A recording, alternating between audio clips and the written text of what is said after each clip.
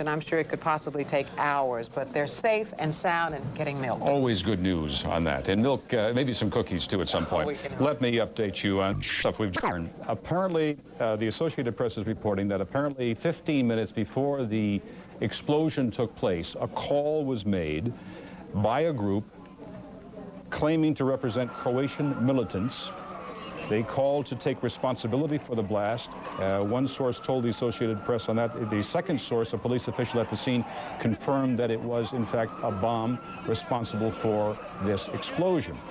Fire authorities have also told our I-Team reporter, Joe Collum, that they don't think it was a bomb. So we do, in any situation like this, particularly in times of tragedy and in times of great disorder, you're going to have conflicting and sometimes confusing reports. But the fact that a phone call was made 15 minutes before the explosion does sound like that it may have been a bomb, and I'm sure they'll make that investigation their top priority. As we mentioned earlier, a source told us that a bomb threat call to 911 meant the precautionary evacuation at the Empire State Building. Officials have evacuated or were evacuating that building. We don't know if it's completely evacuated as yet, but of course, with what had happened at the World Trade Center today, to hear a bomb threat, of course, you want to get everyone out just as fast as you can. All right. We will continue with our coverage of the explosion at the World Trade Center today as Channel 9 News continues. We'll be right back with a special report.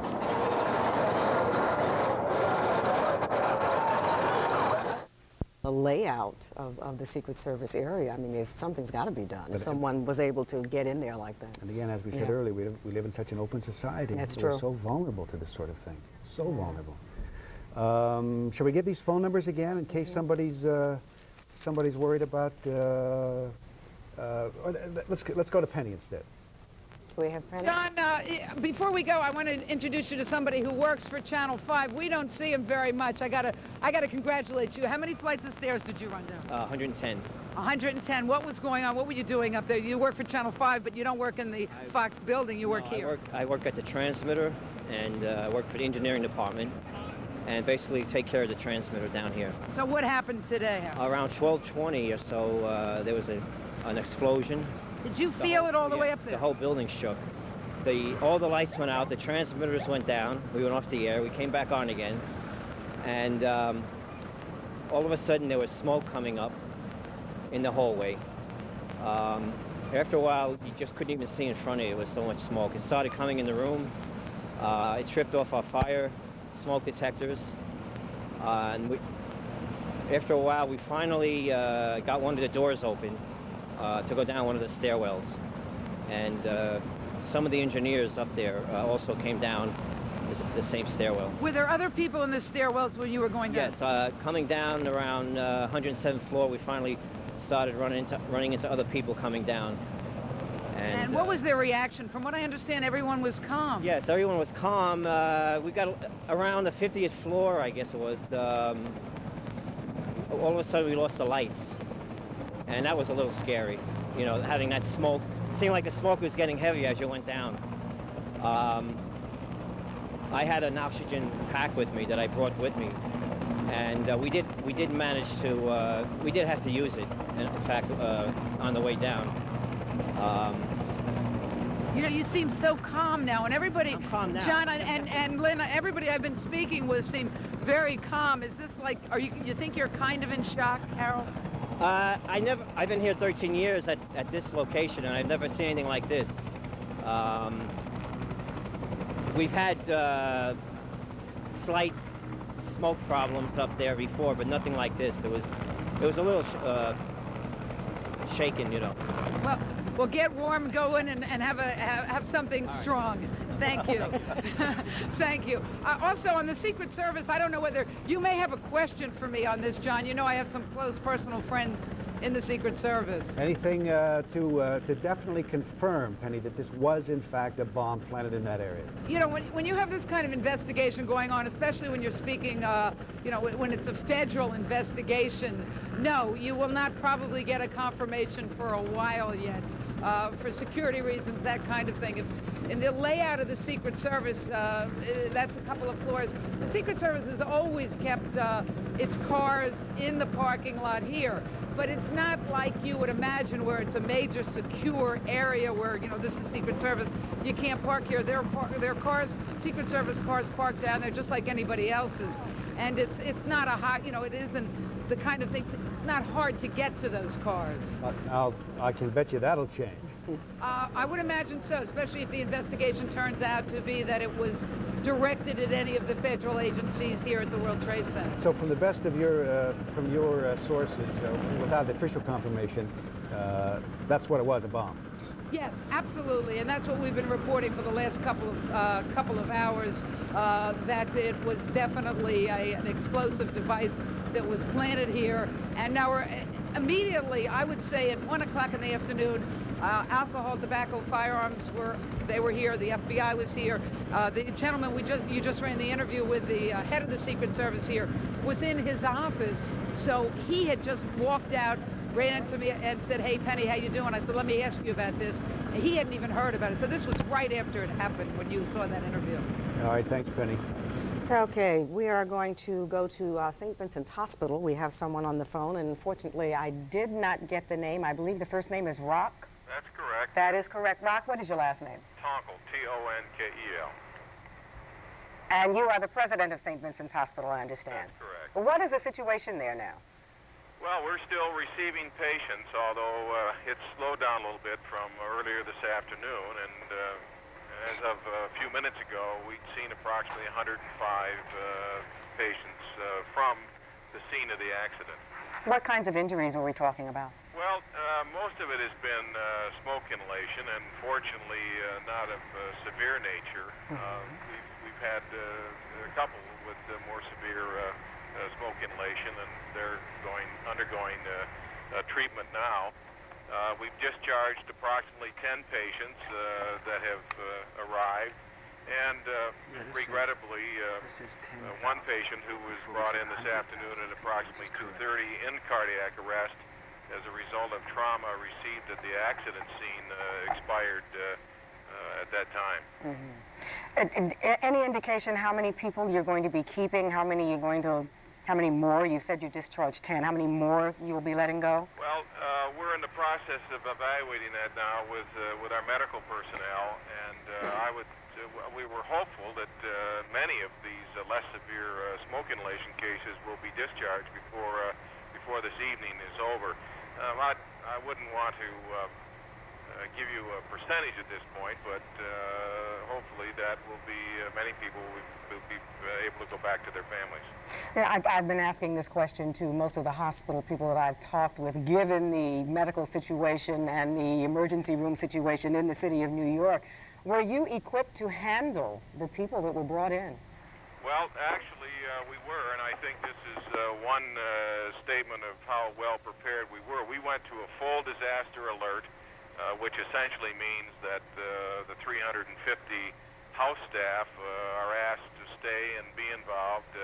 1,000 nurses did not leave their shift, and we were able to evacuate the emergency room with other patients, get them into other areas to be seen, and still accommodate these 100 patients. Rather remarkably, and I think to the credit of our personnel, they did an absolutely beautiful job. And really no stress or strain. We are getting supplies from our suppliers.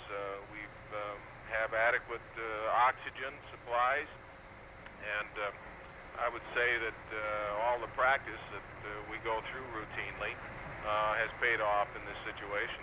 Okay, thank you very much. Once again, that is J. Rock Tonkel, St. Vincent's Hospital. He is president there. And John, here's another case. The 1,000 nurses, did he say? Another group that gets bashed a lot. Everybody. I think it's fascinating that the nurses, the doctors, the hospitals were ready for this, the cops, the firemen. Everybody handled this situation so well. I think we've got to start talking to the people, when the Port Authority and some of our politicians around here, and start cracking down on the buildings themselves. The buildings aren't ready for this sort of an emergency. But thank God the people were... Good evening, Roz. Actually, traffic here is still flowing right now, but we do have fire trucks out here and police. We have not seen any evidence of the bomb squad, but certainly we would assume that they have been here and may perhaps still be here. As we said, fire trucks have been here. They've actually been here since shortly before 3 o'clock this afternoon. The information that we have gotten so far is relatively sketchy. What we do know is that according to police, they got word of a bomb threat at the Empire State Building shortly before 3 o'clock. And that is when they began to take action here and began to evacuate people in the building. Now, we give even the smoke more oxygen. You want to be sure to just use wet towels, and the building is still being evacuated. When you talk about a building this size, it takes quite a long time to hit every single floor, and it's just going to take a while. Our research staff has just told us that this is the 2nd anniversary of the liberation of Croatia, which corresponds, of course, to the fact that a phone call was made 15 minutes prior to the explosion. That would have made it around noon today, because the explosion took place around 12:15. A call was made 15 minutes before the explosion. A group calling themselves the Croatian militants claimed responsibility for the blast. And the fact that this is the 2nd anniversary of the liberation of Croatia may in fact have something to do with it. Police Commissioner Kelly did confirm that there was a call, but they didn't say exactly what was said. Of course, we heard from Dr. Lambert King earlier. He is the medical director at St. Vincent's. There was also a news conference held, too, to talk about some of those injuries. So we'll go to that videotape now and listen to the news conference held at St. Vincent's this afternoon. The building rattled, the whole thing shook. We thought it was a massive bomb. There was confusion, chaos. The smoke was everywhere. You couldn't see, and when I was in the bank, everyone hit the deck. We heard like a boom, and the building shake, and the lights flicker on and off. And then about 10 minutes later, they just said evacuate. So we had to come down the 72 stairs in these really narrow hallways. Really dark. Yeah, we all walked. It was very, very dark, very hot, a lot of smoke. The worst part about it was the entire stairwell was locked down there. So if there was a problem, we were on the 16th floor. You couldn't get out. Once you're in the stairwell going down, that was it. Did you fear? What did you hear? Scared to death. There was nothing. There was no communication. We had no idea what was going on. How did you get down? Did you have to walk? We walked down 97 floors. Were there lights on in the building? The lights were on in the stairways, but it was so smoky that sometimes you couldn't see. Terrible. I was on the 25th floor, and I had to go down, and then they asked us to go up again. It was just awful, and I was very lucky to be alive. This is what we put over our face as we were coming down. This is how bad the smoke was. Smoke is really bad up on, from 55 all the way up to 107. There's really thick smoke. We came from the 82nd stairwells were blocked out of light and filled with smoke. It got a little better below 50. I just can't describe it. It's just like, just like that, moving. Unbelievable. You ever feel anything like that before? Never in a million years. Never in a million years, man. Do you work up there? Yeah. Okay. On 104. Did you have any problem getting out? But the only time, it was when the lights all went out in the stairs. So, from about 50 down, it was like walking in pitch darkness. Was there a lot of people there coming down? Yeah. It was packed, like sardines in. Unbelievable. Never seen anything like it in my life. The building shook, the lights went out, and the phones went dead. That was it. Unbelievable stories, and of course, real miracles that so many people have made it out safe, sound. Apparently, nobody really panicked. Right, and we will get to that Dr. Lambert news conference at the hospital that you mentioned just a moment ago. That was not that tape. Those were eyewitnesses that we've been compiling throughout the day. We will continue with our coverage of the explosion at the World Trade Center in just a moment. So stay with us.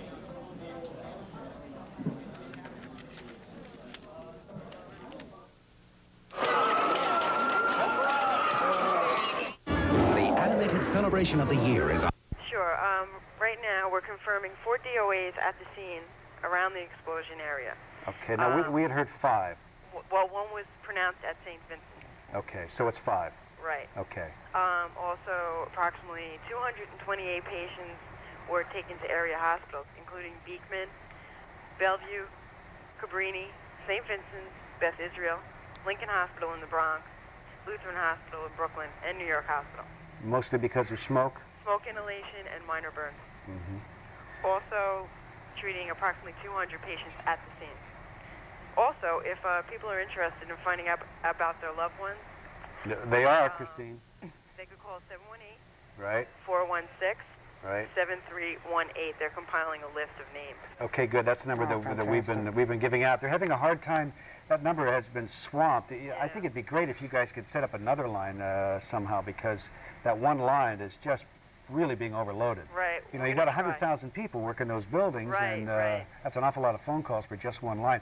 I know you're doing the very, very best you can, but from our vantage point, maybe you haven't heard it yet, but it would be great to get another line in there, and if you do, please let us know what that number is. No problem. I will work on it, and I'll get back to you on Thanks, that. Christine. You're welcome. We're going to go now to back to Penny. Penny Crone, right. John, I was just about ready to say that the helicopter traffic here, taking people down, taking police personnel from the roof and leading people down the World Trade Center has quieted down. However, Nassau County Police helicopter just landed. I mean, the scene down here is the backup that we're getting here. We're getting units from New Jersey coming through the Holland Tunnel.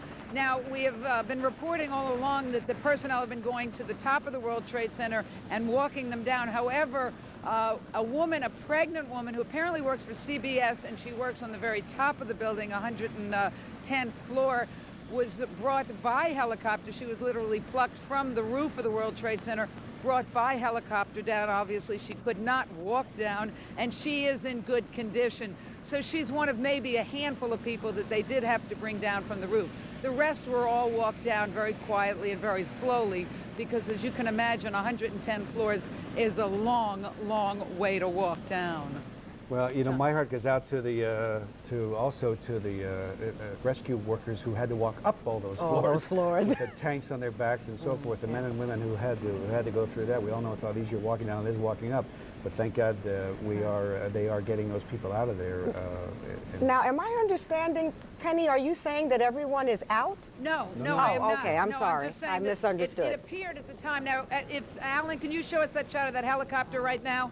You can see as night is falling, and this is quite an awesome shot, is the helicopter that, I don't know, gee, where's he going here? He may be going between the two towers, I'm not sure. He may be landing on World Trade 2, but there are still people that are on the upper floors, but they're bringing them down. And we're going to have a lot more throughout the night on this. So, yeah, we had heard earlier, Penny, that they were shifting now a lot of the emphasis from 1 to Tower 2.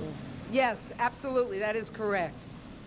So they are getting them out, and again, if you're in the building and you're listening to us now, they're coming to get you, so stay where you are, keep your head down, stay low. Fire's out, smoke should be clearing up soon if it hasn't already where you are. Really? And just be patient and don't panic. Don't panic. And if you're waiting to hear from someone or you're anxious to get a hold of someone, you can call that 718 number, that emergency service number, 718-416-7318. Don't call 911, whatever you do. Don't even think of driving into that area to find anybody. Here's another number you can call to find out somebody you're concerned about, the 212 number, 374-2303. That's the 212 number. Again, don't call 911. They don't have the information. Here's the 718 number for you, 416-7318.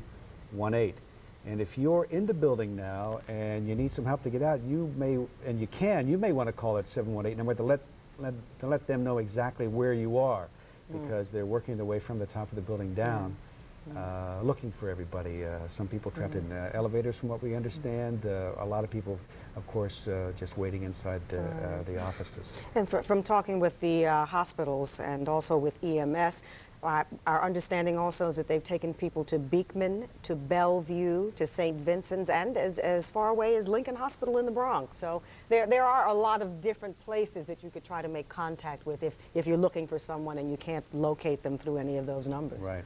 Let's go now to see if we can get a hold of Chris Jones, what he has for us. Chris? Chris, you there? John?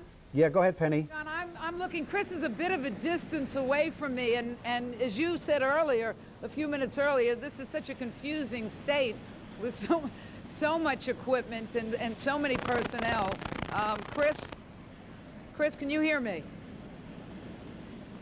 I guess he's out of contact at the moment. John. Penny, are you able to see? Are there still people, as we speak, being walked out of the building by rescue workers? Yes, the people are still being brought down. Are they going right into ambulances or any other, Mabel? Some of them are being brought into ambulances, and some of them are being brought across the street to the hotel that we've been reporting on, where they're trying to make these people as comfortable as possible right now. Okay, terrific. And as you said, you know, another interesting thing is there's no transportation in or out of here. Right. So you've got, oh, here's Chris. I was saying, Chris is here. All right. You know, when you get in a state like this, you start worrying about your colleagues. Chris, apparently you had something you wanted to add. Well, you were talking earlier, Penny, about the helicopters. What we now know, I think we're breaking news here, is that there are in fact 400 people still left in the World Trade Center at least. Unfortunately, there are also and I should add right away that these people are safe, but there's no way to get out. There's no way to get out from the middle floors. Apparently some problem with the elevator system, which means that they must walk upstairs rather than downstairs. They are now gathering at a rooftop, not on top of the roof, but just below the roof, inside, where they're being triaged, including 2 classes of school children who were visiting here. They're still inside the building. And now the plan is to evacuate these people, 400. Dangerous. I think it's important that we both Chris and I both want to add that the 400 people that are still in the building now are safe. The fire has been out. If you're just now finding out about this, the fire has been out for more than an hour. So, so the people are safe, and the smoke must be less than it was, obviously, in the last few hours. So these people are safe. Now it's a matter of logistics, and if anybody can bring them out safely, I know these emergency service workers can. Penny, we had mentioned earlier about these kids. They're from PS 191. We're told that they're all fine. They're from what I'm told, getting some milk and cookies right now and getting ready. This was a field trip of these kids, an observation day for them to go and take a look at the World Trade Center. I'll tell you, this is going to be one field trip that these kids will never, ever, ever forget. Well, John, I have to tell you, of the mother of a small child, I think a kid would love this. I mean, this is the real thing for a kid. Well, I'll bet these kids are, and they're getting, like you said, milk and cookies now. They're deciding whether to fly them out or walk them down, and you can bet if there's a vote, these kids are going to vote to be flown out. That's for sure, because that would be the end of some field trip. Chris is reporting that they are planning on flying them out, and I can guarantee you that these children will be held like the most precious diamonds in the world. Wow. So for every mom and dad out there, I can tell you that your kids, I don't think, could be safer right now than where they are, because I know that these people and these police officers and firemen are going to take real good care of them. That's for sure. And we also want to emphasize that if you are a mom or dad of one of these kids, don't drive down there to try to meet them, because you just can't get near that area. I got to believe that they'll be hand-delivered. Oh, I'm sure. One at a time, right to the doorstep. Absolutely. Or whatever. Unless they're just so doggone excited about flying out of there that they just start running around telling all their friends what happened. Not ready to go home yet. Not ready to go home yet. But they're all fine, thank God. And there are, as Chris said, 400 people altogether. Apparently they're going to fly a lot of them off of the roof. They're going to try and walk some of them down. They're going to get them out of there safe and sound. Oh, I'm sure. However they have to. However they have to. It's probably going to take them. I'd say a lot more time. Probably when you go on tonight at 10 o'clock, there'll still be something to report, and they'll still be getting people out of the building. But we're going to have an awful lot to report tonight at 10. It's going to take some time. An awful lot to tell you tonight at 10. It doesn't seem as if we're going to be able to have much more to report, because we've been talking so much this afternoon, but the great untold stories that we haven't, that we're working on right now, that our reporters are out there digging out about, first of all, exactly how this happened. We hopefully will have that kind of information for you tonight.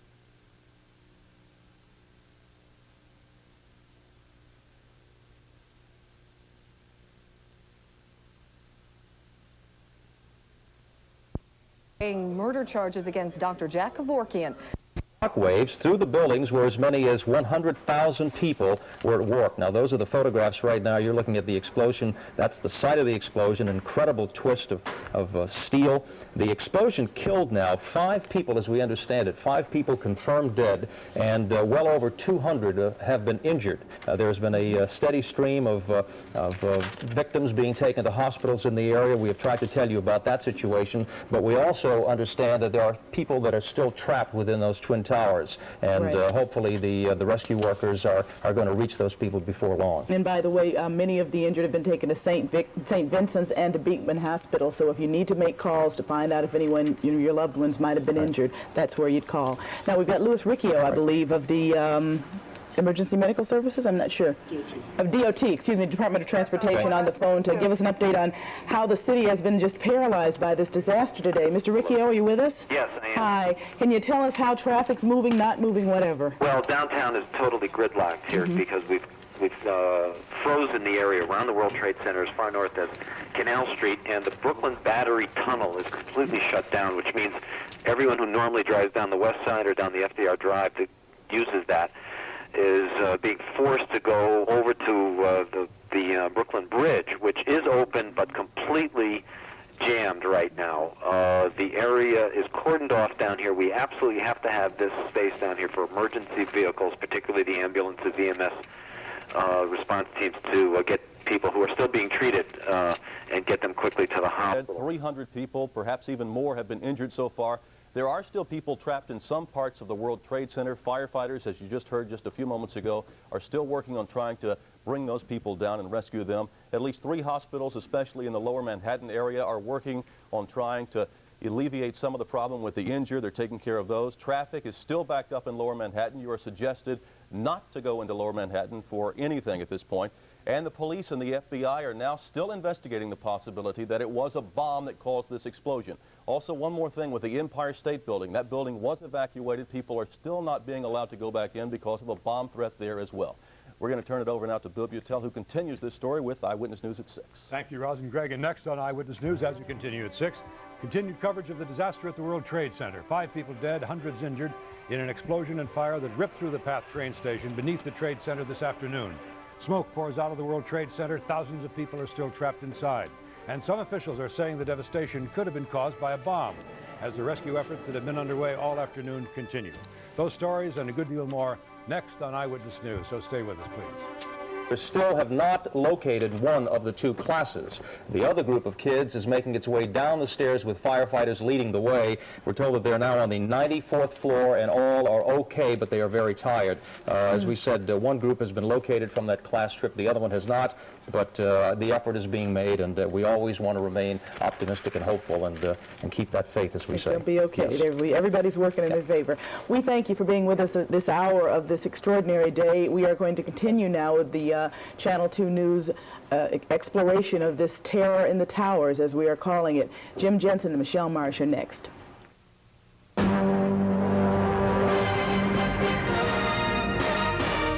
This is Channel 2 News at 6. The latest on the disaster at the World Trade Center. An underground explosion killed several people, injuring hundreds more. Good evening, everyone. For thousands, it was a day of terror in the Twin Towers.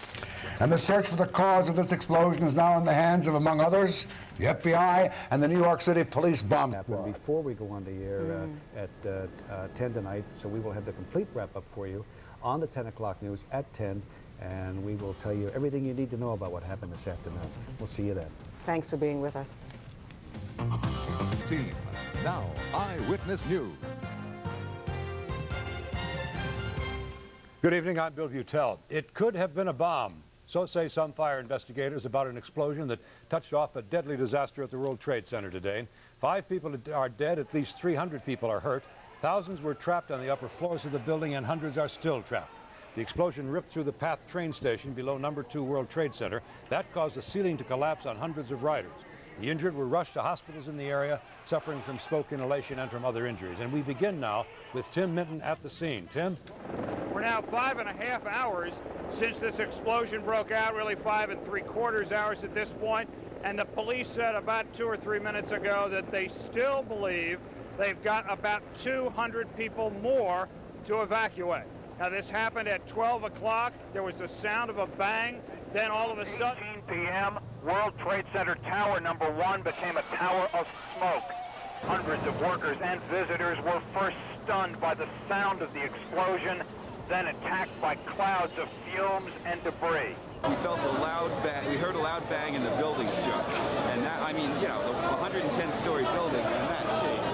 That was scary. We could see there was emergency lighting in the stairway until we got near the 40th floor, and then the lights went out and it was pitch black and you couldn't see at all. And that was the second time when we thought this is it. Arriving ambulances were confronted with 2 dead victims, literally hundreds of injured, at least 15 hurt seriously by flying debris. It was either a gas explosion or a bomb. It's the only 2 things I could think of, but you know, that's up to investigation by now. I wouldn't characterize it as a crater. It's not a crater. It's damage to a slab.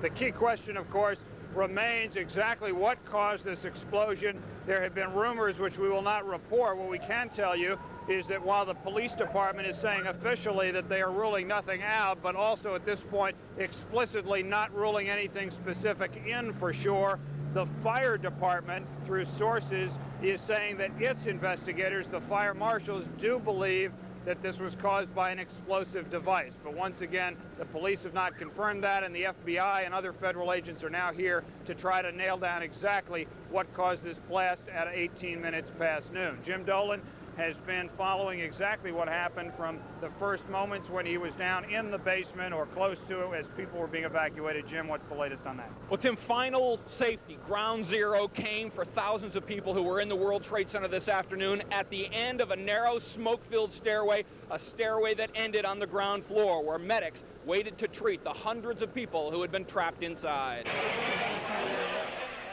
It was an endless stream of people that continued for hours, emerging from the stairwell, soot covering their faces, and stepping for the first time on the ground floor. For some, it was a journey that started 100 or more floors higher, a darkened, smoke-filled staircase, their only lifeline to safety. We were all breathing this down. We had hot people up there. We didn't have anybody taking care of them. I'm telling you, it was a mess. There were people injured and no one taking care of them. Nothing. They let the women who were pregnant go on down, and everybody held their calm, did real well. Just the smoke was terrible. And many of those women were in no condition to be breathing smoke or walking down 100 flights of stairs. It didn't stop. The smoke was getting thicker, thicker, and thicker. As you went lower? Yeah. You were with 2 women. 2 women, one of them 2 pregnant women. Once outside, clear of the smoke, broken glass rained from the floors above. People still stuck in offices above, breaking windows to get clean air. Help each other out. Keep on walking, thank you very much. It was terrible. I came from the 64th floor in the aviation department, and it was miserable. At first, we was told to go down the wrong stairwell. Then we came back and went down the right stairwell, but it was really a scary experience. You can imagine how scary it was. This rescue operation is a long way from over. You may be able to hear in the background, just a football field or so away from where I'm standing, helicopters. Those helicopters are preparing to go up to the top of the #1 World Trade Center tower to evacuate as many as 100 or 150 people who are still upstairs for reasons we can't yet determine. We have not yet been told. Those folks were not able to walk down the stairway, the long stairway that leads to the ground floor. They are preparing to send helicopters up to evacuate those people. There have been some helicopter evacuations, but very few. They are beginning to make efforts to enlarge that process and get a lot more people off the top of that tower. Reporting live from Lower Manhattan, Jim Dolan, Channel 7 Eyewitness News. And another dramatic component of the disaster at the World Trade Center was the underground rescue at the PATH station. Rescue workers tried frantically to free scores of riders who became trapped when the ceiling of the station came crashing down. Compounding the nightmare, no power. Hundreds of people plunged into darkness. Dark, it's wet, and there's a few people in there, and they're not sure how many. We got a couple out, but I don't know how many people are left in there. I was blown across the room. Everything went black, and it felt like a tomb. Then the lights came on, safety lights, and we ran out just trying to find a way out. The explosion was a huge one, and it tore a crater 180 feet wide in a wall just above the station. There were hundreds of people in the station when the explosion happened. Some of the hundreds of injured were treated right at the... Why and how? Live from the World Trade Center, I'm Chris Morgan. Back to you in studio. Chris, do you think it was just coincidence that the bomb went off near where the president's car resides and where Secret Service cars are and where CIA vehicles are? That would be conjecture on my part. All we do know that that area is both public and private. Certain sections being public, certain sections being private. As to whether or not the individual who placed that bomb, if there was such an individual, if he knew that, well, that's open to conjecture, and I don't want to do that for more. All right, Chris, fine. Thank you very much. Lisa Castleman's been down at West and Vesey Street all afternoon, talking to people as they've been coming out of the building full of soot and smoke and shocked and dazed. And for another report from Lisa, we go back there and Lisa Castleman. Well, good evening, Jim. And as you can see behind me, now 6 hours after this explosion, there are still people being brought out, people who need oxygen and are receiving it right here, over here by the ambulance. They're obviously freezing cold and being wrapped in blankets. I can't tell you how many ambulances are here, but it's as far as the eye can see, and this is a clear night. They've been bringing people out from the very few moments after this happened. We have some tape of what it was like around here earlier today, and I'll describe the scene for you. Basically, I can tell you it was a very long rescue effort that is not over yet. Some people were let out with flashlights, others were airlifted from the roofs with helicopters. Some had collapsed and had to be carried out. A fireman told us he saw about 10 people in an elevator who had collapsed. He said in a half an hour they might have died. Others walked down the smoky, dark stairwells, choking as they tried to come out of the building. We talked to some of the victims and the rescue crew members throughout the day. There are hundreds of stories and hundreds of victims, many stories, certainly, that will be told for days to come. Here's what they said. We got the guard caller, and something was, I don't know what's the matter. They're buying some sort to explode. And everybody's stuck in the stairs. I mean, everybody could have died. Yeah. It's a lot of smoke. You can breathe. And we heard a big exploding bomb. It seemed like it was a bomb like that. But the guy was near me was getting really hot. Then he couldn't do nothing. I trying to pick him up like that. Then all my clothes get bloody. Then I run up and tell the other people that we need an ambulance. The smoke was very black and very thick. And thank goodness we had water in the office, so we wet handkerchiefs, and it helped. Was going down the stairs, you know, there was smoke. You went down the stairwell? Yes, but it's fine. It's getting better now. But we had to wait over an hour in the office before we could go down. What was that like, having to wait, not fully understanding what happened? It was scary. It was scary, yes. The lights in our offices in the hallway flickered and then went out, and moments later, we were able to smell smoke all the way up 58 floors into the tower. So we headed for the emergency stairwells. And our lights were on in the stairwells, but there was considerable congestion.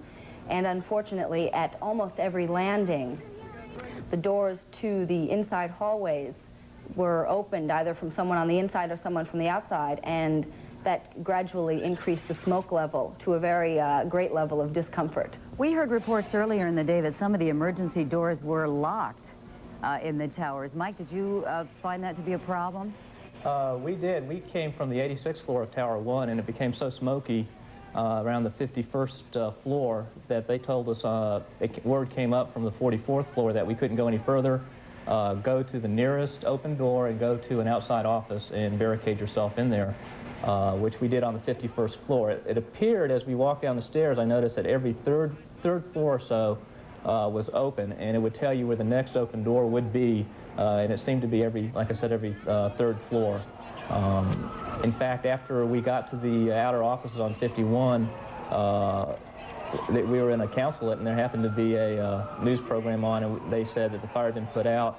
It got so smoky in our floor that a consensus was done around the people, and we broke out a few windows just so we could breathe. We literally could not see across the conference room to the next wall. Did any of you suffer from smoke inhalation? Did you have to receive treatment? Nobody that I knew.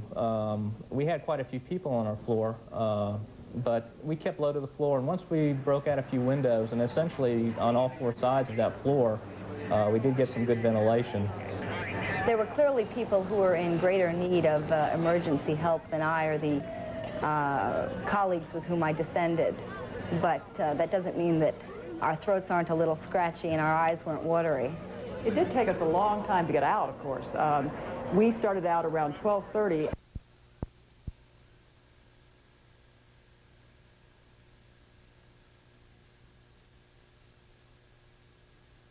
stories. He fell and he went head first and into the fire. We thought we wouldn't see him again, and somehow he's in the hospital doing well. You told me that you thought that he had died. Definitely thought he expired. Definitely. He fell into the fire, and we heard nothing.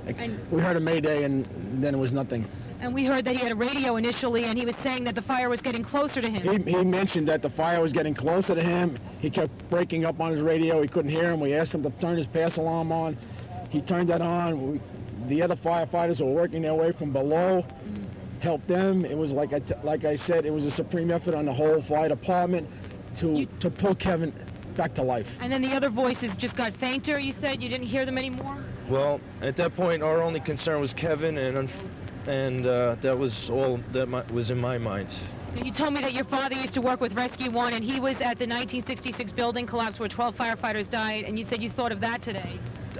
That came to my mind when I seen the collapsed floor and the fire below, and Kevin slipping, and it just brought back memories of stories told to me about that particular incident. Now, Kevin covered himself with some kind of debris to protect himself. He managed to drag himself. He couldn't walk. He had broken his leg. He couldn't walk, so he dragged himself away from the fire, got himself under a door, and the door acted as a fire shield, and it protected him till members could get him. And we're told that after about 45 minutes or so, a team of fire rescue workers were able to get to Kevin Shea and pull him out of the hole. As the firefighters mentioned, many other people apparently were trapped in chunks of debris, and we don't know how they fared. We do know that 104 people were brought here to downtown Beekman Hospital, Kevin Shea among them, with a broken kneecap. We understand he's doing well. A lot of other people suffered from smoke inhalation, lacerations, and bruises. Early on, someone said they thought that this was a car bomb or an explosion in a car that caused this in the parking garage. Back to the studio. Mary, so those voices of the people they heard in the rubble are probably voices of people who are no longer with us. No, that's very possible, Jim. Thank you, Mary. Michelle. Right now, the official death toll for this disaster stands at 5. We know of more than 200 injuries. Tony Guida is at the command center now. He has more on the investigation for us. Tony? All right, Michelle, we have moved from the command center back here to the roof of our truck. And before we talk about the officials who were speaking to us at the command center, let me add as a postscript to what Mary Murphy was reporting that I talked to a firefighter who was in that hellhole, and I guess that's about the most apt description, with the captain, the fire captain who was injured that Mary was talking about. The firefighter that I spoke to, his face covered with soot, he looked more like a coal miner than a firefighter, was talking about a situation in which the floor had collapsed beneath them without them knowing that an explosion had taken place. They arrived on the scene, these firefighters, thinking they had come to a fire. They had no knowledge there had been an explosion. The fire captain plunged through the floor. He thought both of his legs were broken. There was dark, acrid smoke, cars on fire, a terrible situation.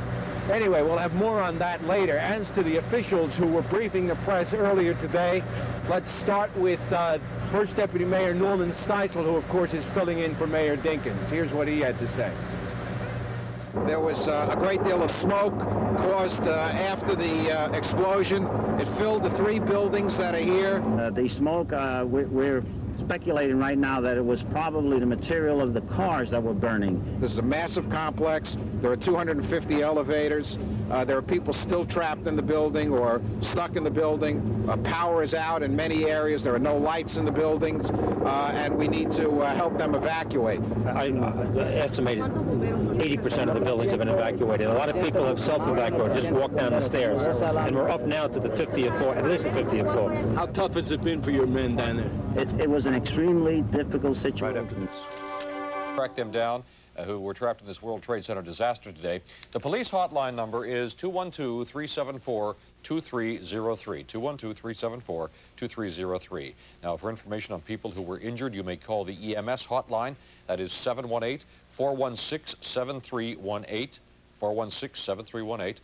And there is an emergency line set up at downtown, New York Downtown Hospital, also known as Beekman Downtown, where most of the injured have been taken, about 150, and that number is 312-5000. And don't be too discouraged if you do get a busy signal. That does happen quite a bit because obviously a lot of people are trying to get through. Well, we talked earlier that officials, just for precautionary reasons, were evacuating the Empire State Building, and Mike Morris is standing by there right now. Mike?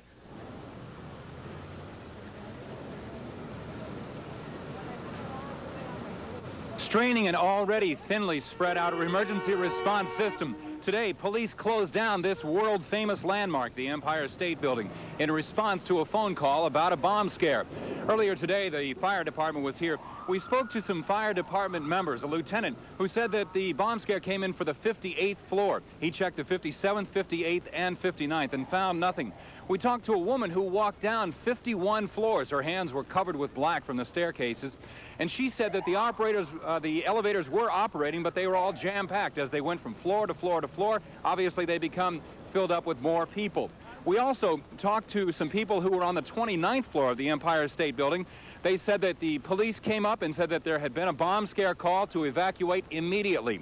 An organization called the Nurses Service Visiting Care, they were supposed to have a party today. They took all their food and brought it out here onto the sidewalk. There was $2,000 worth of food sitting on the sidewalk in front of the Empire State Building. There was talk earlier of bringing in the dogs, and just a few moments ago, a bomb vehicle from the police department came screaming by and went around the block. So right now, the Empire State Building is closed down. There's nobody inside except police and some cleaning people, and there's no telling when it's going to be open. They haven't had a briefing, but obviously that's because they're busy elsewhere. Reporting from 34th Street in Midtown Manhattan in front of the Empire State Building, I'm Mike Morris, News 4 New York.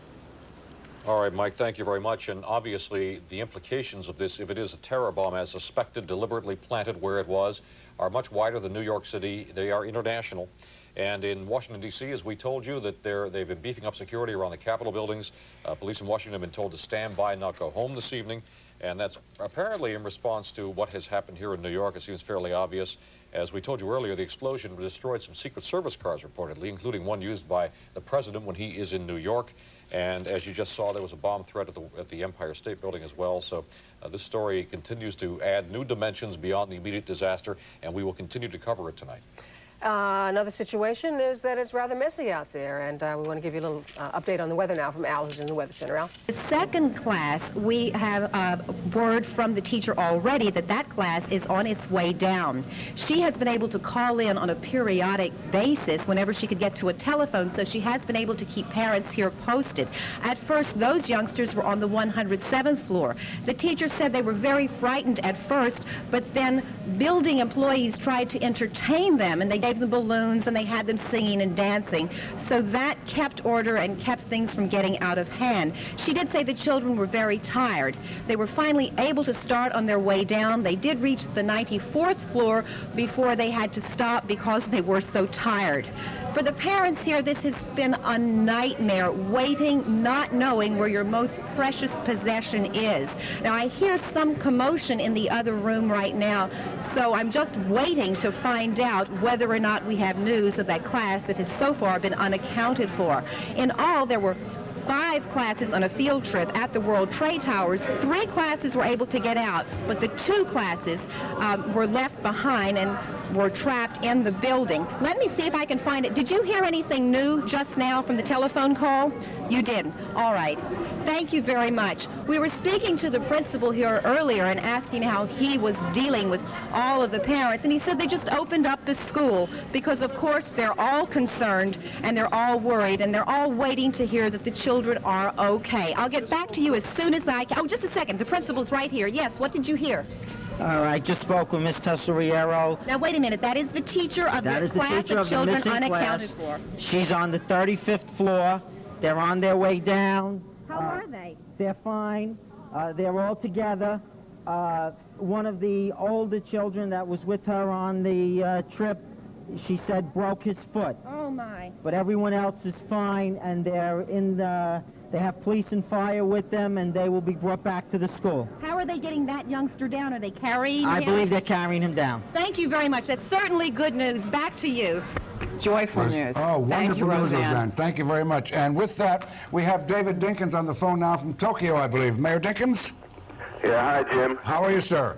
I'm fine. Concerned about our city, of course. Yes. Well, we just had some very good news. I don't know whether you heard it or not, but there were several groups of kindergarten children from PS 95 in Gravesend, Brooklyn, that were missing for a while, and the last group has just been found in fine condition on the 35th floor. But you should like to know that. Oh, God bless them. That is Yes. good news. Thank you. And the police and fire have been doing a remarkable job today, Mayor. Well, that's the report I've gotten. You know, this occurred at about 12:18 p.m. New York time, Right. which is what time is it there? well, that's about 3 o'clock here. AM, PM? I'm sorry, about 1 o'clock, 1:30. What time? What time were you informed of this? How fast did you get the news? I got the news at about 3:25. PM, AM? Osaka time. Which you know, is? AM. AM, okay. Yeah, I was awake in roughly 3:25, 3:30 in the morning, and we've been in constant communication with both the police command center through my intelligence unit that's with me, and of course with Norman Steisel, the first deputy mayor, who has been at the scene and in City Hall. I also put in a call to the president and was able to speak with President Clinton to express my concern, and he, of course, is concerned. I thanked him for the federal assistance that they're giving us by way of investigation to pursue the whole question of whether or not this was, in fact, an intentional situation that is a bomb. They're not certain yet. No, they're not. Certainly don't rule it out. No, that's for sure. Now, how does the situation at the Empire State Building concern you? Well, as yet, they can't make a connection between the two, but they're evacuating the Empire State Building, of course, to be on the safe side. Mayor, are you going to be coming home shortly? Will you be coming Yes, home? as a matter of fact, we plan to come home tonight. I would be in New York at about 4:40 p.m. Saturday. All right. It is. We leave here at about that time on Saturday and arrive in New York about the same time because there's a 14-hour difference. I thought for half an hour or so we considered whether or not to try to get an earlier flight, but that did not seem to make sense since I wouldn't be able to communicate with the City Hall and the command post from the air.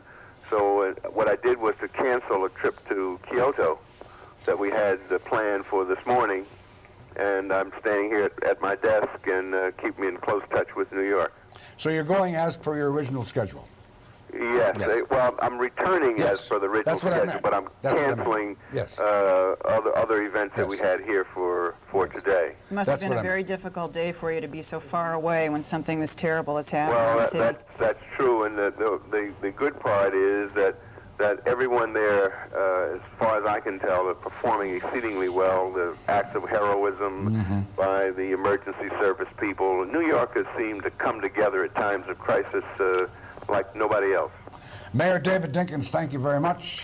Thank you, Jim. Take care. You too. Take care and safe trip home. Thank you. Godspeed. Mayor David Dinkins talking to us from Osaka, Japan. He'll be arriving back in New York 4:40 p.m. Saturday afternoon. And that concludes Channel 2 News at 6 o'clock. We'll take a brief pause, and then we'll be back with a special report. A special report now on terror at the towers.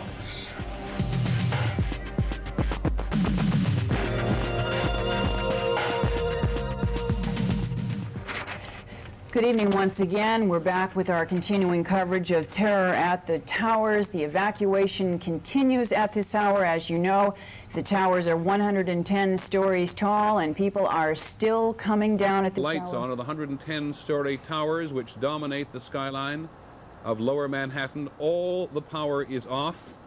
On the ground tonight, emergency crews from the fire, the police, and other investigative agencies are looking for the cause of the explosion and still in the dark going through the almost 100 floors looking to see if there are any people.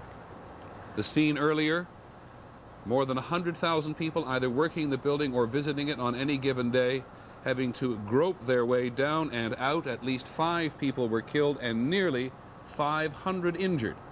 Our first full report is from ABC's Mort Dean.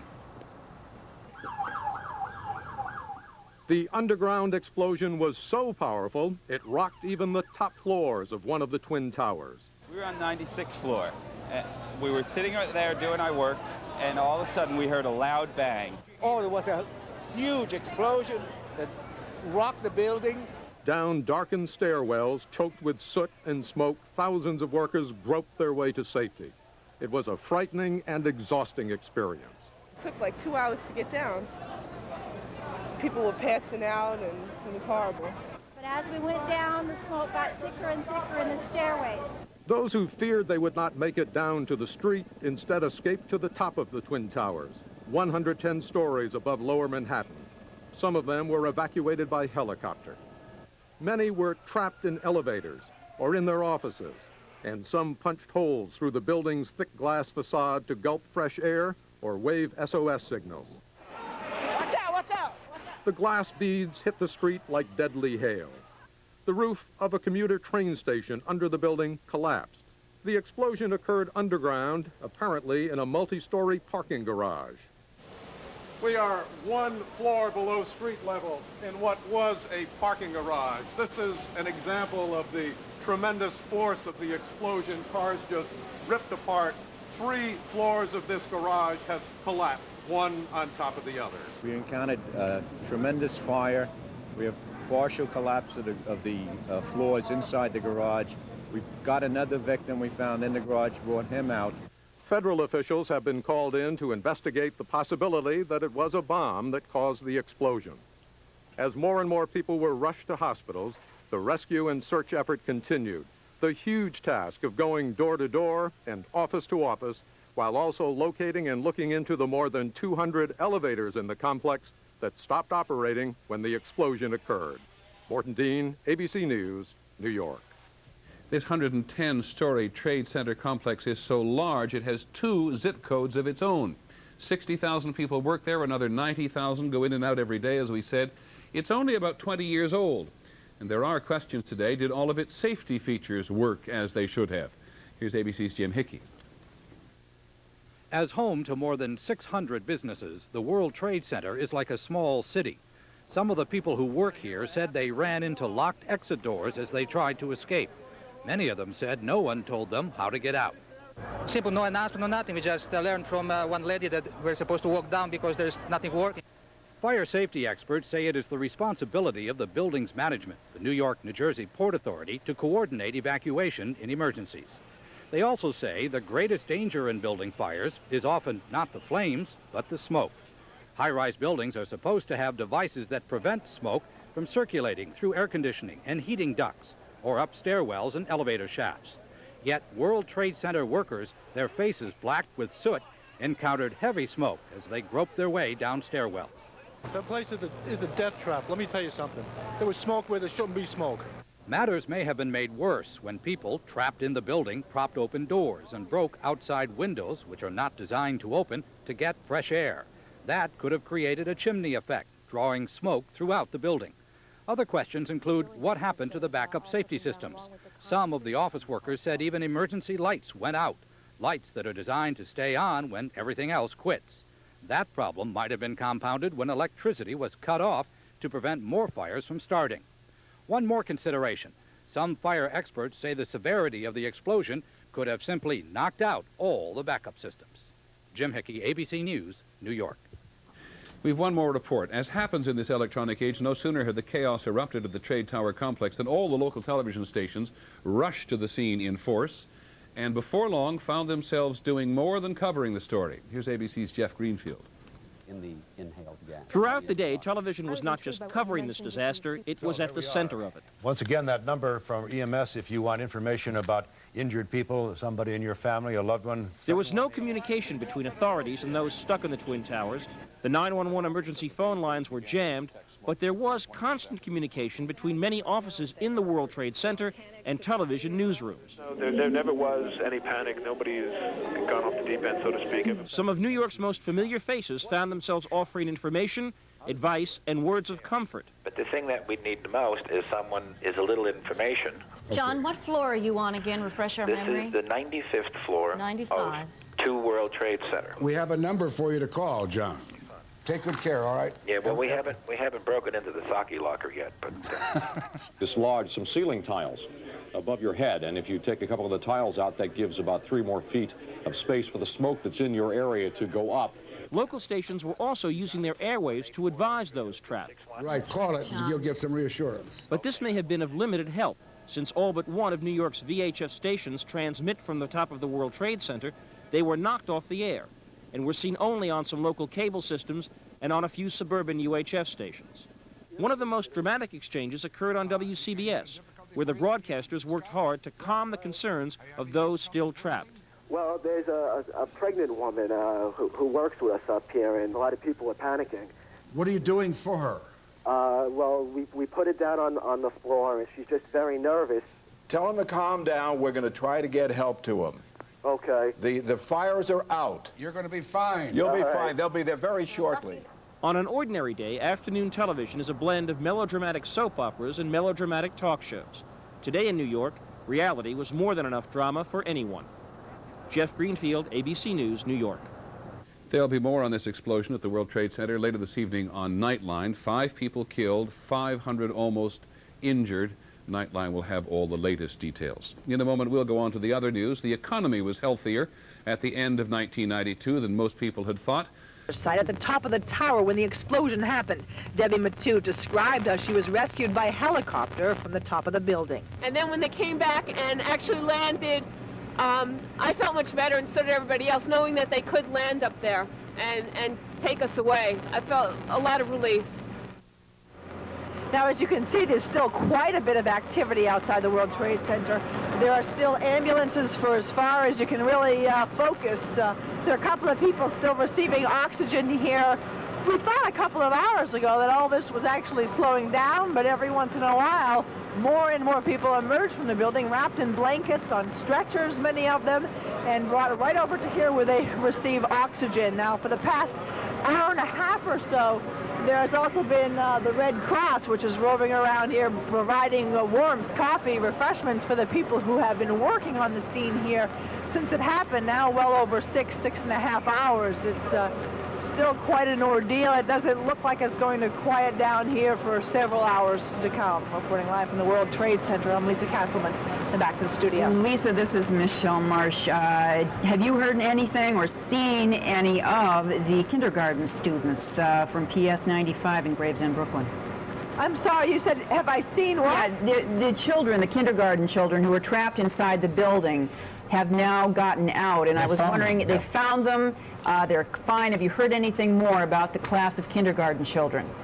Oh, no sign of the children at this point. I certainly have not seen any children emerge, but again, from this vantage point, and then there's an area where we can't go through, but from this vantage point here, we have not seen children. Of course, they're coming out from various other parts of the building, and we've asked around here, and so far nobody here knows about them. Okay, but again, for the parents, everything we hear is that the kids are fine. Well, Lisa, you must be pretty weary and cold yourself being there for 6.5 hours out in the weather. So get some nourishment, all right? Now I'm sorry, what? Get some nourishment. You yourself must be tired being there 6.5 hours already. Something about 6.5 hours, Jim, but there's a lot of static. I'll talk to you later, Lisa. Okay. Michelle, you were mentioning before about the energy it requires to walk down all those 110 flights. What about the firemen walking up with Scott packs, the condition you have to be in to do just that? And speaking of condition, we go now to downtown hospital correspondent Mary Murphy. We're going over that area, B1 and B2, where the bomb exploded, with a fine-tooth comb, trying to dredge up any elements they might find which might help them to identify the makeup of that explosive device. And even as they're doing this here in New York, that voice tape to 911 of the individual who announced himself to be apparently a member of the former Yugoslavian Republic. A question as to whether he meant Croatian, Serbian, or Bosnian, that's still up in the air. But that tape is now in Washington and will be going through a voice analysis as members of the FBI's lab try to identify, one, the accent, and two, if possible, the age and ethnic background of the individual involved. So all of these investigations are taking place simultaneously, both in New York and in Washington, as law enforcement tries to get to the root, the bottom. One, who put the bomb there? What was the composition of that bomb? And of course, the bottom line, why? Live at the World Trade Center, I'm Chris Morgan. Chris? You in studio. Jim, yes, Jim. Chris, you heard that Police Commissioner Kelly won't concede yet that it was a bomb. He won't say that it was. He still it needs more investigation before to make that ascertainment. I know he's saying that, and of course that is the only position he will possibly take at this moment until the ATF, that's the explosive experts of the alcohol, tobacco and firearms units finally say it was in fact a bomb and will be able to identify the type and makeup of the device. He then is taking the middle ground of neither confirming nor denying, and that's the position you would expect him to take at this moment of any investigation. Chris, thanks very much. Chris. Well, it certainly has been a long day for rescue workers on the scene. We're going to go now live to Deborah Riccardi. She's with the Red Cross. Deborah, good evening. Hi, Michelle. How many people do you have on the scene, and tell us what you can about the rescue efforts? Well, we have at least 50 disaster personnel on the scene, and they're doing a number of things. They've got canteens with blankets and hot beverages for the disaster workers and the victims who are out in the street and who are cold. And we're also going to the hospitals. We sent disaster mental health workers to the hospitals to follow up with the injured people and to work with their families to calm them, reassure them. Coincidentally, we were having a disaster mental health conference at the Red Cross today as a follow-up to December's coastal storm, and many of those participants cut their day short and went out to provide disaster mental health services to the victims of this World Trade Center explosion. Did you say disaster mental health? Yes, exactly. These are mental health professionals that specialize in disasters and the trauma that's caused by disasters. And you think a lot of these people will need special help in that particular area following this, right? They may not have been hurt physically, but there's a psychological trauma. Oh, absolutely. And the people who were injured, whether it was, a major injury or slight injury, that are at the hospital are the people who need it most. So we're following up with them first, and then perhaps at some point we'll be able to reach more of the people who are traumatized by this event. Do you deal with any of the families of the deceased? Yes, we do. In fact, we have mental health workers at the medical examiner's office where some families are going to inquire, trying to find out if their loved ones were killed, and we'll be with them as identifications are made. All right, Deborah Riccardi from the Red Cross. I know it's been a very tough day for you, and your workers are doing a very fine job, and we thank you for being with us on the phone today. You should tell your reporter there to stop by the Red Cross canteen and get some nourishment. They do have hot drinks. If I can get Lisa to understand me, I'll do that. If we get the static out of her ear. Exactly. That's right. All right, Deborah, thank you very much. Nice offer. Yes. We're going to go live now to Mary Murphy. She's at downtown Beekman Hospital with the latest on the patients being treated there. Mary? Well, Michelle, we are at Beekman downtown, although one of the ambulances behind me says St. Vincent's. That's because patients have been transferred between various hospitals all day long. A couple of new patients were just brought in a couple of minutes ago with oxygen masks on. Apparently, they may have suffered some smoke inhalation in the explosion or whatever it is that happened at the World Trade Center. I also, a couple of minutes ago, met a detective who works for the NYPD FBI Joint Terrorist Task Force. I asked him what he was doing here, and he told me interviewing some of the people who are in the hospital. He wanted to find out whatever information he could about what they may have seen in the moments prior to that huge explosion. Other than that, this is basically the command center for the first line of attack in treating the people here, because this is the closest hospital to the World Trade Center. We've been here since just about 12:30 this afternoon, very soon after that explosion. And it was, like I said earlier, a medical madhouse. Ambulances just coming every couple of seconds, it seemed. Their sirens blaring. People with soot over their faces, oxygen masks on, some with broken limbs.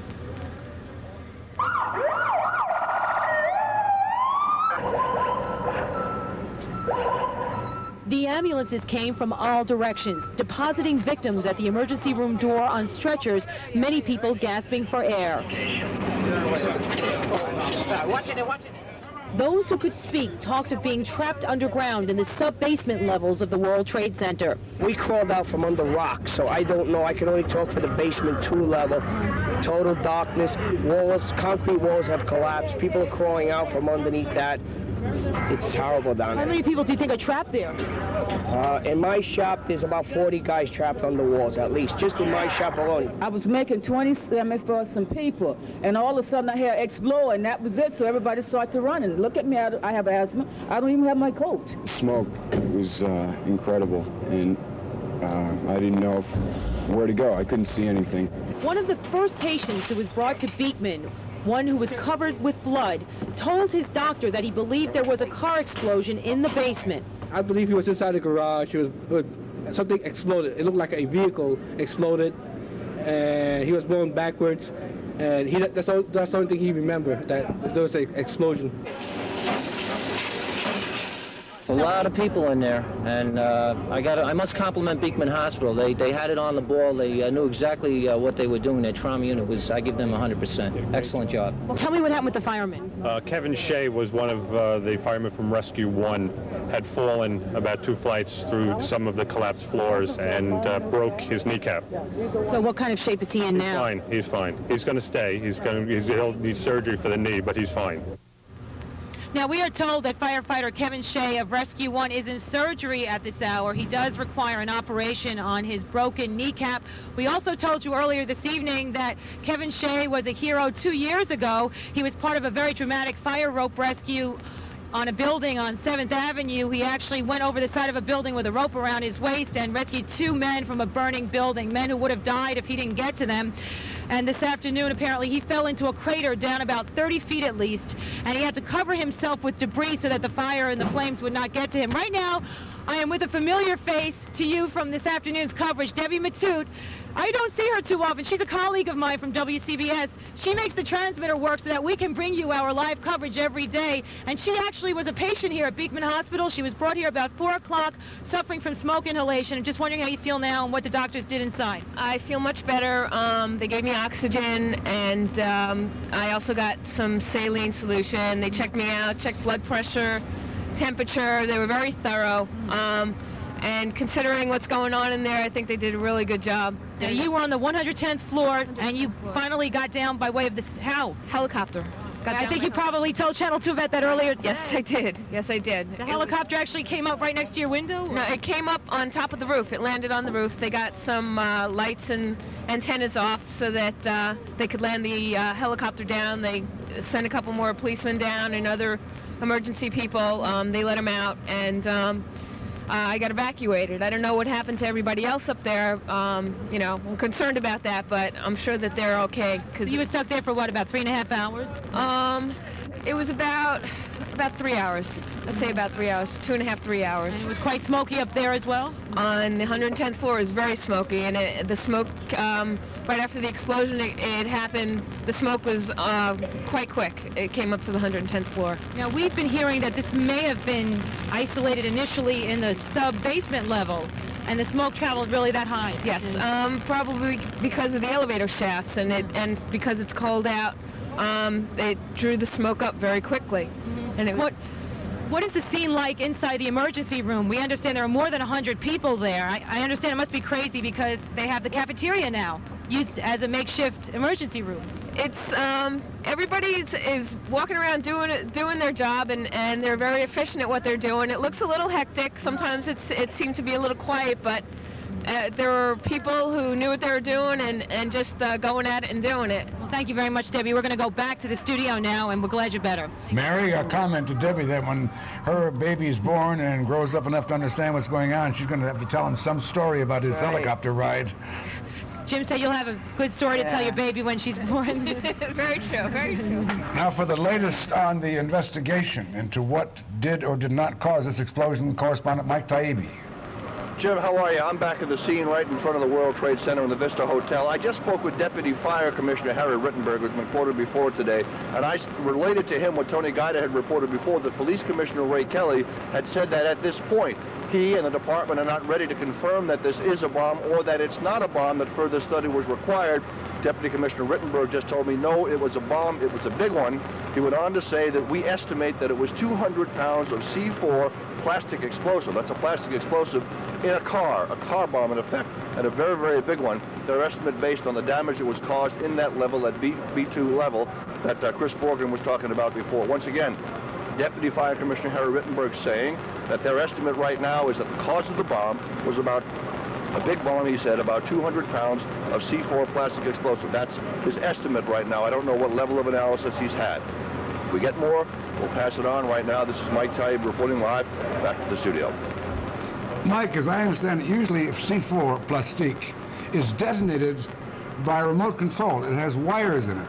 And usually it's set off by a radio device, by somebody a considerable distance away from the site of the explosive material. That could be done. There are any number of timers that can be used for that, Jim, as you know, and as our experts know even in more detail than we do. But you're right, that can be either detonated by remote control or with a timing device. But the fact that it's that type of explosive, if in fact that's what it is, and Deputy Commissioner Rittenberg says that's what it is, would narrow it down to the type of explosive that is most often used by terrorist groups. We don't know that for a fact right now, of course, but that's the estimate right now that's being given to us.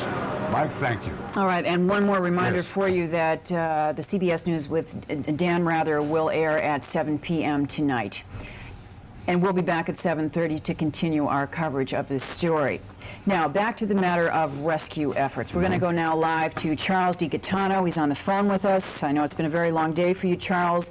This has been over 6 hours now since this disaster happened. What's the scene like now? Have things quieted down at all? Oh, it certainly is a distinct change from the earlier hours when this first unfolded. We are still seeing some patients as they come to our treatment areas, as they are led to our treatment areas by the police and fire department. We also have established a secondary triage or treatment area within the World Trade Center itself, I believe on the 43rd floor, to divert the main triage area from being inundated with patients as they leave the building.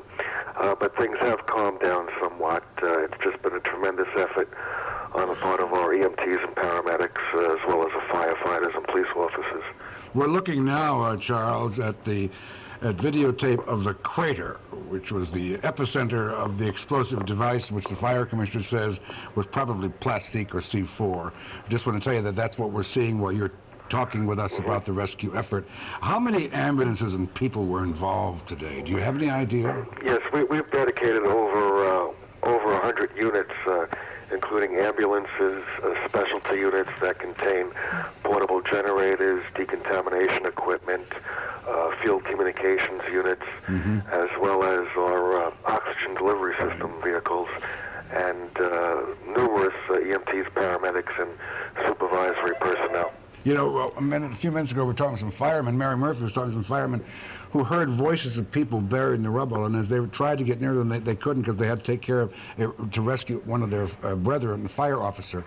Are you involved at all with going into the rubble and looking for survivors or bodies of dead people? The primary mission of our folks here at EMS is to render emergency care. Usually that's done in such a way in which not to endanger our personnel, and the primary rescue efforts are undertaken by the police and fire agencies. Well, Charles DiGaetano, your people are doing a splendid job today. Thank you. Thank you very much. Thank you. Michelle?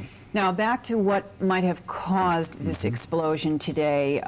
Despite the report you just heard from Mike Taibbi on the possible cause of this disaster, Mike was talking about a 200-pound bomb, C4 plastique. Here now is what Police Commissioner Ray Kelly had to say. We have not determined the origin of this explosion. Commissioners, we want to talk about a bomb. That has not been determined.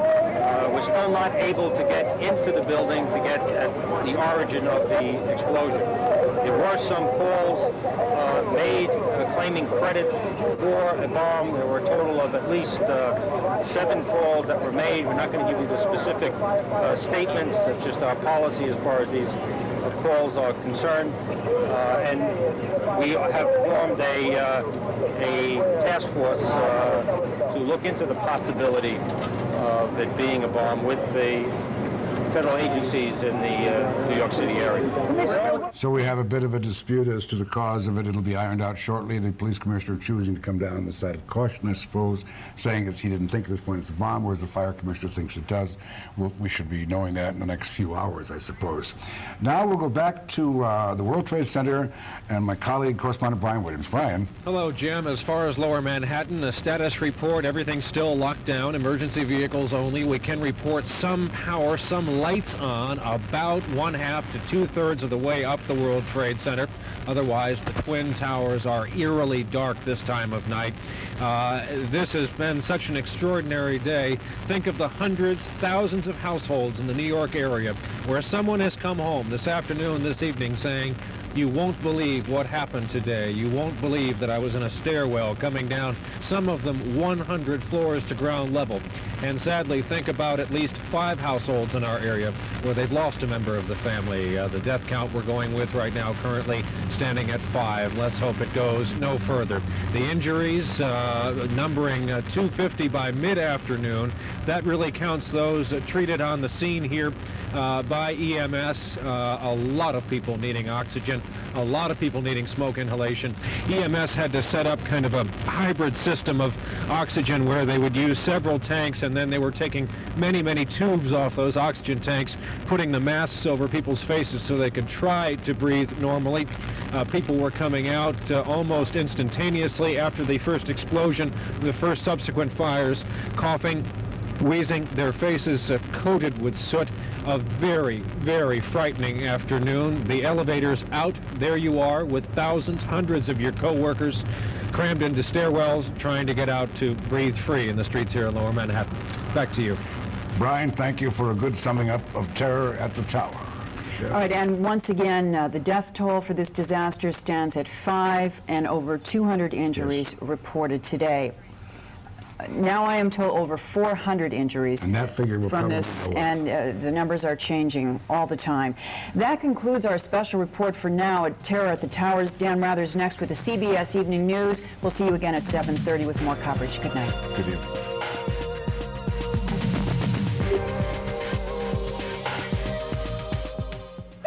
It's a lot of smog. You can breathe. You can breathe. A powerful bomb rocks one of the world's tallest buildings, the World Trade Center in New York. You knocked down a lot of fire, A massive effort above and below ground to rescue thousands trapped by smoke and rubble. There are deaths. We'll have a complete report, including a live update from the scene. This is the CBS Evening News.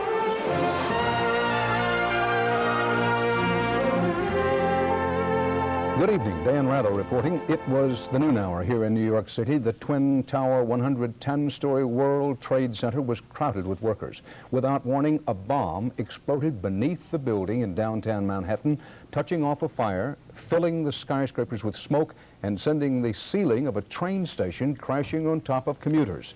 CBS News correspondent Scott Pelley is live at the World Center with the latest. Scott? Dan, we now know that at least 5 persons are dead. More than 200 have been injured in what federal authorities now call a car bombing. They have confirmed that now to CBS News. They believe it was a car bomb because of the extensive damage to the parking garage. Apparently, at least 3 floors were blasted through. Also, there was extreme heat. It is said that some parts on cars were actually melted.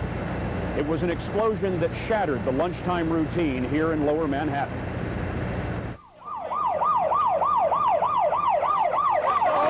We need a alcohol, please. I was trying to. I can't get it. It's a lot of smog. You can breathe. You can breathe. Something blew. Something big blew. I've never seen anything like it in my life. Just after noon, an immense blast roared through the subway station beneath Manhattan's landmark World Trade Center. Within seconds, thick, acrid smoke shot through all 110 stories of the #1 tower, leaving tens of thousands of people in the dark searching for a way out. We didn't think we were going to get out. We didn't think we were going to get out at all. I figured they'd just come and find 150 dead bodies up here. The explosion blew a 180-foot hole in the basement, which holds an underground parking garage and the train station where several subway lines converge. The ceiling of the train station collapsed. Some victims were apparently killed here.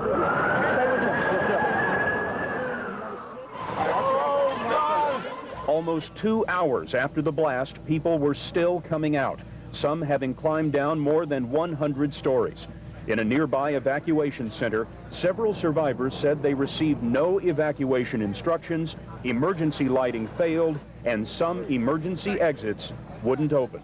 There was no evacuation procedure.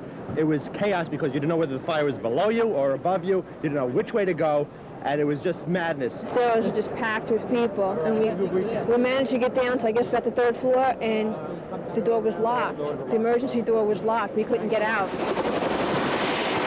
The owner of the building, the Port Authority of New York and New Jersey, says all exits were open, but it admits the emergency communication system was knocked out. We lost the communications system in the Trade Center as a result of the explosion. That meant that we could not give the normal notices that we do through the public address system. It was unfortunate that we did not have that system, but the system was disrupted by the explosion itself. Let's go get oxygen. The towers of the World Trade Center are the 2nd tallest in the world. On any given day, more than 100,000 people pass through the complex. Tonight, there is no structural damage to the towers, but both are smoke damaged and without power. We are told this evening that there are still some people apparently trapped in the building. Firemen are breaking into elevators and still finding some people. No more bodies have been found at this point, but one assistant fire chief told me it would be a miracle if no more bodies were found in the building. Tonight, all 3 major airports in the New York area are at a heightened state of alert. There is fear of terrorism. Several groups have called in claiming responsibility for this blast, but the police still don't know who did this or why. Dan? Scott Pelley with the Night Watch at the World Trade Center Live. Thanks. The World Trade Center garage where the bomb went off is used by the Secret Service. That raises serious and troubling questions about presidential security and the possibility of international terrorism. White House correspondent Susan Spencer is at the White House this evening. Susan, what are they saying about all this down there? Well, Dan, in fact, earlier today there were reports that, quote, presidential limousines had been destroyed. As nearly as we can determine here, no car that Mr. Clinton personally would ever use would have been in that garage. He will be in the New York area on Monday, but the car that he uses travels with him. It's a special armored car. It stays with him under Secret Service guard. As for heightened security around Washington, there has been some tightening of security on Capitol Hill, but here at the White House, everything appears to be completely normal and routine, and aides say that at the moment they have no indication that there's any reason to react otherwise. Susan, any indication that there's a suspicion or not that this could be connected to the president's decision to drop supplies into Bosnia? Well, that obviously is a question that is on their minds, but at the moment, they say there just isn't enough information to know, first of all, whether this is terrorism, much less who did it. So right now, they're just waiting for more information. Susan Spencer, live at the White House. Thanks. There were as many as 100,000 people in and around the World Trade Center today when the bomb went off. For many, it was a frightening day that they will never forget. Correspondent Giselle Fernandez has that part of the story. Once survivors reached the safety of the ground, all anyone could talk about was the chaos of the rescue effort. Inside the skyscrapers, it was pitch black, filled with smoke. No one seemed in charge. We had no communication at all. At one point, about halfway down, the emergency lights went out. And again, we had no communication. It was wall-to-wall people. Attorneys Sean Minahan and Ken Petronio said it was total confusion up there. You really couldn't listen to anyone. That was the scariest part about it. You had to kind of go on your instincts, what you felt was right, because no one around you knew anything. It was like a herd instinct. There were no alarms or anything to alert everyone. I mean, the only alert that we had was the smoke coming in. People with authority really didn't have much of an idea. When we were coming out, one man told us to go this way, and it was the wrong way to go. The explosion and confusion completely paralyzed all of Lower Manhattan, but it also frightened the tens of thousands of people who work in the many skyscrapers surrounding the scene of the accident. People who never before thought twice about working so high up in the air, today started asking, what should I do if it happens to me? I'm expecting to. I got very upset and just nervous. When you saw this happen, were you worried about your safety? Absolutely, yeah. What were you thinking about? How I would get out of being that high up. What do I do to get out? Firefighters on the scene said knowing how to get out of the building is the #1 way to stay alive. You should know, whether it be at work or at home or wherever it is, where is that stairwell from where you work? When you move around, you should always know 2 ways out. You should know how many doors there are, how many cubicles are between your space and that exit stairwell. But if you don't know where the exit is, firefighters say stay calm, stay low, and don't break any windows. So what do? You don't know whether to open the door if the smoke's coming in? What is the first line of action? Well, what you should do is get down low. Feel the door with the back of your hand. It's the most sensitive part of your hand. If the door is hot, don't open the door. Then we know that the Red Devil is behind there. We're not going out there. If it's not, and it's cool, and you feel like you want to go out that way, get down low, open the door a hair, and see if a lot of smoke rushes in. If that's the case, then you want to close that door and wait. As many left early for home, they called for stricter fire safety standards for the towering high-rises of the city. Many said if they're going to work high up in the air, they want to make sure they can get down quick in a crisis. Giselle Fernandez, CBS News, New York. There was a bomb scare at another famous New York skyscraper later this afternoon, the Empire State Building, about 3 miles north of the World Trade Center. Workers and visitors were forced to evacuate Empire State as a precaution after a bomb threat. Police conducted a floor-to-floor search of the 102-story Empire State Building. No bomb was found. Now, how high is the risk to you in a high-rise building? Correspondent Bill Lagatuda has been reviewing skyscraper safety. Whenever there's a fire in a high-rise, city dwellers everywhere shudder. Could it happen in their office, in their apartment building? How safe are we, people were asking today, and remembering scenes like these. The MGM Grand Hotel in Las Vegas, 1980.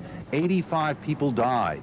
The lesson of the MGM fire was that many older buildings in America simply had not been made as fire safe as the newer ones. The MGM Grand did not have fire sprinklers. With them, experts later testified, no one would have died. When a bank tower in Los Angeles burned in 1988, older buildings here didn't have to have the latest fire safety devices. One man died, and the law changed. Now in LA, for example, all commercial buildings built before 1974 must be retrofitted with sprinklers. Most other cities have similar codes too. Sprinkler systems, by far, are the most important piece of equipment, fire protection, if you will, to limit the spread of fire in a building. The laws vary from community to community, but in general, high-rise buildings are much safer today. Those put up in the mid-1970s and later probably do have sprinklers. Refitting older buildings is a slow and expensive process. You have elevator shafts and stairwells and all of the communication from floor to floor for communication cabling and so forth. Those are all paths for smoke. Experts say there is no way to make all high-rise buildings truly safe. Much depends on how people react in emergencies. How many of us, they ask, know the nearest fire escape, for example? What happened today has Americans in tall buildings looking again at their surroundings and at themselves. Bill Lagatuda, CBS News, Los Angeles. Straight ahead on the Friday CBS Evening News, a new report says the economy is improving. So, why do we need the Clinton stimulus plan? We'll deliver a reality check. All right. I mean, there was smoke, and then the lights went out, and I'd say about 70 floors we had no lights. There are still people in there, and they are still being rescued. There are people who've been trapped in elevators all this time. It's almost incredible that this thing happened around 12:30, and as we're working and trying to get more information, we still see people being brought out in blankets with their faces blackened with smoke, some of them actually coming out on stretchers, some in better shape than others, but all of them talking about an incredible experience, to say the least. Let me also say that the expectations are that they may also be finding some more bodies in there. As far as we know, there are at least 5 fatalities confirmed at this time. Also, about a year ago, you may remember last year, a fireman who was involved in a heroic rescue from Midtown. There was a lot of spectacular video when he rescued some people from a roof. Really incredible stuff. That firefighter was here, and he's been injured, and he's in critical condition in the hospital. Obviously, there's a lot more that we're going to know between now and tomorrow. I'm going to turn it back over to you in the studio. Pablo Guzman, thank you. And we'll be back in just a minute with more of this special coverage of the disaster at World Trade Center.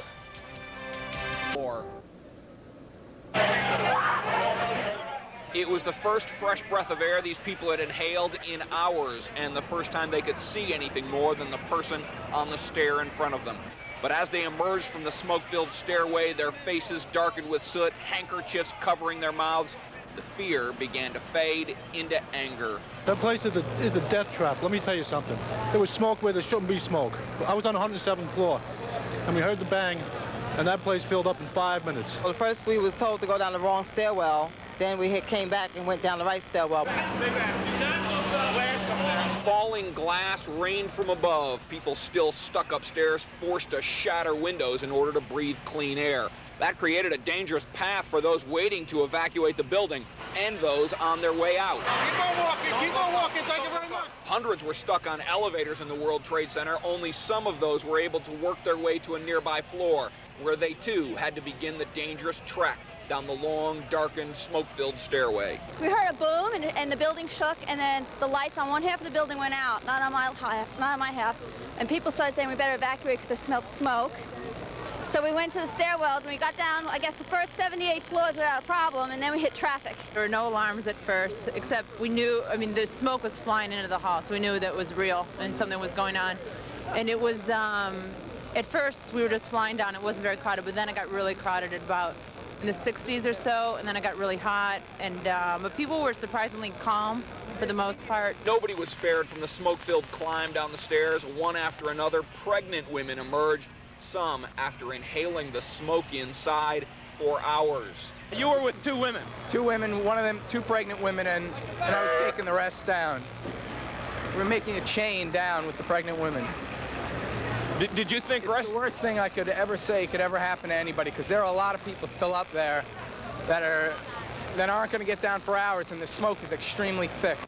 Well, that is still true at this hour. There are still a lot of folks stuck upstairs. We don't know how many. Rescue workers don't even know how many. That door-to-door, floor-to-floor search is still going on right at this hour and will be going on well into the evening. Now, as we were into that videotape package, just as we were into that package, the lights on the lower floors of the number 2 tower went on. They are expecting to be able to put those lights on section by section in the 2 towers over the next several hours. That, of course, will aid the rescue effort and any efforts to find people who are injured and trapped inside.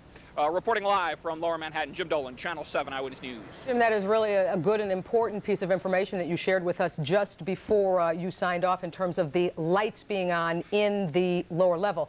Did police and fire rescuers tell you when the power would be restored all the way up?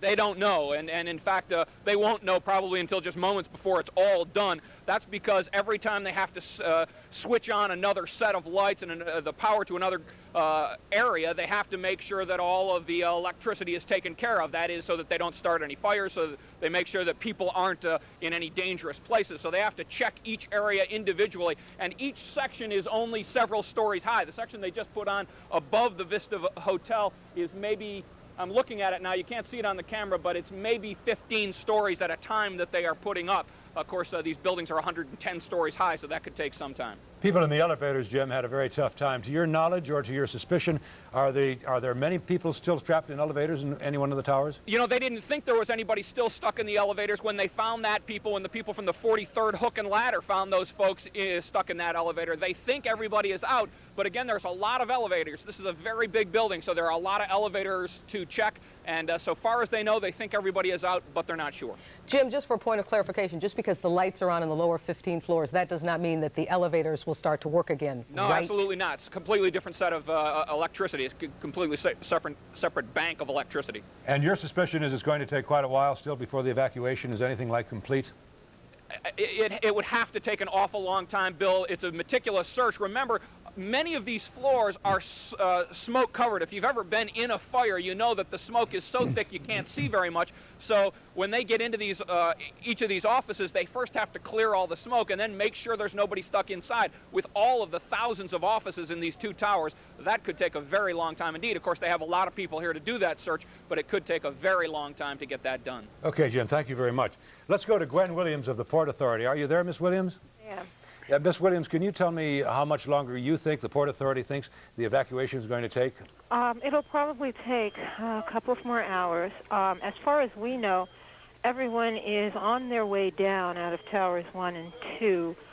We know that there are a group of people on 43 in the 2nd tower who are disabled, and we're trying to get them down now. What kind of disabled? Are they in wheelchairs or what? People who can't walk downstairs.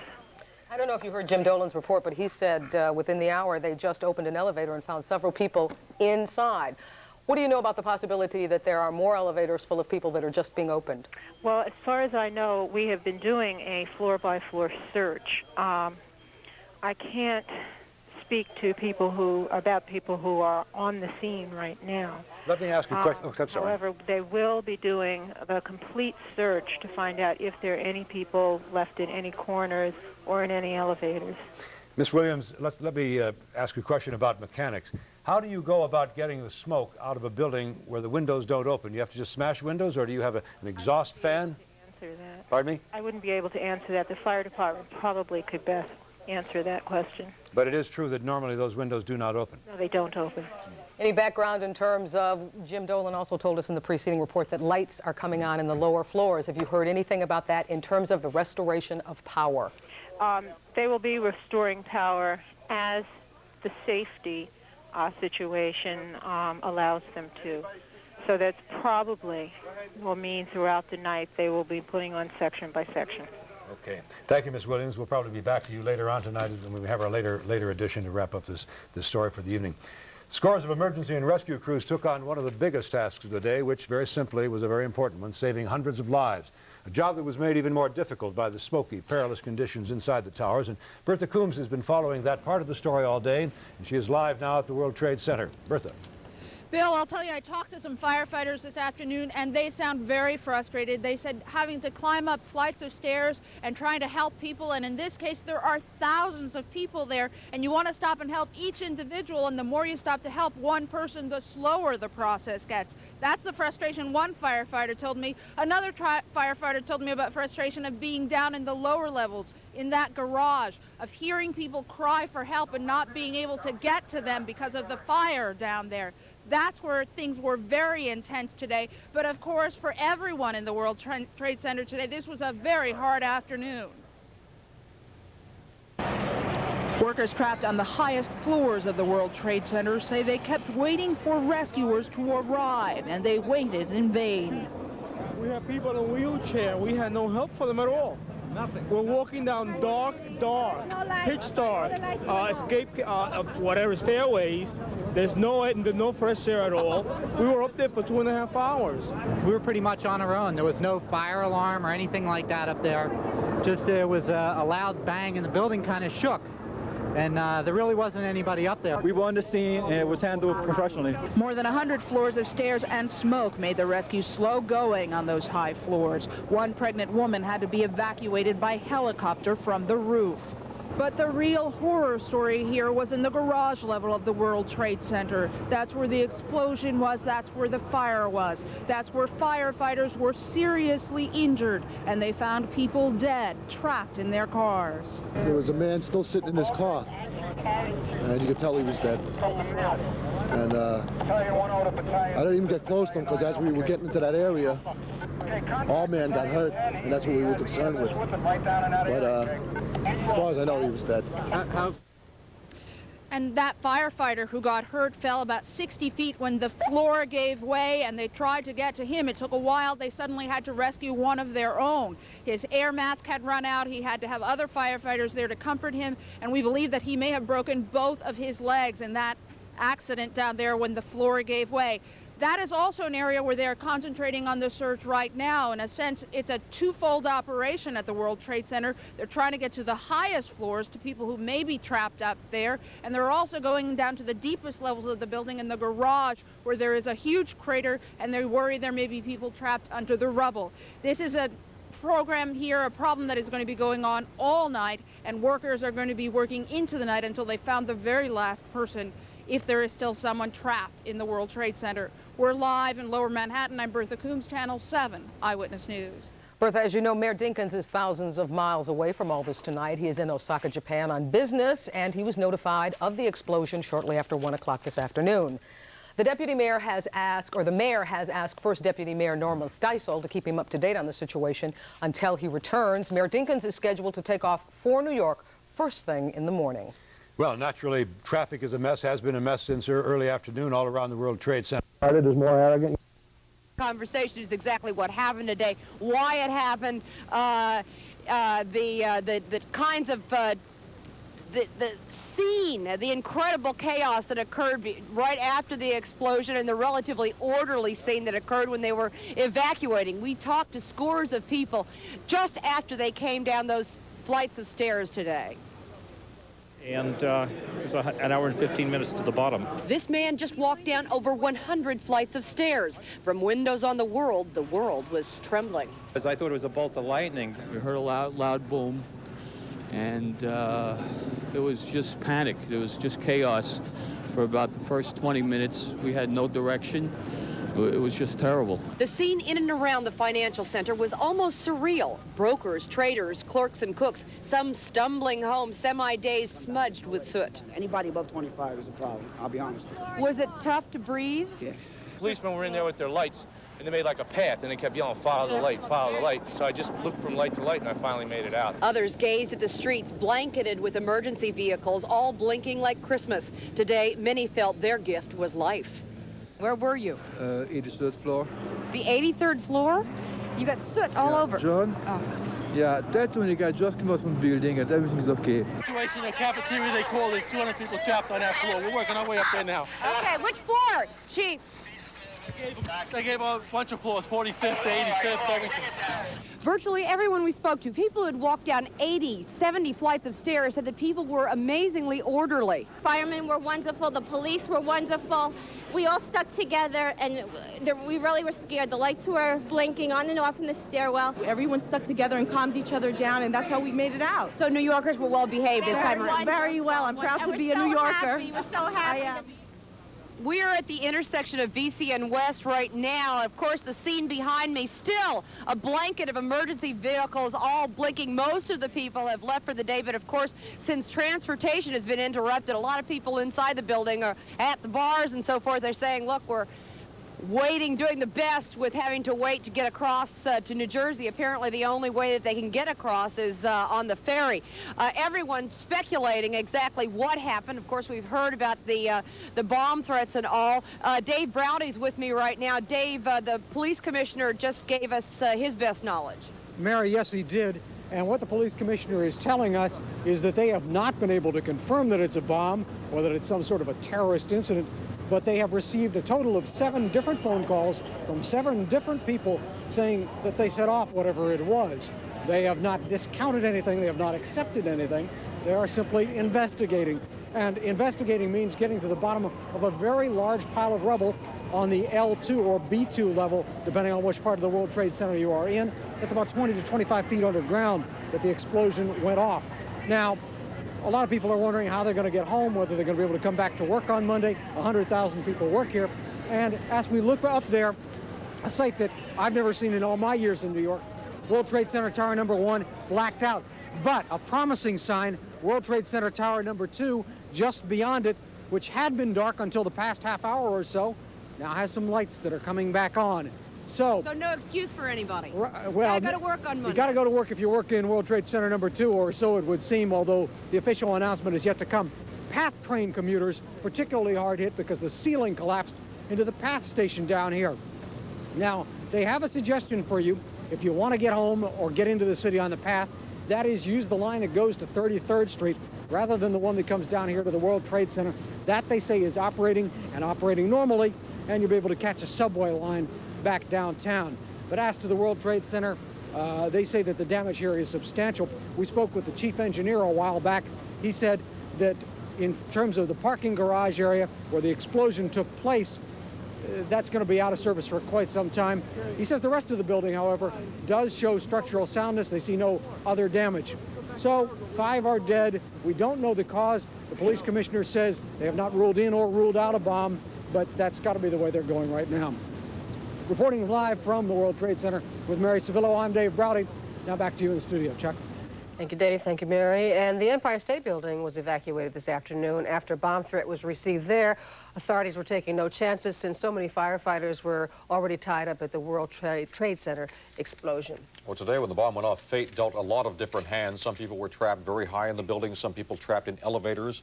The terror can only be imagined and hardly be imagined of that. And some people were fairly low down in the building, at least on the first or second floors, where they really were rattled by the explosion but could get out quickly. One of those who was on the second floor is Dr. Susan Shanik. She was having lunch at 12:18 when the explosion occurred. We talked with her a bit earlier. And Dr. Shanik, you've had another hour or two to think about what happened today. Give us your reflections on what you felt, what you were thinking when that explosion ripped through that building.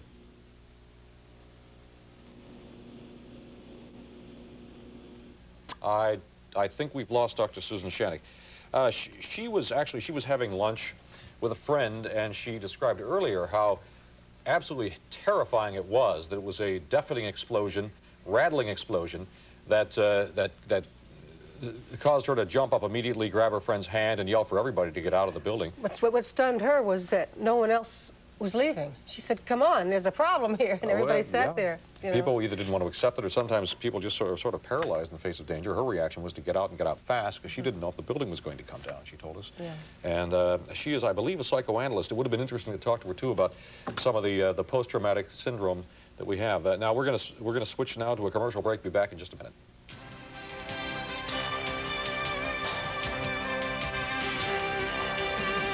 And perhaps as many as 500 people were injured. They were rushed to several hospitals in New York City, including Bellevue Hospital, of course. Harry Martin is there right now with a live report on the latest. Harry. That's right, Bill. They are prepared for a long siege here tonight at Bellevue Hospital. They have extra nurses, extra doctors. They have made sure that there is extra bed space here so they can treat any of the injured people who come here to Bellevue.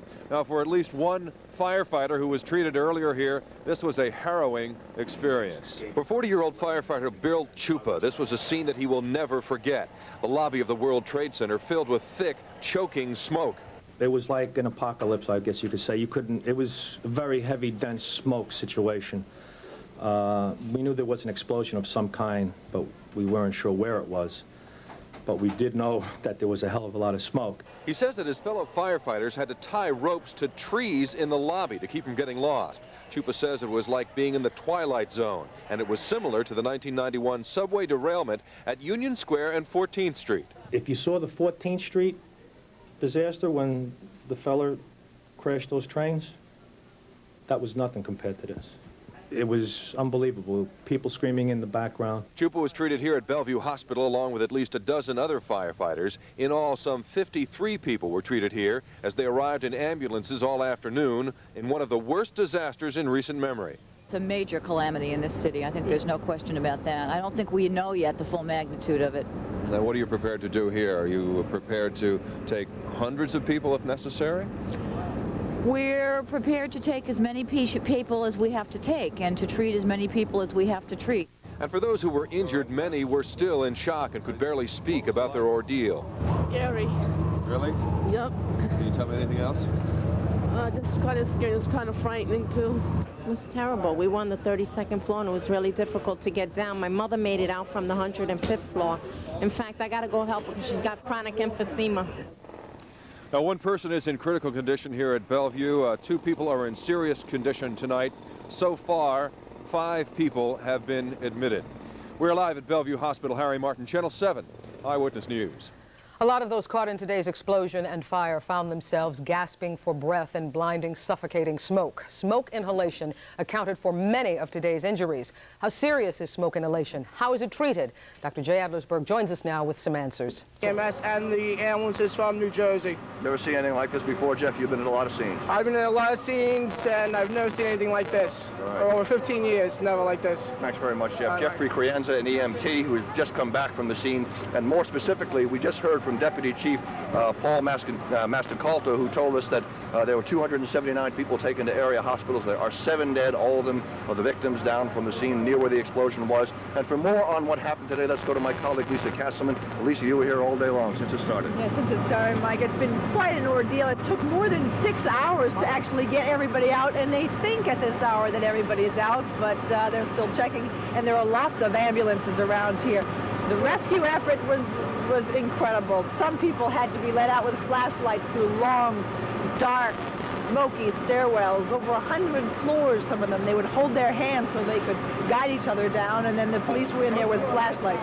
Others, including a woman who had to work who was working at the CBS transmitter site at the top of the tower, she was airlifted out by helicopter. firemen told us there were people who were actually collapsed, passed out in elevators. They had to be carried out. We talked to victims and rescue workers. Clearly, there were hundreds of victims and hundreds of stories to be told. I was in the 32nd floor. We got the car called. The people who did get out of the World Trade Center came out stunned, unsure if they were really okay. And everybody was stuck in the stairs. I mean, everybody. It's another smog. You can breathe. You can breathe. All 110 floors of the Twin Towers were evacuated. People emerged by the hundreds with soot all over their faces, still gasping for air. The whole building shook, and then the lights went out, so we had to walk down from the 31st floor. Many people walked as many as 110 flights through smoky, dark stairwells to get out. The smoke was very black and very thick, and thank goodness we had water in the office, so we wet handkerchiefs, and it helped. Was going down the stairs, you know, there was smoke. You went down the stairwell? Yes, but it's fine. It's getting better now. But we had to wait over an hour in the office before we could go down. What was that like, having to wait, not fully understanding what happened? It was scary. It was scary, yes. One woman, a CBS employee, was working at the network's transmitter site at the top of the tower when the explosion happened. Debbie Matute described how she was rescued by helicopter from the top of the building. And then when they came back and actually landed, I felt much better, and so did everybody else, knowing that they could land up there and take us away. I felt a lot of relief. Now, there's clearly a lot of anxiety today about children. About 38 children from a public school in Manhattan were in the World Trade Center today visiting. We're told that they're all accounted for. They were all brought out safely and treated with oxygen as they may have needed it. But there was a lot of concern about them today. Clearly, this was a harrowing ordeal for so many hundreds of people, and we'll be following this throughout the night. We think they have everybody out, but they say they're continuing to search, and there may be more victims to be reported on later. Reporting live from the World Trade Center, I'm Lisa Castleman. Now back to the studio. Okay, Lisa, thank you. Some amazing stories of survival today. We want to get the latest now on the conditions of some of the hundreds of people who were injured today. Channel 2's Mary Murphy joins us live now from New York, downtown. Now that Governor Mario Cuomo has been in touch with President Clinton about today's explosion at the World Trade Center, the governor said that he did not ask Mr. Clinton what the FBI might know about this explosion, but certainly federal investigators have been sent to New York City from Washington to investigate whether this was indeed a bomb that went off. And certainly there is some concern, Chuck. You were talking earlier about sources saying that a Croatian militant group called 15 minutes before the explosion to say that there was a bomb at the World Trade Center. And obviously there's concern that there may be a connection with a bomb that was defused at Zagreb, Croatia, today in front of the U.S. Embassy. So there are many questions, not only about the building's safety, but certainly about the safety of all Americans and the concern about terrorism right here on our home turf. I'm Dawn Portangelo. Chuck and Sue. Dawn, thank you. And there are dozens and hundreds of little dramas that are surfacing on the wires as the evening progresses. Here is one little, just a tiny little story that you can imagine how dramatic this was. A pregnant woman and police officer were plucked from the roof of the World Trade Center tower as thousands struggled to get out below. They were plucked by helicopters. So what an ordeal they went through, and they were plucked to safety from the roof of that tower. We also have an update on the people who were killed in that explosion. We know that there are 5 dead. Well, we are told now, the authorities tell us that 4 of the dead were Port Authority workers. We don't yet have their names. We'll take a short break. See you in just a moment. Another dramatic rescue like this after the other one, which got so much publicity, and now something like this, such a disastrous situation. And I know that you were immensely grateful to him when he saved you that day 2 years ago. I guess it's still very fresh in your mind. Oh, yes, it is. In fact, we became very good friends, and I keep in touch with him and with Pat Brown and Pat Barr. So now you're down here just to see how he's doing. Well, we thank you, Jose Gallegos. We're glad you survived that day 2 years ago. Right now, we're going to go to my colleague, John Slattery. I understand he's at another local hospital with an update on how the patients there are doing. John. Mary, I'm uptown a little bit. We're about a mile north of the World Trade Center. I'm at 11th, 12th Street here at St. Vincent's Hospital. And here at this hospital all day, we've seen the numbers of the injured grow. 28, then 40, then 60, then 103. The last count here at this one hospital, 131 injured at St. Vincent's alone, and of those, 7 are seriously hurt. We have 7 patients who are now in critical care units and would be classified as serious. Most of those patients are in the surgical intensive care unit where they've had some type of trauma. Several of them have had fractures. And in addition, there's a couple of patients in the surgical intensive care unit who did have some inhalation burns of their upper airways and lungs. How many? 2. Most of the injured were smoke inhalation. Many of them will be kept at area hospitals to be observed tonight, but doctors say that most of those who suffered smoke inhalation were not serious. Many of them did not suffer any noticeable burns of the upper respiratory system. There have been, at last count, 5 dead from the explosion. 1 was brought here, a man who suffered a crushed chest and then died. Fortunately, this hospital, St. Vincent's, was at full staff today. They were fully prepared to take care of everything that came in, as well as other emergencies that also came in. And when this all happened, this hospital went into what's called a stage 3 full disaster alert that remains right now. This is John Slattery reporting live from St. Vincent's. Michelle, Ernie? Yeah, I've seen so much there today, John. It's very difficult to separate yourself from the story sometimes. Thanks, Ernie. Yeah, thank you, John. As you can imagine, today's explosion made gridlock the operative ward in Lower Manhattan. Many drivers and commuters have been forced to change their travel plans tonight. Let's get the latest on the traffic situation right now. And joining us on the telephone is Joe DePlasco of the New York City Department of Transportation. Joe, tell us what's open. Nobody knew exactly what had happened at first, and then people started exiting and heading for the fire stairs. And that's the way it was, and the stream of people seemed endless. Of course, there are approximately 50,000 people working in the 2 towers, and we probably saw a couple of thousand, 3,000 or 4,000 perhaps, come out in the course of the many hours that the evacuation was taking place. Many of them had been checked by smoke, and then they continued down after the smoke had receded somewhat. It was a terror-filled afternoon for all of these folks, and yet they maintained a sense of order and discipline, and they showed that they were New Yorkers, that they were survivors, that they were capable of dealing with this situation. A little while ago, Police Commissioner Kelly talked to a group of reporters. I had a chance to speak to him briefly afterwards. He said it was a substantial explosion, a terrific explosion, and he could not shut the door on the fact that this may well have been a terrorist act. Meanwhile, the airports, he confirmed, have been placed on alert by federal authorities because of the possibility that this was an act of terrorism. And of course, the Empire State Management decided it was their option to evacuate that building. So it's been quite a day here, and the lights going on sort of make us feel a little better about the whole thing. But there are a lot of unanswered questions. Chuck, Sue? Thank you, Gabe. How did Pablo Guzman describe the whole explosion made? He said it was about 150 feet long and 3 stories deep. Well, it was, and John Miller actually saw the hole. I think Pablo did as well, but according to John, the explosive device was 3 floors down in the parking garage, whatever it was, and the suspicion is that it was some sort of a car bomb that we got to learn to our great dismay about in the Middle East, in Lebanon, particularly when the Marine barracks went up in Beirut.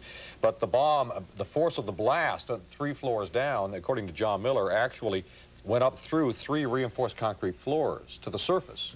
And we also heard one of the people we were talking to on the telephone who had been in the one of the towers of the World Trade Center say that he mentioned an elevator problem where a panel blew out of an elevator. When I pressed him on that, he was actually in a hallway, and when the explosion occurred, apparently enough of the concussion and blast came up some of the elevator shafts in the World Trade Center and blew some of the panels off the front of the elevators into the hallways, and that, of course, was how some of the smoke got in so quickly. Within minutes of the explosion, people on high floors were reporting smoke. Well, we can get another perspective from EMS now. Yes, indeed. The day produced a lot of terror and panic, but it produced heroes as well, and certainly the folks who operate the city's emergency medical service, and who are out there on the front lines, and to be commended for what they did today. We have Christine Sakato on the telephone with us now. Are you with us, Christine? Yes, I am. All right, Christine, the last we heard on the wires here, we had the number of injured put at 514. About 274 of them had to be hospitalized. Are those figures fairly accurate? The total patient count at this time is 274 transported, 240 being treated at the scene, 31 firefighters, and 3 police officers treated and taken to hospital. And where are you right now, Christine? I'm at headquarters in Maspeth, Queens. Were you at the site at all today? No, I was not. All right. When you get wind of something of this magnitude, tell me what the EMS does. What's the procedure? We get wind of something like this, the public affairs office is notified, and they get all the public affairs people, in touch with all the public affairs people, send them out to the scene, and start getting information for the reporters. All right. And as far as the people, of course, in the front lines who were out there operating the triage center that they set up, they really have their work cut out for them, don't they? Yes, they do. And they started a second triage center on the 43rd floor. They sent EMTs and paramedics up to the 43rd floor for a second triage center to take away from the first triage center. I think as we begin to look at this and realize just how powerful an explosion it was because of the damage it did, I think that we may be grateful that there wasn't greater loss of life. This is true. Our latest count on DOAs is 7, so it's gone up a few. 7 dead? 7. Okay. Do you have any idea where they were or who they were?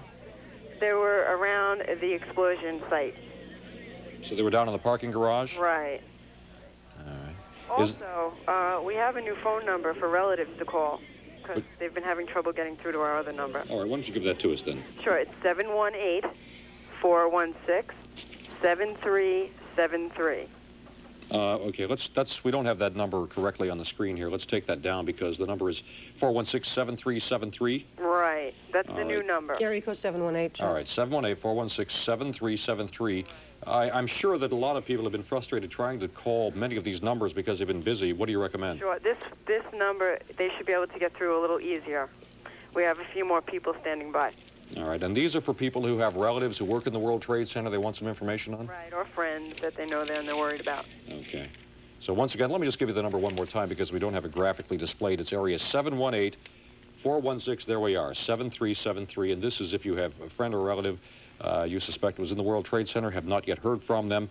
You may call that number, and EMS, as you just heard from Christine Sakato, promises to answer the phone a little more quickly.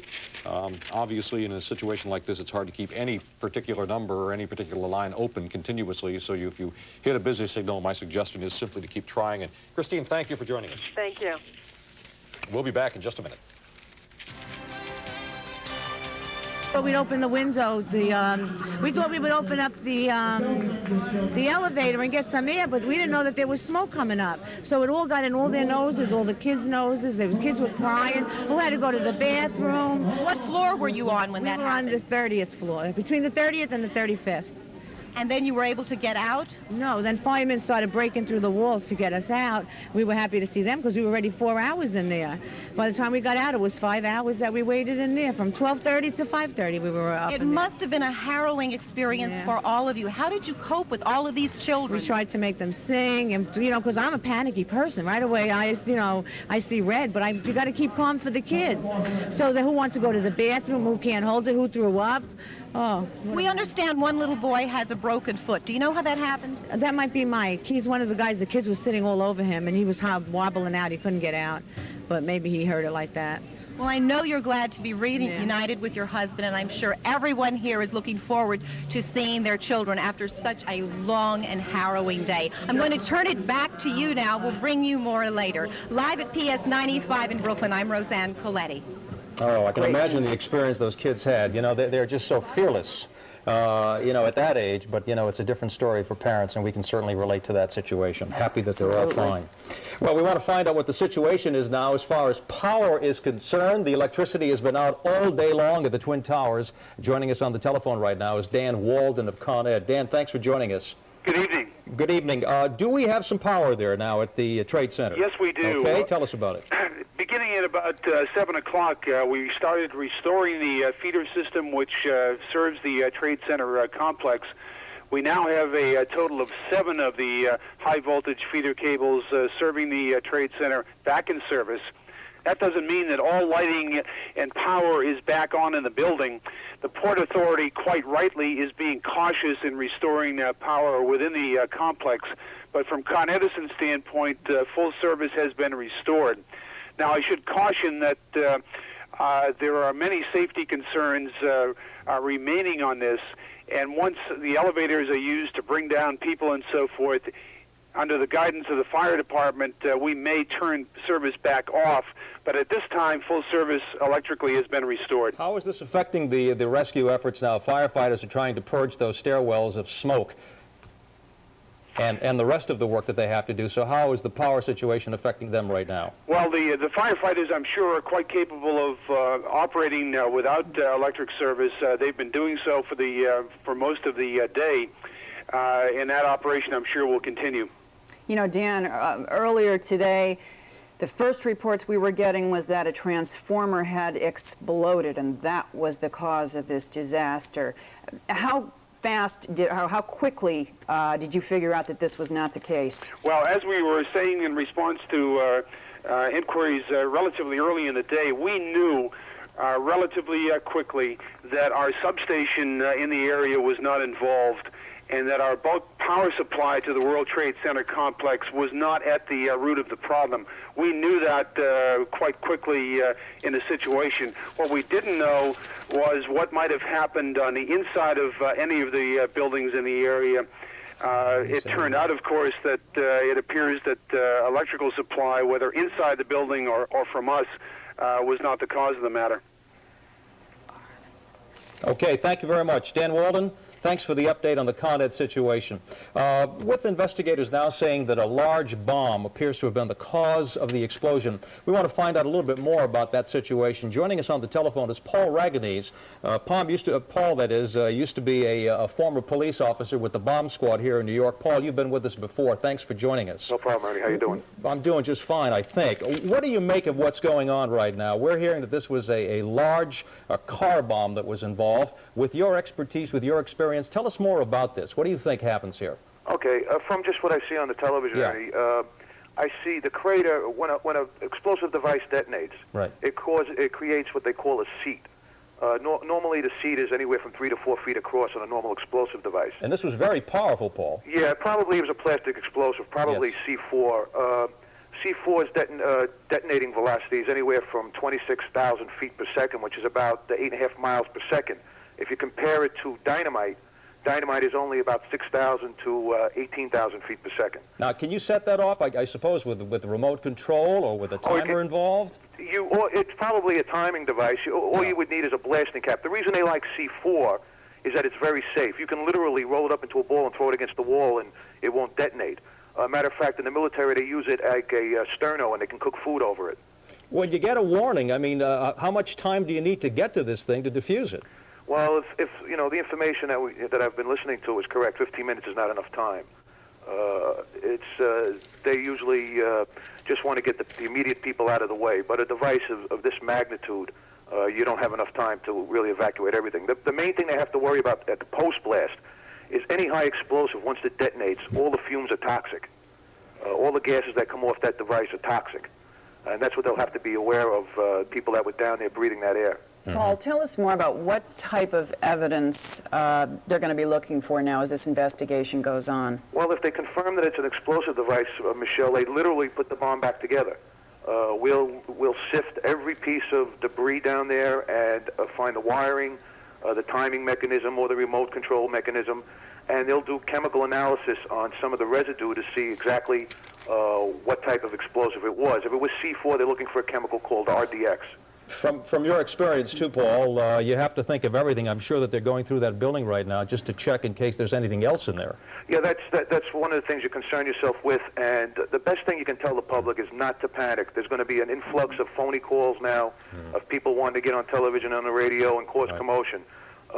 We've had the evacuation of the Empire State Building. The police will know pretty much a certified bomb threat, and the public should listen to the police and do exactly what they say. Well, we know everything's being checked out. Thank you, Paul Raganese, for joining us on the phone tonight. Take care. Before we go, we want to go back to the scene of today's explosion at the Twin Towers. Brian Williams joins us now with more on what's going on right now. Brian. We want to take a look at this point at a kind of a regroup and take a look at a graphic at exactly what happened. It's hard to describe when you're dealing with towers this monumental in size. There, of course, their proximity in Lower Manhattan.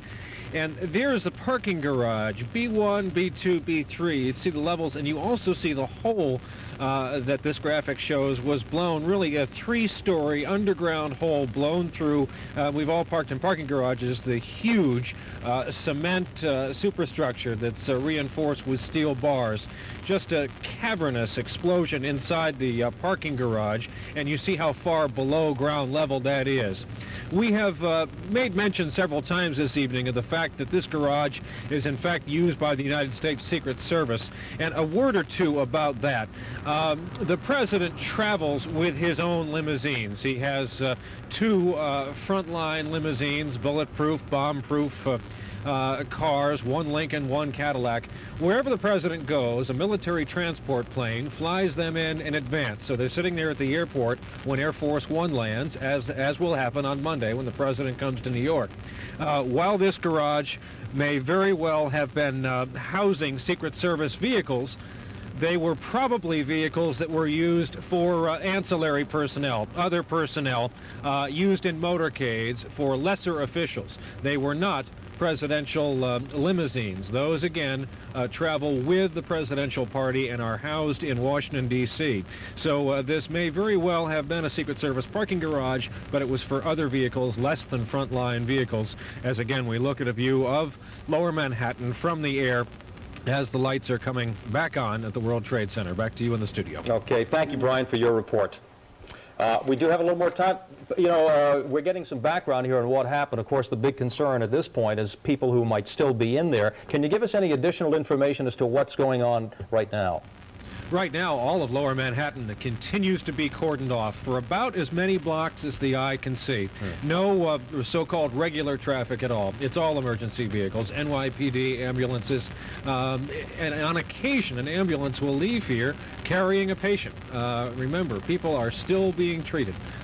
This is not yet over, and the injuries, of course, will be treated into the evening. Okay. Back to you. Thank you, Brian. And that'll do it for Channel 2 News Special Report, Terror at the Tower. I'm Ernie Anastas. And I'm Michelle Marsh. We want to remind you that we'll be back with a special edition of Channel 2 News at 11. Stay tuned now for tonight's presentation of The Wizard of Oz. See you tonight at 11. Good night.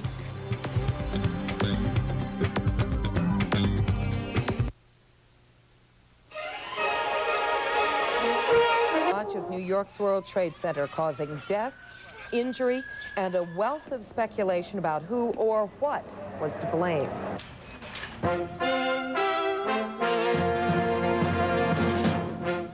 This is CNN's Prime News, taking the time to examine world events, issues, and newsmakers, with Bernard Shaw in Washington and Susan Rook in Atlanta.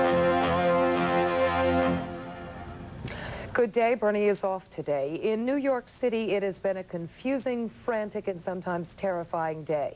Just after noon, there was a huge explosion under the city's tallest buildings, the Twin Towers of the World Trade Center.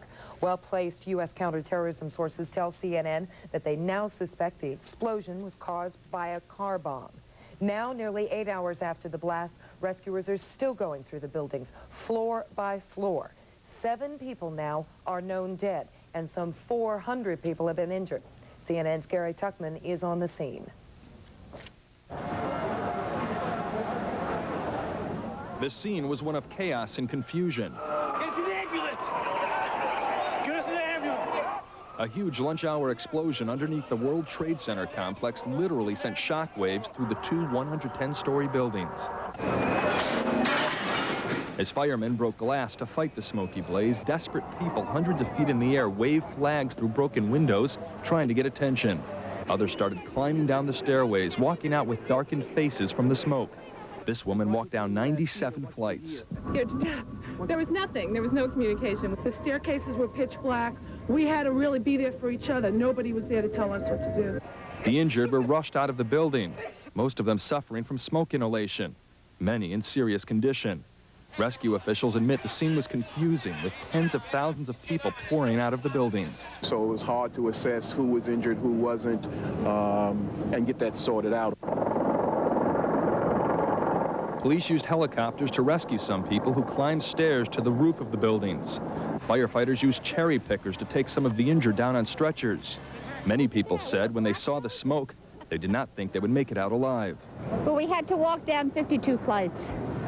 No lights, just everyone trying to help each other. Well-placed U.S. counterterrorism sources tell CNN they suspect the explosion was caused by a car bomb in an underground parking lot. The motive is not known, but the terror that was caused on this day is now well known. Gary Tuckman, CNN, New York. And now for the latest, CNN's Brian Jenkins joins us on the phone. Brian, what is the latest? Susan, over the past 45 minutes, the lights have been flickering on again in the Twin Towers of the World Trade Center, floor by floor. There is still a large band of the North Tower that is still unlit, but just now, several more floors' lights flickered on. Firefighters are going through each tower, floor by floor, to make sure that they have everyone out.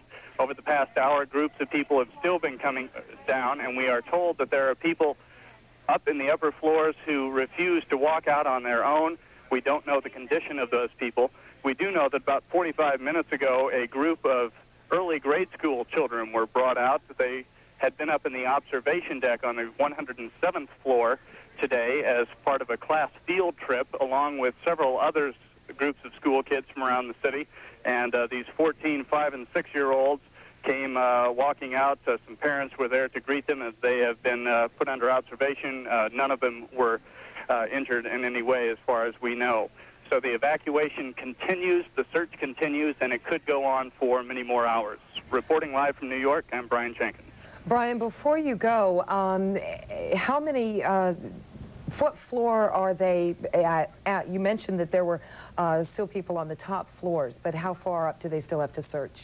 Well, we had heard earlier that fire teams had reached up to the 82nd floor, so I think they have probably made it all the way to the top at this point, and they also had police helicopters dropping rescue crews off on the roof of the North Tower earlier and working their way down. However, as I said, there's a huge band of the North Tower that is still unlit, and I'm sure the search floor to floor on those darkened floors is much tougher, and so they are going room to room in the whole building, and this is a complex that holds 40,000 people on weekdays, so it could take some time to make sure that they have everyone out safely. Brian Jenkins with the latest from New York. Thank you. And one of the people that walked out today, Tom Breaux. Tom, I understand that you were at the top at the Windows of the World restaurant. Tell us what happened to you. Yes, I was.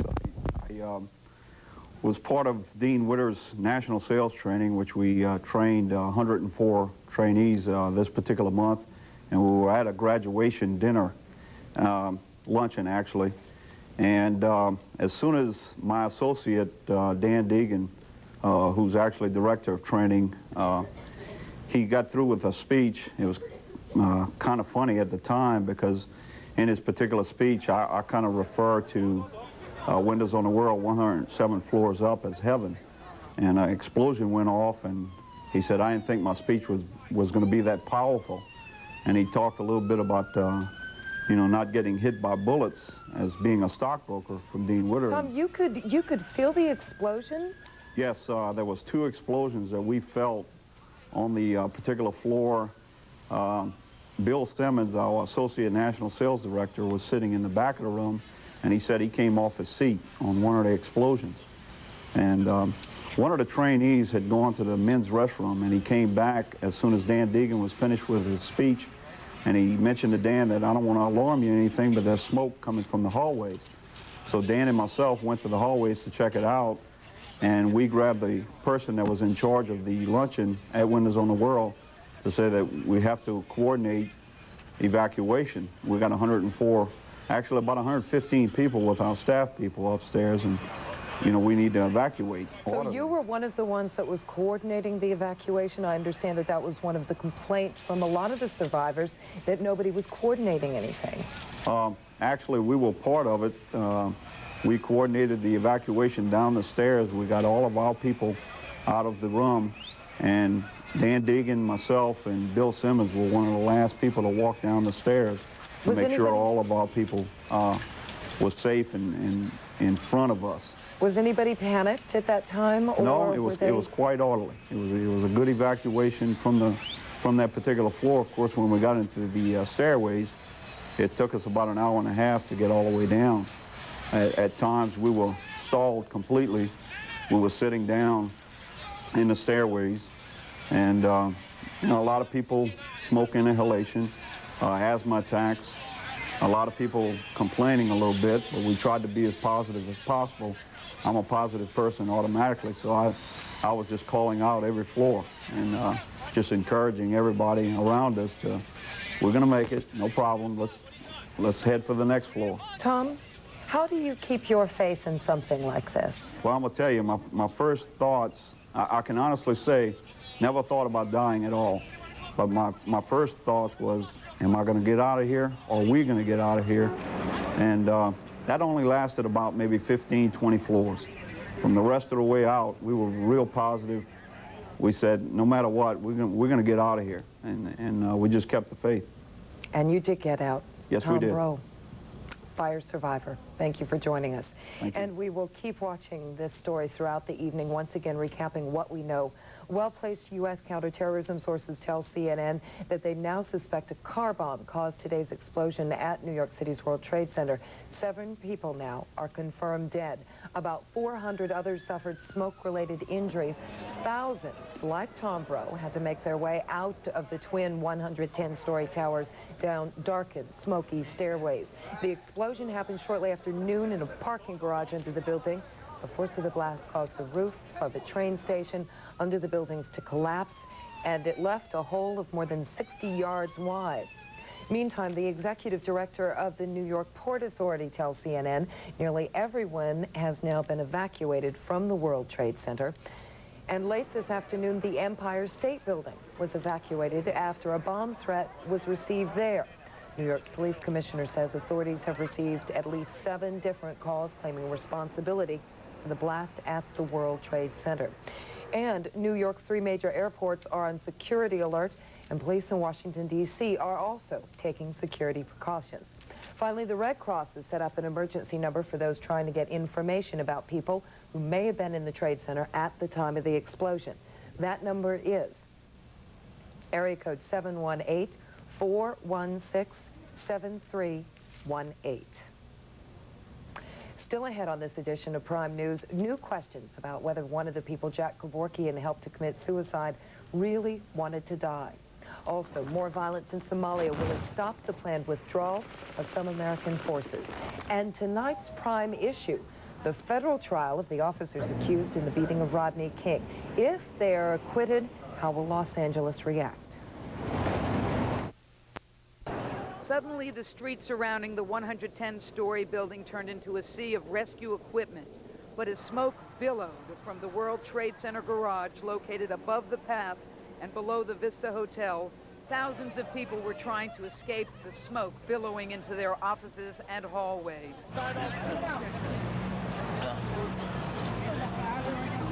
Flying cinder blocks ripped a 180-foot hole in a wall. The explosion brought down the ceiling of the PATH train station below the Twin Towers. Firefighters and police began rescuing the injured. Despite calls for calm, panicked office workers began breaking out windows. Glass showered down on West Street. Just inches from where we were standing, this note landed at our feet. It said, "Even though I was upset, I will always love you. I dropped this note out the window." It's estimated 130,000 people were in the towers when the explosion occurred. Dozens of young children were visiting the complex. Some were caught in elevators for more than 6 hours. A massive airlift began. Emergency service cops and firefighters were flown to the top of the towers to help the stranded. the chore of walking them down began. Everybody just ripping their own shirts, holding them over their mouth. It's incredible. This is in the lot. What floor did you 105. Took about an hour and 20 minutes to get down. No public announcement system. You didn't know whether to keep going, stay there. Scariest thing I've ever experienced. Shortly after the blast occurred, sources told Fox News it was caused by a bomb. That information has been virtually confirmed by law enforcement officials. We're still not able to get into the building to get at the origin of the explosion. There were some calls made claiming credit for a bomb. There were a total of at least 7 calls that were made. We're not going to give you the specific statements. That's just our policy as far as these calls are concerned. The bomb reportedly was planted 6 floors under the World Trade Center, and it blew a 200 by 100-foot crater in the 2 floors above it. It was pretty messy. A lot of debris all over the place. Fire broke out, electrical wires. What was it, just an explosion? Or? We don't know what it was yet. They're still trying to verify what it was, but it felt like the walls just like collapsed. The walls just like blew up and came towards you. Now, the U.S. Secret Service is housed in World Trade Center 1 in the Twin Towers 1, and all of its employees, all the agents work here. Incidentally, the cars are kept in the garage where the explosion occurred. 6 or 10 or 12 or 15, at least 15 of the cars were totally demolished, including the car that the president rides in here in the city. I spoke with the head of the Secret Service. He told me all of their people got out safely. However, it was a very traumatic time because there's a lot of explosives, guns, and ammunitions that the Secret Service keeps here. You can hear this helicopter coming in. This has been going on all day. The helicopters have been going to the roof of the building with police officers to try to help the people trapped on the top floors. Again, there are about 200 to 300 people trapped up there. Now, all of this havoc apparently is being claimed by the Croatian militants who made a phone call 15 minutes before the blast and said it was going to occur. We're obviously going to be learning a lot more about this, but right now we're going to go live to Chris Jones at another site here at the World Trade Center. Chris? Penny, this has been a terrible day for New York City, an apparent act of terrorism in the city's tallest building with, of course, hundreds of innocent victims, and the tragedy speaks for itself. But it has also been one of those days that proves New York City's greatness, from the professionalism of the emergency service workers, the police, and the firefighters, to the toughness of ordinary New Yorkers. Thank God we're on the ground. When the explosion ripped through the sub-basement of the World Trade Center, there were some 40,000 people in the huge complex, including disabled and elderly visitors, and several large groups of children on school field trips. The huge explosion was deadly. More than 500 were injured, mostly by dense smoke, and the death toll has now reached 7. But the bomb also set off a string of individual heroics, as thousands tried to get out of the complex and help others do the same. There were stories of total darkness and smoke-filled stairways that had to be navigated by thousands in distress. There were children trapped in elevators for 3.5 hours with no communication with the outside world. And there was compassion and the surprising absence of any panic. The engineer in charge of Fox 5's transmission facilities on the very top of the World Trade Center on the 110th floor heard the explosion, and his story is typical of many we heard today. You took a portable oxygen unit, what you did? Right, I did, right. And you had to use it? Yes. On the way down, there was one person that was experiencing some breathing problems, and he was dizzy. So there was like 3 of us were helping him down, and we gave him the oxygen that I had. I guess I wasn't as brave as I used to think I was. It was pretty frightening all the way down. A lot of us looking at each other for encouragement, Freddie and I and a couple of the other guys, you know, hey, how you doing up there? Good. You know, the smoke was really thick. You know, we had handkerchiefs, scarves, coats. Everybody had things over their mouths to keep, you know, from choking. For a while there, we were stuck on 104th floor. We didn't know what the hell to do, and it was really scary. Everybody was helping everyone, so it wasn't too bad, but just being stuck all the way up there was a scary feeling. Like just that it was going to fall, we were all going to go up in flames, who knew what was going to happen. The police were very helpful, the fire department was, they did their job, and everything just sort of worked like clockwork. I don't think so many people got hurt. So good to be in America, I guess. Well, New Yorkers are tough and they're thankful, and as we speak, the emergency helicopters, the giant police helicopters are taking off and landing, still continuing their evacuations from the building, and that's why we're shouting. We have with us here Warren Hernania, and Warren, you work in the building. Yes, I do. What was it like? Where were you? On the 80th floor. What happened? I was on the phone with a friend of mine, and all of a sudden I heard this tremendous explosion. For a brief moment, the building rocked. I thought that an aircraft hit the building or a bomb went off. After that, the power was gone, and a few minutes later, the lights went off. Then about 5 minutes later, we smelled some smoke. And how long did it take you to get out of the building? How did you get out? We took the stairway down. It took us roughly about 2.5 hours to exit the building. 2.5 hours. Right. And could you see during most of that time? Were there lights or not? No, most of the time there was lights. Then we hit some darkness, but more or less everything was in a calm manner. I understand you have a car in this building. Yes, I do.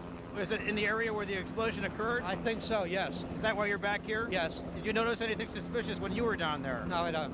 What kind of an area is it where the cars are? It's 4-level parking. 2 levels are tenant parking, and 1 level is public parking. Would there be any way anybody could get in there with an explosive device? Would it be very difficult? No problem at all. I'm glad to see that you're safe for somebody like you are. Thank you for joining us. And I'm Christopher Jones. We'll go back to you now.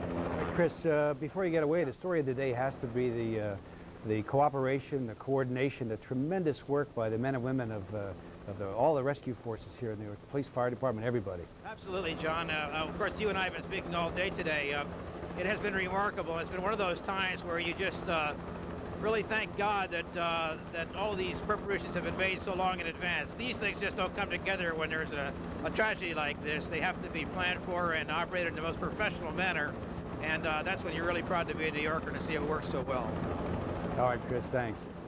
Coran? And John, the World Trade Center was turned into a war zone. Hundreds of innocent people became casualties, and medical workers from all over the area were pressed into emergency service, as you just heard. Dave Muncies is at the World Trade Center with that part of the story right now, and we cannot say enough about the men and women who have done their part today. We cannot say enough about sticking up for New Yorkers, because when you see a situation that happens like this, this is what New York is about.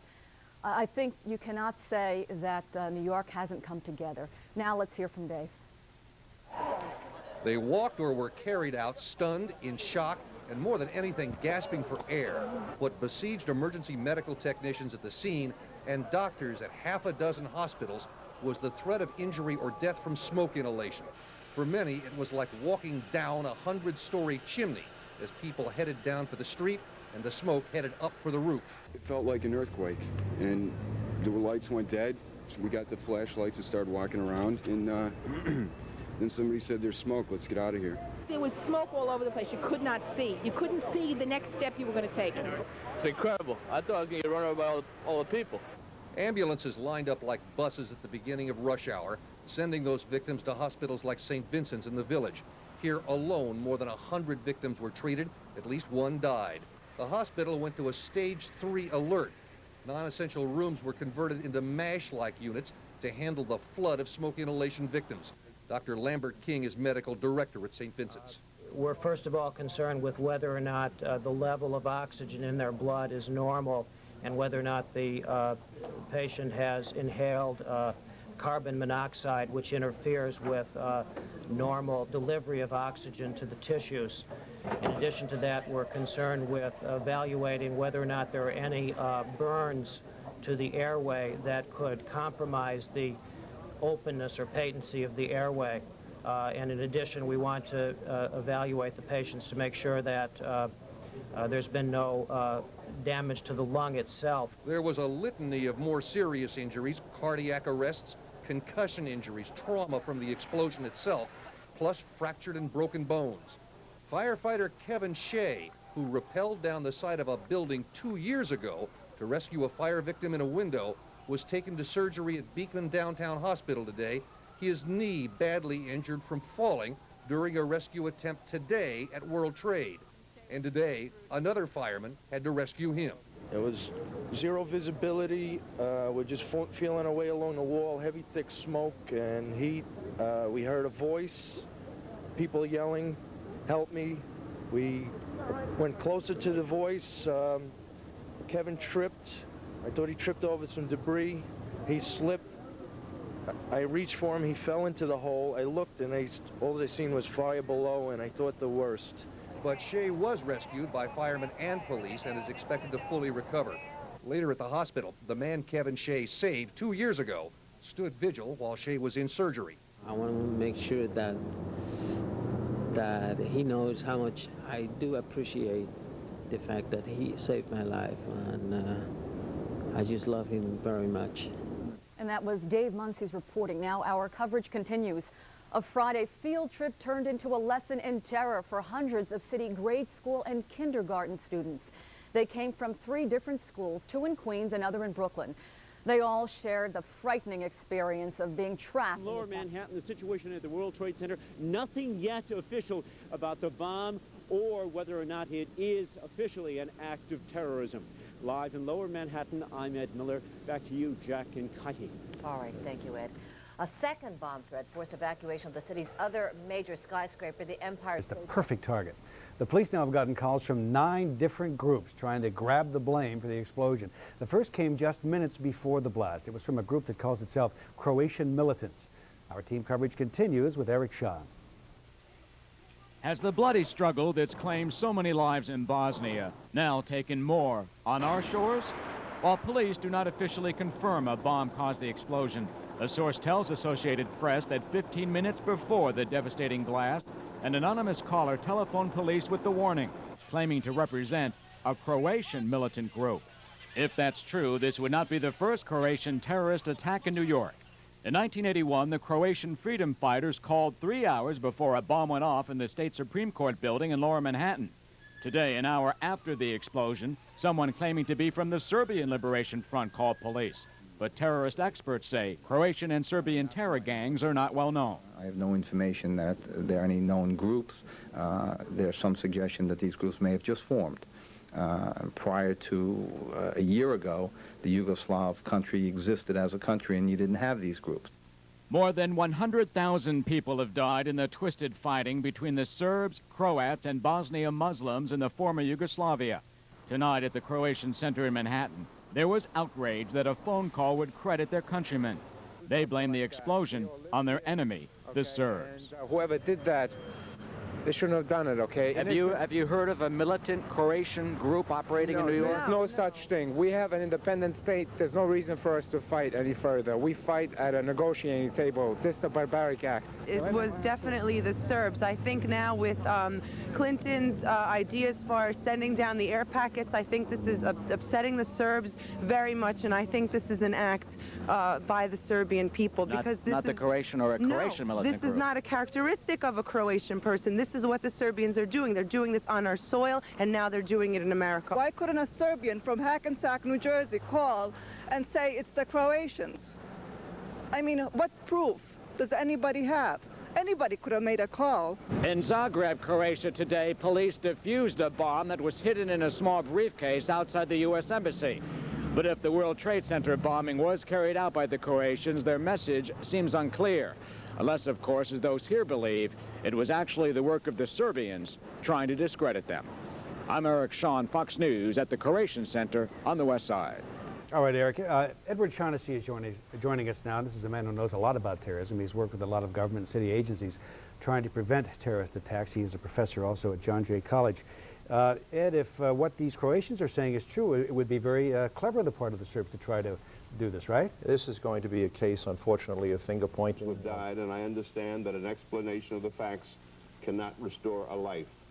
I speak for all New Yorkers in offering my heartfelt condolences to those who have suffered a loss today. Dinkins is scheduled to arrive back here in town around 4:40 tomorrow afternoon. The disaster at the World Trade Center continues to cause massive transportation problems tonight. Here's an update now on how things look at this moment. On the subways, the C line is totally shut down. The A line, which faced major disruptions tonight, is now running normally. On the 1 and 9 lines, trains are stopping at Chambers Street and being sent back uptown. The N and R lines are back to normal, but bypassing Chambers Street. The E line is shut down between West 4th Street and the World Trade Center. There is still no PATH train service between New Jersey and the World Trade Center. That service may not be restored for some time.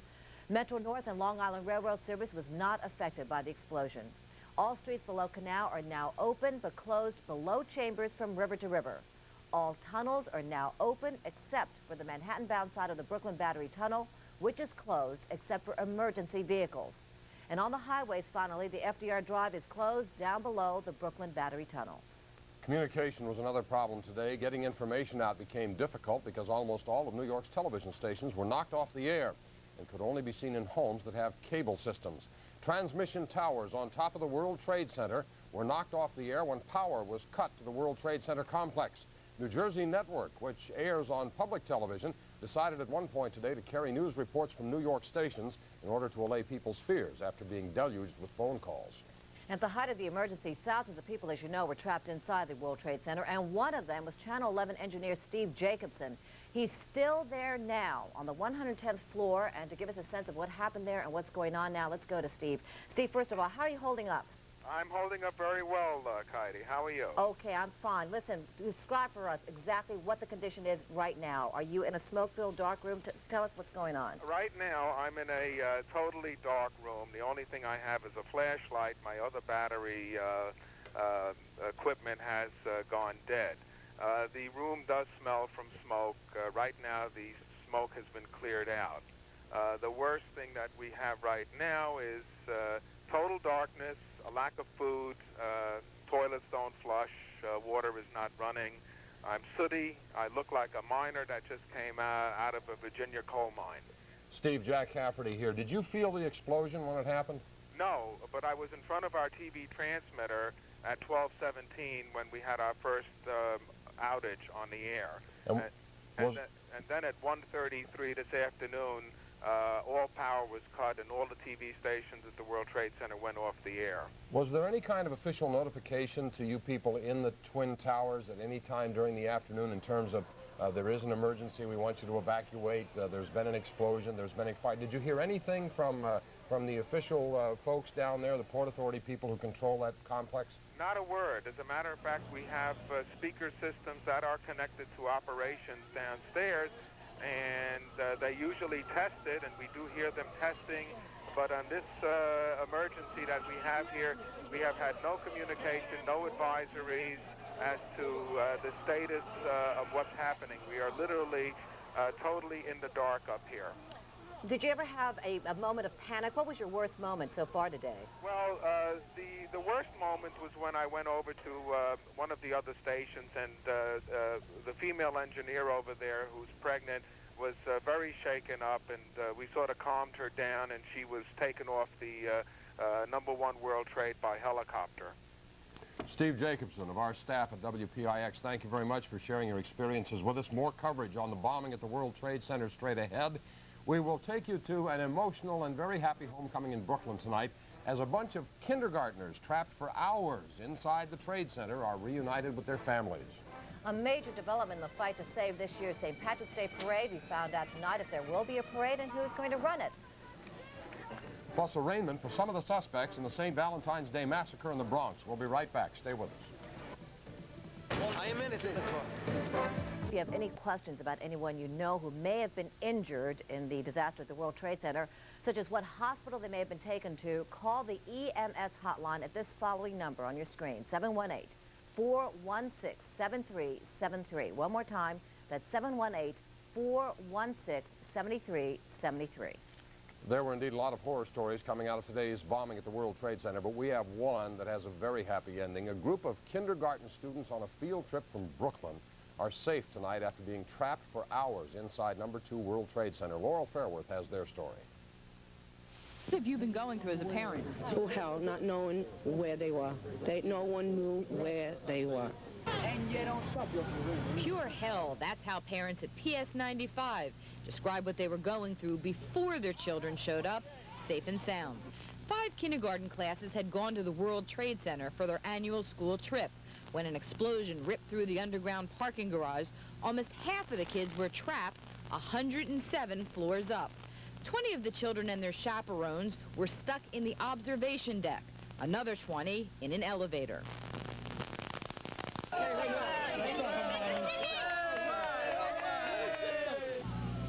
Cheers and hugs greeted the youngsters, who seemed calm after their 6-hour ordeal. The fireman came. I got stuck in the elevator, and then the fireman broke down the elevator. Were you scared? No. What did you do when you were in the elevator? Crying. You cried? Did you think you weren't going to get out? Yeah, the fireman did it, but I looked down. He saved us. While the kids ate ice cream, their teacher told us how she managed to keep most of the 5-year-olds from being afraid.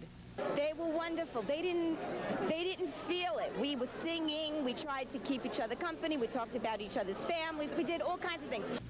One little girl showed us her souvenir, a flashlight given to the children by firefighters. But even without this memento, her father said this is a day he'll never forget. In Brooklyn, Laurel Fairworth, Channel 11, News at 10. Thank goodness for a happy ending on that one. We will, of course, have much more coverage on the disaster at the World Trade Center later on, but we do have other news. And moments later, likewise, the lights in our offices in the hallway flickered and then went out. And moments later, we were able to smell smoke all the way up 58 floors into the tower. So we headed for the emergency stairwells. And our lights were on in the stairwells, but there was considerable congestion. And unfortunately, at almost every landing, the doors to the inside hallways were opened either from someone on the inside or someone from the outside, and that gradually increased the smoke level to a very great level of discomfort.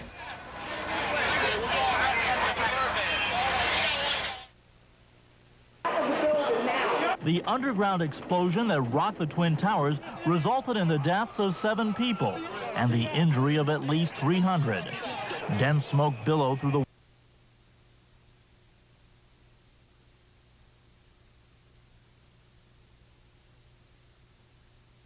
went down. A group claiming to represent Croatian militants reportedly called 911, predicting a bomb would go off sometime after noon. The blast apparently happened in the garage, causing the partial collapse of the ceiling of the underground Port Authority train station. The impact causing a crater some described as 3 dented vehicles and cinder-block walls are knocked down, pipes are broken. A fleet of Secret Service cars was reportedly damaged. Blocks away, confusion. At the Empire State Building, a bomb threat sparked a hasty evacuation. Folks, we gotta move back. We gotta keep this area clear. Electricity and heat were cut off to the entire trade complex. Many of the 100,000 people who work or visit each day trapped by the thick smoke. Dozens were rushed to St. Vincent's Hospital in Greenwich Village, treated for smoke inhalation. This is the scariest moment of my life, I'll tell you that. Is there any oxygen here? We got a pregnant woman here. Pregnant woman here? I believe I was the last one to go down. Some of them are up, and I don't know what is happening to them. At one point in the rescue effort, helicopters whisked to the roof of one of the towers to evacuate a pregnant woman.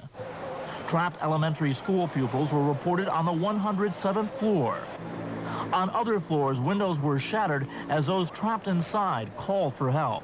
Come on! On the right. I got 5 patients in there now. As rescue efforts continued through the night, many asked how could it happen at the scene of a landmark that for many symbolizes the strength and power of a city. On a day when so many were left feeling powerless, just as many seemed to ask, could it happen again? Chuck Gomez, Channel 9 News.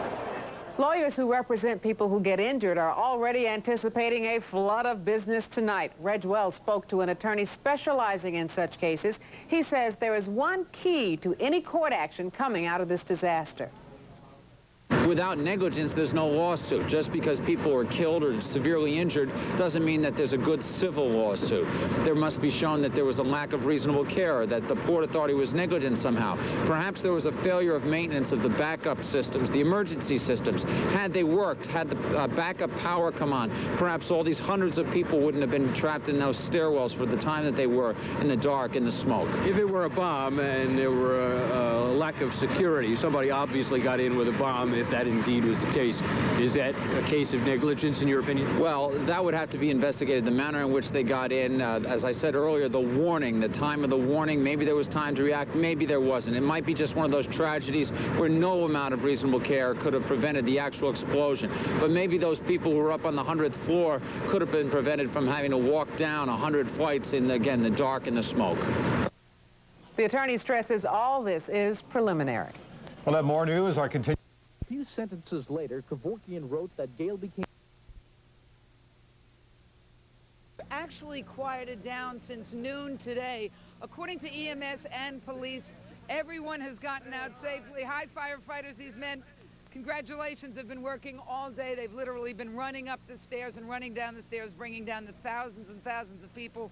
But now we have word from the police that everyone has been evacuated from the building. Unfortunately, though, right now they're reporting 7 dead, 700 injured, and we must say that of the 700 injured, a lot of those injuries, thank God, aren't that serious. Now we'll throw it back to you, Corinne, and I'm sure we're going to have a lot more on this story in the days to come. Thanks very much, Penny. All right, thanks, Penn. Carl, it's here now with sports. 12:18 p.m. The world's financial center would be changed forever.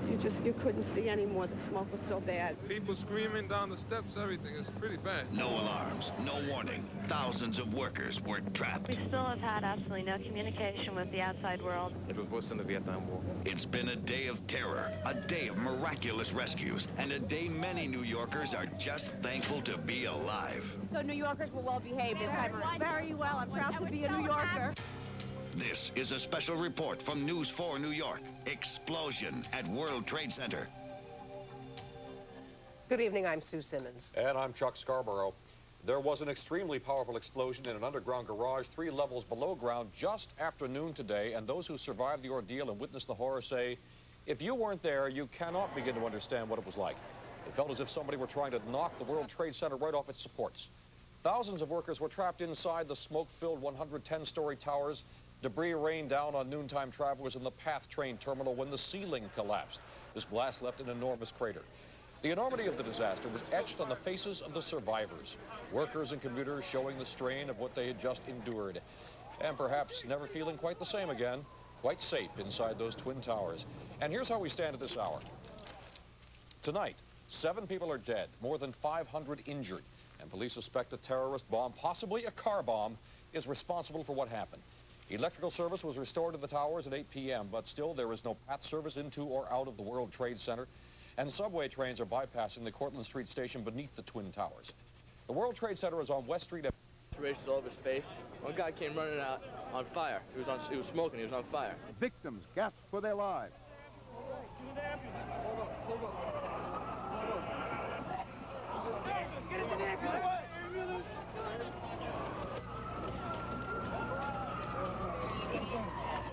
The trapped panicked as they smashed windows for air. We eventually knocked holes into windows. 3 windows. We found a hammer and we knocked holes into it. People were passing out. And sort of, and these women were towards that opening to get some fresh air. In other words, stunned survivors fled.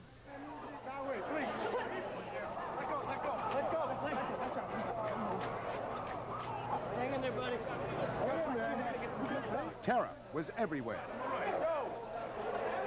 Then the chilling aftershock. Cops revealed they had received a bomb threat 15 minutes before the explosion. And there was more. This evening, the Empire State Building was evacuated after a bomb threat. There were fears the city was under siege from terrorists. It sounded like a bomb, then it sounded like something was falling. But it felt like an earthquake because everything was shaking. We heard about 12:20 very noisy bomb. So it was an explosion, we figured out. We just heard a really loud explosion followed by a secondary explosion. And You know, we didn't know what it was, a bomb or something. I was facing the Citibank down in the concourse, and the explosion occurred, and I actually watched it, and it came through the Citibank building and blew out all the windows in the Chemical Bank building. First thing I figured, it's got to be a bomb, some kind of terrorist thing. I was in the worst place possible. There was no alarm going on, so nobody really knew what to do. The whole building shook. Very, very, very nice. It was pretty powerful, because those guys were blown across the room, so it was pretty messy down there. Hundreds were injured, and at least 5 deaths, maybe more, were reported as that thunderous explosion ripped the world's biggest building. There were so many people, like, all trying to get down the stairway at the same time that there was a working team that will be picking apart this blast for days and days to come. Now, there could be all kinds of origins as you discussed them, but authorities say it was most likely a car bomb. Oh, they're still not certain, but right now they're not taking any other possibility very seriously. Police and the FBI are operating on the assumption tonight that the blast at the World Trade Center could have been caused by nothing but a very powerful terrorist bomb. Port Authority officials say their engineers, who have studied the building plans, agree with that assessment. They said their professional feeling is that nothing internally at the World Trade Center could have caused that kind of devastation. The explosion originated in a sub-basement parking garage, collapsing a wide area of 2 floors down into a massive crater that goes down 5 stories. An hour after the blast, a caller claiming to be from the Serbian Liberation Front told an operator at the 1st Police Precinct that the group might be responsible. Another call from a Serbian group went to a London bank. But according to police, several other calls from groups ranging from Somalis to Colombians to Turks also came into various places around the metropolitan area. Police aren't buying any of them for the moment. There were some calls made claiming credit for the bomb. There were a total of at least 7 calls that were made. We're not going to give you the specific statements, which our policy as far as these calls are concerned. Explosive experts from the police department, the FBI, the Treasury's ATF, say that only a massive concentration of high explosives could have caused such damage. Well, of course, that investigation continues now, and if you saw those pictures taken 2 stories below the ground, and as we were able to, you get up to the edge of that crater, and then you look 3 more stories down, you begin to realize the massive extent of this damage. Now, with something on this scale, of course, there is the attendant pandemonium. There was a bomb scare to the Empire State Building, normally a minor business, which caused the building, because of the climate here, to be evacuated. And, of course, authorities have not missed the fact that in Zagreb today, in Croatia, a bomb was defused in a briefcase just outside the U.S. Embassy there. But authorities say, be careful there. They say this Croatian connection may be a red herring. They say it's too obvious, it's too hot in the political news right now, and that they believe they should keep an open mind, because while they've had experience with Yugoslavian bombers before, they say this looks like the work of a much more sophisticated and much more experienced bombing group. They think perhaps Middle Eastern powers. Reporting live from the World Trade Center, John Miller, News 4 New York. Well, John, there was a report on the Associated Press quoting unnamed sources that one call was received by authorities 15 minutes prior to the blast, a call credited to a Croatian group. Do you know anything about that at all? I have heard of the wire story, but from the police and FBI people that we've carefully gone over, no one has been able to say who received that call or exactly when. So I think that is one of the things that is still floating in the unconfirmed zone right now. All right, John, thank you very much. Now, because of the terrorist threat, security has been beefed up tonight at the White House, the Capitol Building, and national monuments in Washington. Sue? Well, quick thinking by a team of firefighters prevented what could have been a tragedy on the 44th floor of the smoke-filled World Trade Center. They pried open a stuck elevator and found several unconscious passengers. Dave Rowdy has more on this dramatic rescue. Dave? Well, Sue, I don't know if folks around here remember that movie, The Towering Inferno. It was the first of that kind of horror reality film. The people in the World Trade Center today must have felt they were living right through that kind of a scenario. Although the fire and explosion were way below them, the 110-story building acted like a giant chimney, bringing smoke all the way to the top. And several of them, including the folks in that 44th floor stuck elevator, were in there for hours and hours and hours. In small groups of 10 and 12 through the afternoon and well into the evening, the rescues continued. As elevator by elevator, police and paramedics searched the World Trade Center buildings. Some inside had been trapped for hours. We were on 58. And what happened? We heard a loud boom. Nobody knew exactly what had happened at first. And then people started exiting and heading for the fire stairs. Those who'd been trapped told tales of smoky terror. Other frightened people rushed to the roof of the World Trade Center, and there, amidst the swirling winds and snows of the afternoon, an incredibly daring series of rescues by helicopter, more than 1,000 feet above West Street. For the firefighters, it was an incredible sight as they pried open an elevator door that had been stuck closed for more than 3 hours. All the other elevators that we'd opened up, everyone came out and they were happy. These people weren't even happy to see us. It was like they were surprised. What you're looking at right now is the World Trade Center lit up. Power is back. The rescuers think that they have been through most of the building, but underneath where John Miller showed you the crater, where we were down a while ago, they are still looking. There might still be people trapped somewhere under there. They just haven't gotten to the bottom of it. And one of the things that made rescuing people so difficult here is that one television station, not Channel 4, broadcast some erroneous information asking people if they felt trapped to break windows. Well, they did, and glass like this, an inch thick, came raining down. This is one shard of it. It is sharp, it is big, and the rescuers had a hard time. Many of them got hurt, and it was quite a day for all concerned. The casualty total is still mounting by way of injuries, but we have well over 500 hurt, and the last count we had was that 7 were dead. Reporting live from the World Trade Center, I'm Dave Browdy, News 4. Now back to you in the studio, Chuck and Sue. Dave, you live nearby, so you were among the first one on this scene. What struck you as being the most dramatic or was most stunning to your eyes when you first arrived? Well, there was a huge cloud, Sue, of black smoke pouring out of the garage here. But I got to tell you, the first thing that stunned me was the shock of the blast, because I live a block and a half away from this building on the Broadway side, and my entire building shook. And it was the most startling thing I've ever felt in Lower Manhattan, or for that matter, anywhere. And when you got down inside and actually saw the magnitude of that blast, the only thing I can compare it to is the Marine barracks in Beirut back in '83, where hundreds of Americans were killed. It is astonishing that the death toll from this was so low. Perhaps that's because it was not a heavily used part of the building at 12:18 in the afternoon. Dave Browdy, thank you, reporting live from the World Trade Center. And we will be right back with more coverage in just a moment.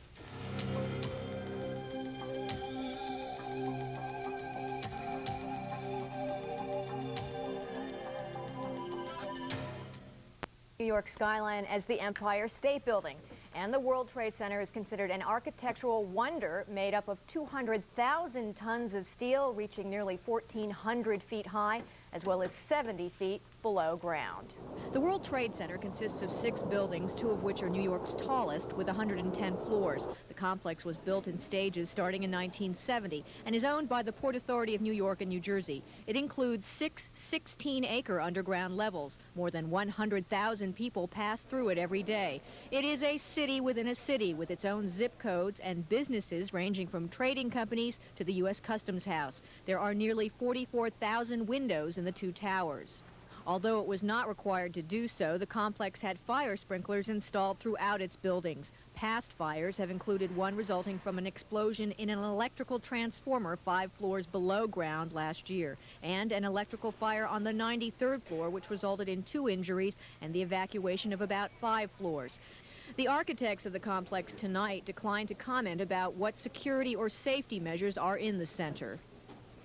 And in 1981, 3 Port Authority police officers suffered minor injuries from a fire in the 7th floor of the Vista International Hotel. Diana? Okay. Thank you very much, Kay. Normally... Tonight, comprehensive coverage, the World Trade Center, a target for terror. We have some exclusive video coming up for you. Good evening. We're about to give you the latest on one of the most astounding days in a long time here. The terror for 100,000 people or more at the World Trade Center. We have team coverage, but first we want to take you right to the heart of the devastation. Just a few minutes ago, we obtained exclusive video of the giant crater deep under the World Trade Center. The water pouring out is from broken water pipes, a car mangled in there somewhere. Also in the wreckage being searched, the Port Authority police station. the back of the police station. Can you just put your light around a little bit? Very careful. Yeah, like from here, and then let's go this way. The ceiling?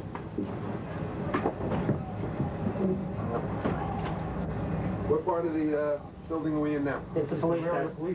The police desk. First subgrade of... The medical examiner says most of the 7 people who were killed worked for the Port Authority and were found in the blast area. Now, let's take you to the World Trade Center. Penny Crone is there right now. Penny. John, we have been here all day, and the only thing we can say is this scene is breathtaking, exciting, and it's also devastating. The amount of equipment, the amount of emergency personnel here, just numbers in the hundreds, probably into the thousands. I just saw a New Jersey sheriff put on his boots. Everyone is inside of the World Trade Center. There are still more than 200 people trapped upstairs. Now, we've gotten some information that this explosion that caused havoc throughout New York and possibly throughout the world, because there were thousands of people inside of the World Trade Center that were affected, was caused by a bomb. A bomb that's apparently between 400 and 1,000 pounds of plastic explosives. Emergency workers from the tri-state area have been on this scene all day. And as I said just now, between 200 and 300 people are still inside the World Trade Center. We cannot say they're trapped. They are safe. They're bringing them down at 10 floors at a time. Then they're stopping. They're stopping for a while. They're bringing them down 10 more. I just talked with someone who came down from the 110th floor. He said it took him 2 hours. We have a whole lot more. Let's take a look.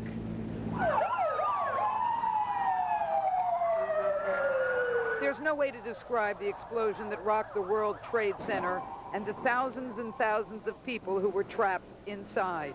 Thank God we're all here, though, I tell you. I hope everybody else is all right over there. Shortly after noon, the calls started pouring in. Explosion at the #1 World Trade Center. Suddenly, the street surrounding the 110-story building turned into a sea of rescue equipment. But as smoke billowed from the World Trade Center garage located above the path and below the Vista Hotel, thousands of people were trying to escape the smoke billowing into their offices and hallways.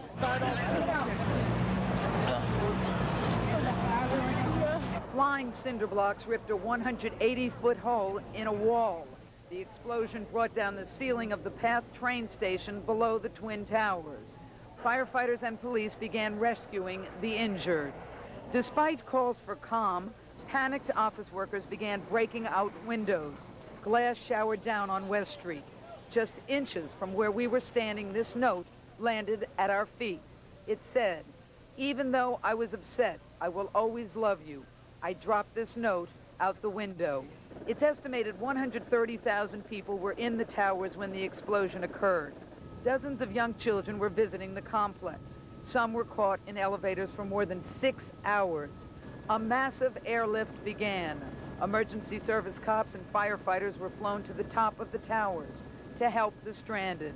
The chore of walking them down began. Everybody's stripping their own shirts, haul them over their mouth. It's incredible. This is in the lobby. What floor did you 105. 105. Took about an hour and 20 minutes to get down. No public announcement system. You didn't know whether to keep going or stay there. Scariest thing I've ever experienced. Shortly after the blast occurred, sources told Fox News it was caused by a bomb. That information has been virtually confirmed by law enforcement officials. We're still not able to get into the building to get at the origin of the explosion. There were some calls made claiming credit for a bomb. There were a total of at least 7 calls that were made. We're not going to give you the specific statements. That's just our policy as far as these calls are concerned. The bomb reportedly was planted 6 floors under the World Trade Center, and it blew a 200 by 100-foot crater in the 2 floors above it. It was pretty messy. A lot of debris all over the place. Fire broke out, electrical wires. What was it, just an explosion? Or? We don't know what it was yet. They're still trying to verify what it was, but it felt like the walls just like collapsed. The walls just like blew up and came towards you. Now, the U.S. Secret Service is housed in World Trade Center 1 in the Twin Towers 1, and all of its employees, all the agents work here. Incidentally, the cars are kept in the garage where the explosion occurred. 6 or 10 or 12 or 15, at least 15 of the cars were totally demolished, including the car that the president rides in here in the city. I spoke with the head of the Secret Service. He told me all of their people got out safely. However, it was a very traumatic time because there's a lot of explosives, guns, and ammunitions that the Secret Service keeps here. You can hear this helicopter coming in. This has been going on all day. The helicopters have been going to the roof of the building with police officers to try to help the people trapped on the top floors. Again, there are about 200 to 300 people trapped up there. Now, all of this havoc apparently is being claimed by the Croatian militants who made a phone call 15 minutes before the blast and said it was going to occur. We're obviously going to be learning a lot more about this, but right now we're going to go live to Chris Jones at another site here at the World Trade Center. Chris? Penny, this has been a terrible day for New York City, an apparent act of terrorism in the city's tallest building with, of course, hundreds of innocent victims, and the tragedy speaks for itself. But it has also been one of those days that proves New York City's greatness, from the professionalism of the emergency service workers, the police, and the firefighters, to the toughness of ordinary New Yorkers. Thank God we're on the ground. When the explosion ripped through the sub-basement of the World Trade Center, there were some 40,000 people in the huge complex, including disabled and elderly visitors, and several large groups of children on school field trips. The huge explosion was deadly. More than 500 were injured, mostly by dense smoke, and the death toll has now reached 7. But the bomb also set off a string of individual heroics, as thousands tried to get out of the complex and help others do the same. There were stories of total darkness and smoke-filled stairways that had to be navigated by thousands in distress. There were children trapped in elevators for 3.5 hours with no communication with the outside world. And there was compassion and the surprising absence of any panic.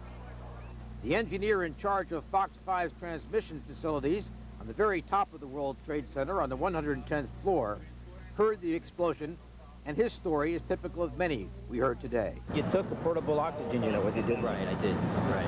And you had to use it? Yes. On the way down, there was one person that was experiencing some breathing problems, and he was dizzy. So there was like 3 of us were helping him down, and we gave him the oxygen that I had.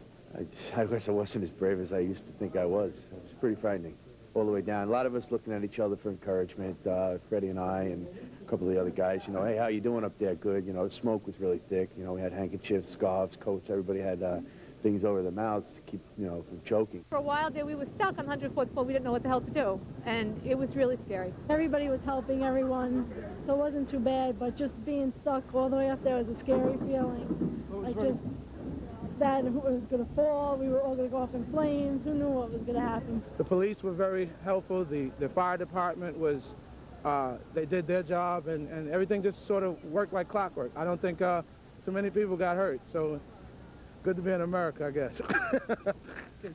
Well, New Yorkers are tough, and they're thankful, and as we speak, the emergency helicopters, the giant police helicopters are taking off and landing, still continuing their evacuations from the building, and that's why we're shouting. We have with us here Warren Hernania, and Warren, you work in the building. Yes, I do. What was it like? Where were you?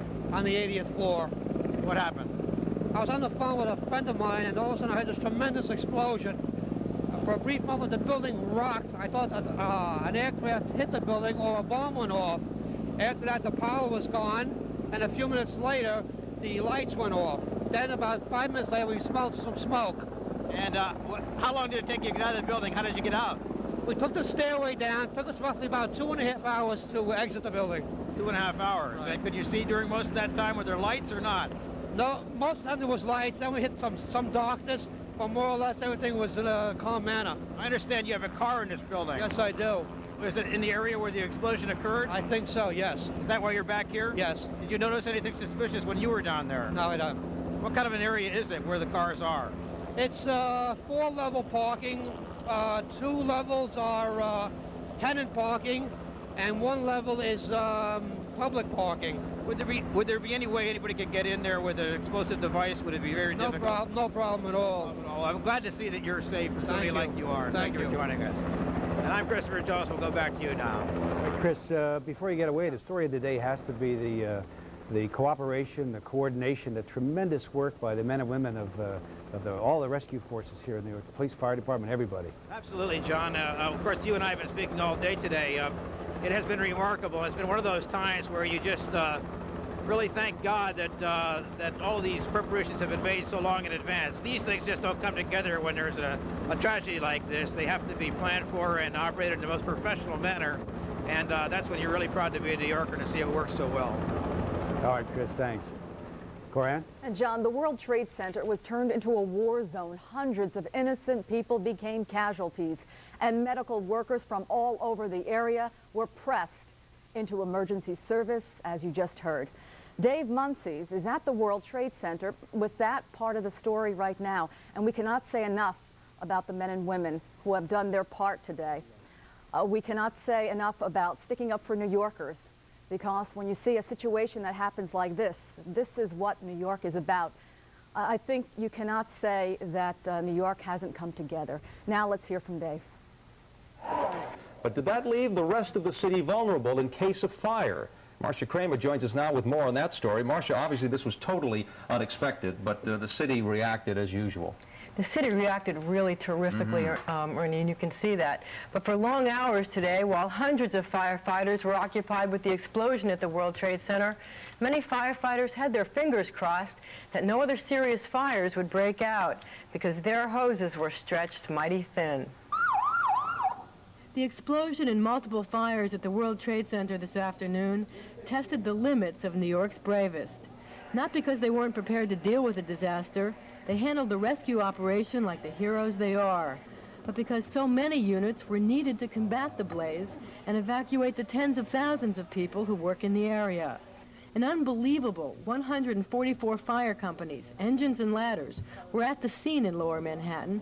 That's 40% of all the equipment in the entire city, and that left shortages elsewhere. When you have an operation, the equivalent of a 16-alarm fire at the World Trade Center, it stresses our system to the breaking point.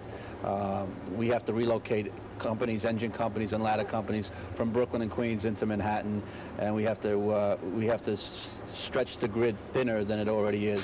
Engines were especially scarce in Manhattan this afternoon.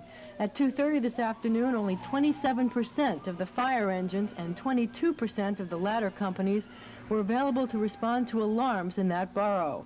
And many firehouses miles away from the explosion look like this, empty. The fire department's manpower has been stretched so thin that trucks are being moved all over the city. Here at Engine 54, which bills itself as the pride of Midtown, the engine's from Washington Heights, and the battalion truck is from Queens. The situation was so bad during the afternoon that the fire department went into its most serious fallback mode. What that meant is that voice box alarms weren't answered. Only one engine was sent to investigate a pull box alarm, and only a limited number of trucks were sent to alarms that were telephoned in. What's the best way to get the attention of the fire department today? 911. Use a telephone. Don't depend upon a street box. Dial or call the dispatcher, the fire department dispatcher in the borough that you live in. Well, within the last few hours, the fire department started getting back to normal. Only 50 engines remained at the scene. The rest returned to regular duty. Still, it's probably better to either call 911 or your local borough fire dispatcher to report fires tonight. That way you'll be guaranteed of a faster, more thorough response. And now joining us live from the command center at the World Trade Center is Fire Commissioner Carlos Rivera. Commissioner, your men have done an incredible job today, but a question for you now is what's happening with the investigation? What's the latest on the scene? Well, the police department is doing that investigation. What I really am here for is to really refute the statements that you have made this afternoon. I thought that those statements were irresponsible. They certainly were incorrect in regards to the fire coverage. There's no other municipality in this entire country and probably in the world that has fire protection such as New York City. At all times we had at least 50% availability. That's what the firefighters are there for. They're there to provide fire protection, and they respond to fires when they need it. So I don't understand what people are saying, yourself and so-called union officials or high fire department officials. They don't know what they're talking about. That is totally irresponsible. Well, Fire Commissioner, the reason we were doing that story was we were trying to point out to the public the best, most efficient way to contact the fire department in a time of great stress for your department. There was a time when you had almost 40% of your engines were down there. It certainly didn't come across that way. It didn't come across that way. It sounded to me like it was a scare tactics. It was just an alarmist viewpoint, and totally disservice to the people of the city of New York. Thank you very much, Commissioner. All right, Marcia, thanks for bringing us that part of the story, and we also thank the Commissioner for coming on and giving us his view on the situation. Thank you. Coming up next, the story of a firefighter injured battling the fires at the World Trade Center. He's a hero that we've seen before. The story coming up.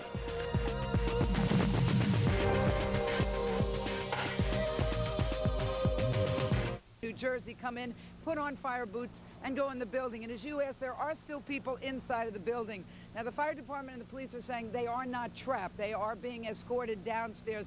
It's a very, very slow process. It's 10 floors at a time. I just want to recap that right now the police department is saying 7 people are dead from this blast. 700 people have been injured. But those injuries, again, are not all serious. A lot of people suffered from smoke inhalation. Anyway, we're going to have a lot more on this story, and you're looking at a live picture. And the massive work goes on here. It's going to be weeks before this is all cleaned up. And now we'll throw it back to you, John and Corianne. Thank you very much, Penny. Of course, we'll check in with you a bit later on. And there is other news happening tonight. This is ABC News Nightline. Reporting from Washington, Ted Koppel. It has been a long, hectic, and terribly chaotic day in Lower Manhattan, as you can imagine. Let's take a look at some live pictures of emergency equipment as you see them still there, personnel still on hand for the last few hours. Firemen have been moving from the ground up to the top of the Twin Towers, and police have been coming from the top down. We can show you now that video of a helicopter was taken sometime within the past hour or so, the helicopter landing on top of the Trade Center and picking up, among others, several pregnant women who had been stuck on the 94th floor. They were then brought down by the helicopter, brought to the ground, and ultimately moved out of there aboard buses and emergency vehicles. All of that, as I say, has been taking place late this evening into the night. As of this moment, however, they think they have everyone out of the Twin Towers. It is a little misleading, incidentally, to think of the World Trade Center's Twin Towers as just a couple of very tall buildings in Lower Manhattan. Think of them instead as a vertical city with as many people as Dearborn, Michigan. When the blast went off today underneath the Trade Center, all those people needed to get out. Only the electricity was off, which meant that the elevators weren't working and there were no lights in the stairwell and no instructions on where to go. Some of those people, remember, were more than 100 floors up. As of this hour, 7 people are dead, more than 500 have been hospitalized, 200 were treated on the scene, and there is growing reason to believe that the explosion was caused by a terrorist bomb. Here's what New York Governor Mario Cuomo said on the Larry King program just a couple of hours ago. This is a quote.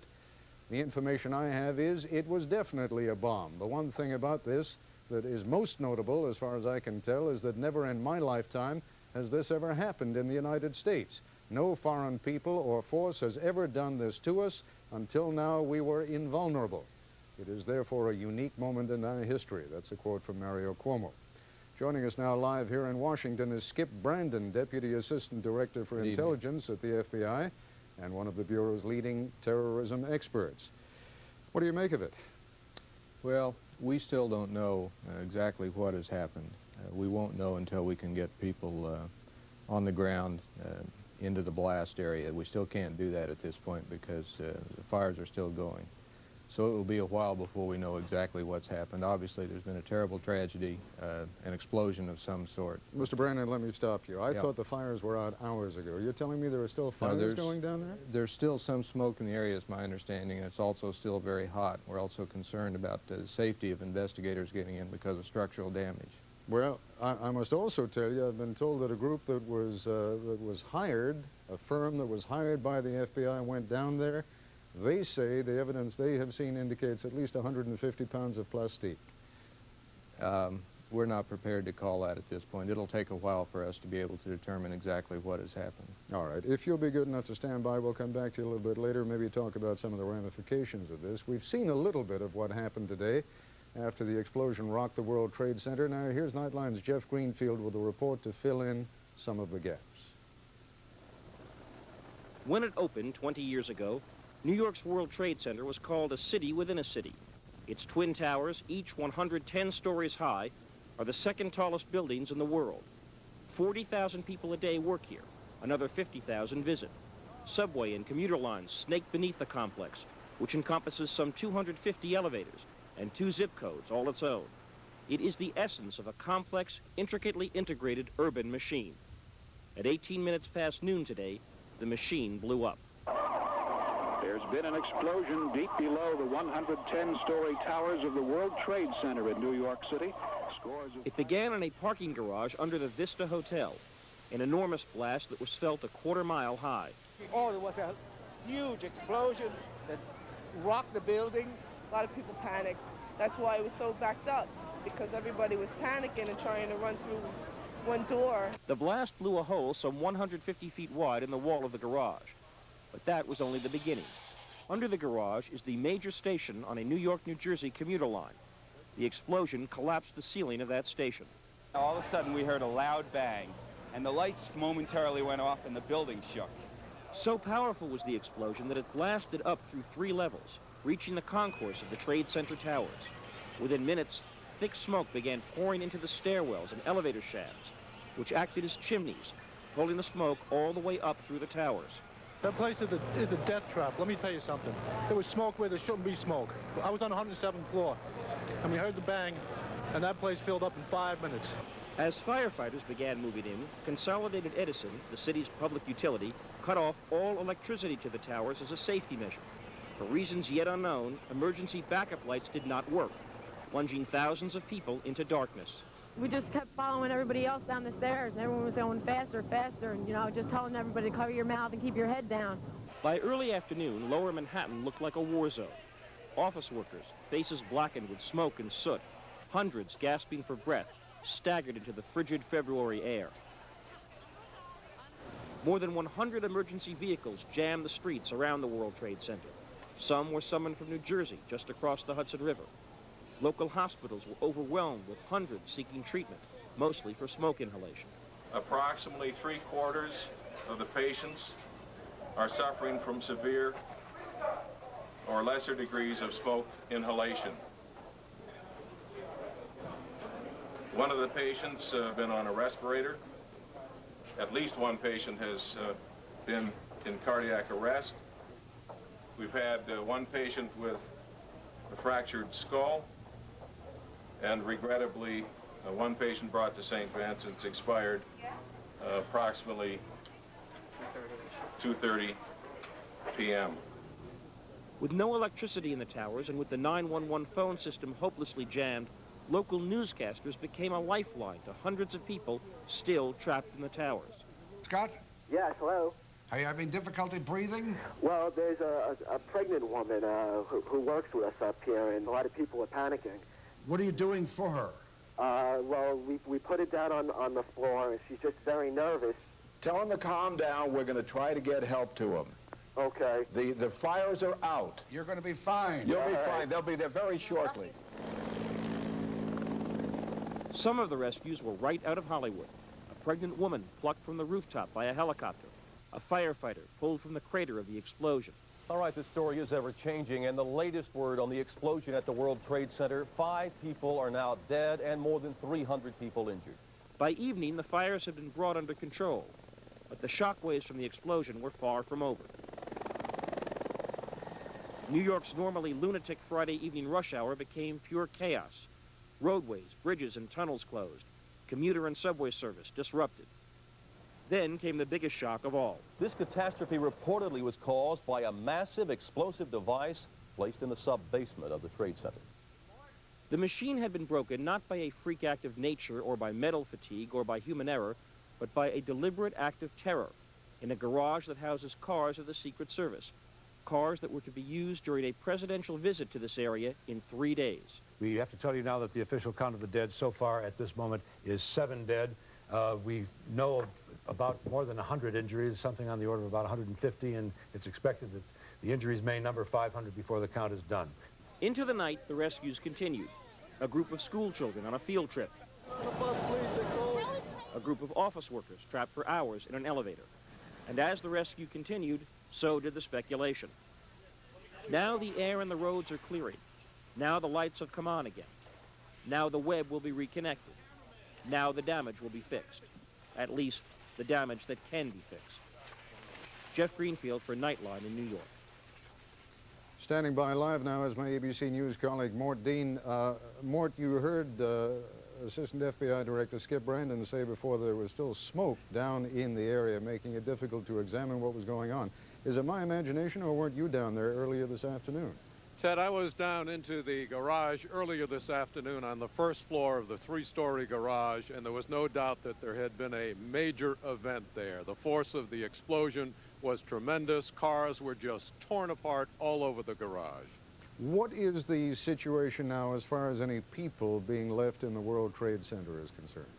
I was told just a few minutes ago that the Port Authority, one of the agencies here, has said that the 2 towers are clear, as is the Vista Hotel that is part of the complex, although police officers are still working from floor 1 to floor 50 just to be certain that nobody is on the lower floors, Ted. All right, Maureen, thanks very much. I hope you'll be able to stand by. When we return, we'll continue our discussion with Skip Brandon of the FBI, and we'll be joined by the Commissioner of the New York City Fire Department.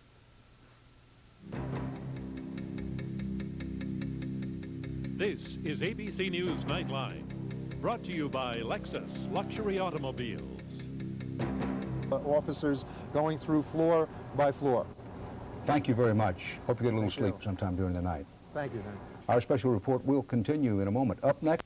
Who carried a colleague of theirs who was wheelchair-bound down 66 flights of stairs, and they had to wait till everybody else was out to go down backwards. But in all these stories, when children are involved, there's always something very special about it. In this case, a group of school children, kindergarten kids from Brooklyn, were going on a field trip to the World Trade Center and got caught up in the day's events. And when they returned home hours later, it was quite an emotional moment. Here's how our local ABC station reported it. A school bus full of kids has never been such a welcome sight as it was tonight at PS 95. And when the doors were opened, it was pandemonium of joy. Come on, sweetheart. Come on.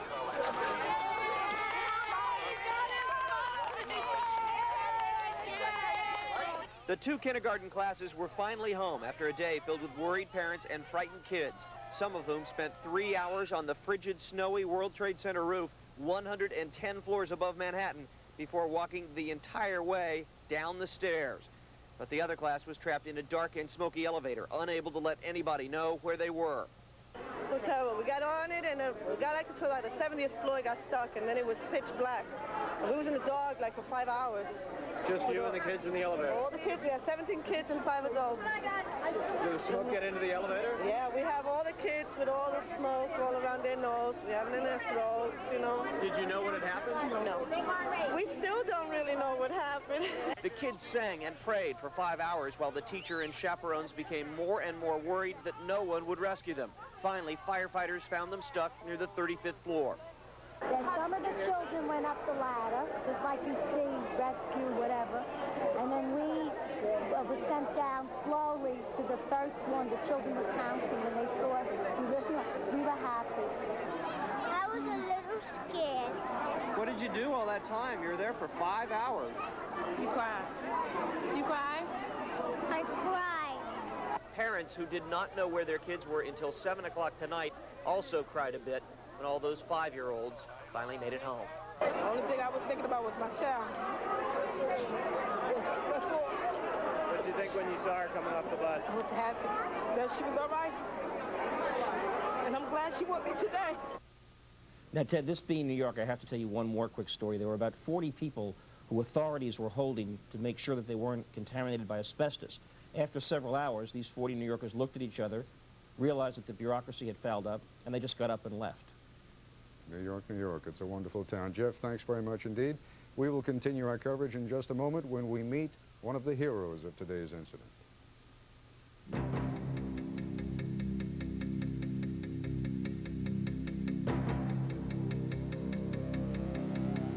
Two fellow workers of yours, but you know what is down there. To the best of your knowledge, is there anything there that could have caused that kind of an explosion? No, no way. It was so powerful that it just vibrated the whole place. I had to be real close to where we were. And then when I got upstairs, our office was totally ripped up, you know, as everything in a way. I had to pull through everything just to get to these guys. Now, where were they? They were under the rubble? Yeah, they were under the rubble. They had to take their shirt off, and they were just there. I just had to shine the light. I couldn't even see them. One of them stuck their hand out, and I pulled them forward. And we finally got them out, you know. When we turned around to go back, I panicked because we couldn't see anything. And then I remember the desk I climbed over, so I climbed back over that same way. And then when we got there, the door we were trying to get out was blocked. So I just started running into the door until I finally knocked it open. There were people that were right on the side in the elevator because there was air in there. And they came out and they got out too, but the two guys that we pulled out started collapsing, and they were trying to take care of them right there. I said, no, take them upstairs, and we finally took them all upstairs. And I just want to say that I was terrified, and it's the worst thing that ever happened in my life, but well, I'm glad. Let me tell you something. I think a definition of courage is not doing something when you're not scared. It's doing something when you are scared, and by that token, you certainly performed heroically today. How are those two men, do you know?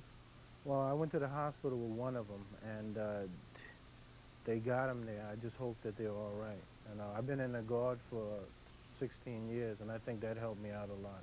What about you? You were taken to the hospital. How are you? Yeah, I went afterwards. After the last guy of ours had came out, we went back down there, and I took one of the fire department people down there to show them where there were some other guys trapped, because I just couldn't get to them. There was too much stuff in the way.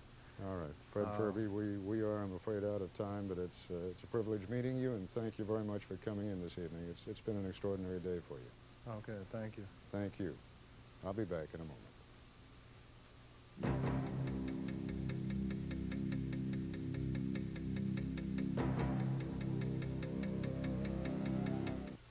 Lately, another 800 service has been promising to save you a few drops in the bucket over AT&T. What they're not telling you is that they lose 50% more 800 calls. Calls take longer to get through, and the other company is twice as likely to have a network outage.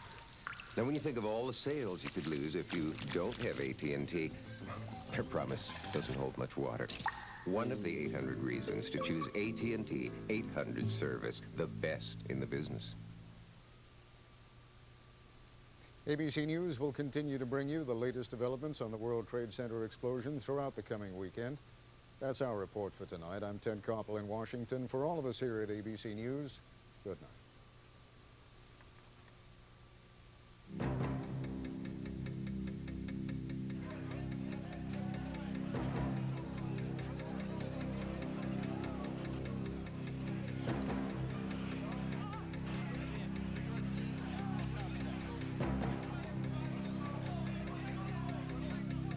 Nightline is a presentation of ABC News. More Americans get their news from ABC News than from any... ...their hands. Evidence they hope will help them break this case. In this hour, we're going to ask, are there any new leads? Will displaced businesses be able to recover from this kind of a setback? What changes in security are in store? And how are victims coping with the aftermath of their ordeal? Troubling questions, and we will have some answers. It all comes down to a nightmare of epic proportions that is being felt around the world. Newspapers in the major capitals of Europe carry headlines of the disaster, many indicating that the United States is no longer immune from a terrorist attack. Victoria Corderi joins us now with how it all began, an anatomy of a nightmare. Victoria. It has been 3 days now since the bomb blast rocked the World Trade Center, and the minutes and hours afterwards are now a part of New York's history that we will not soon forget.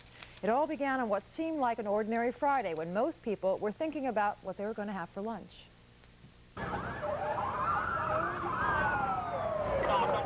beat everybody else. 12:18 on Friday. I was sitting in my chair, and all of a sudden I just felt an explosion. I flew out of my chair. We heard a loud bang and the building shook. Watch out, watch out, watch out. I was blown across the room. Everything went black, and it felt like a tomb. So when the walls came down, it came on top of the desk, and I just crawled out. By 12:20, firefighters and emergency crews flood the scene. Keep on walking, take it right now. Some sort of explosion underground, sending smoke clear through the upper reaches of the Twin Towers, still full of people trapped. We just kept following everybody else down the stairs, and everyone was going faster, faster, and, you know, just telling everybody to cover your mouth and keep your head down. But it just kept getting darker and smokier as the further you went down. There are a lot of people still up there that aren't going to get down for hours, and the smoke is extremely thick. It was like an apocalypse, I guess you could say. It was a very heavy, dense smoke situation. There was a hell of a lot of smoke. 750 firefighters, 188 ambulances. Unprecedented disaster. They're opening up elevators. When we opened up the elevator 1A, there were 10 people laying on the floor. It was amazing. And they were all semi-conscious. The only noise we heard was one woman cry. All the other elevators that we'd open up, the people came running out. The people in this elevator just kind of laid there. They didn't think they were going to come out. The epicenter of the blast, the parking garage beneath the complex, 4 levels of rubble. Please evacuate the building. Dark, it's wet, and there's a few people in there, and they're not sure how many. We got a couple out. There was a man still sitting in his car, and you could tell he was dead. And I didn't even get close to him, because as we were getting into that area, our man got hurt. He was searching for people, and all of a sudden the floor wasn't there. It fell into a hole. There's an enormous crater that's been formed. For the explosion, it was clearly a huge explosion. There's a lot of debris in the crater. It's building materials. It's cars caught on fire that were in the garage. There are mechanical systems, pipes from the steam system were blown up. One of the patients been on a respirator. At least one patient has been in cardiac arrest. We've had one patient with a fractured skull, and regrettably, one patient brought to St. Vincent's expired. All told, 5 people died, more than 1,000 injured. By Saturday, aftermath and analysis. Looks like a bomb, it smells like a bomb, it's probably a bomb. More than 40 calls claiming responsibility. I can tell you that the phone calls were very varied all over the lot.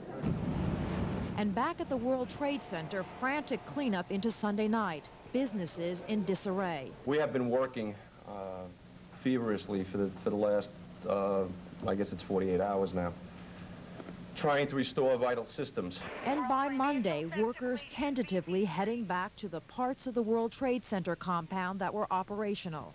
So many questions still unanswered. You know, the federal and the state and the local people have been working together ever since the incident occurred. It took us a substantial amount of time just to get people down in the crater that the bomb made to begin the analysis.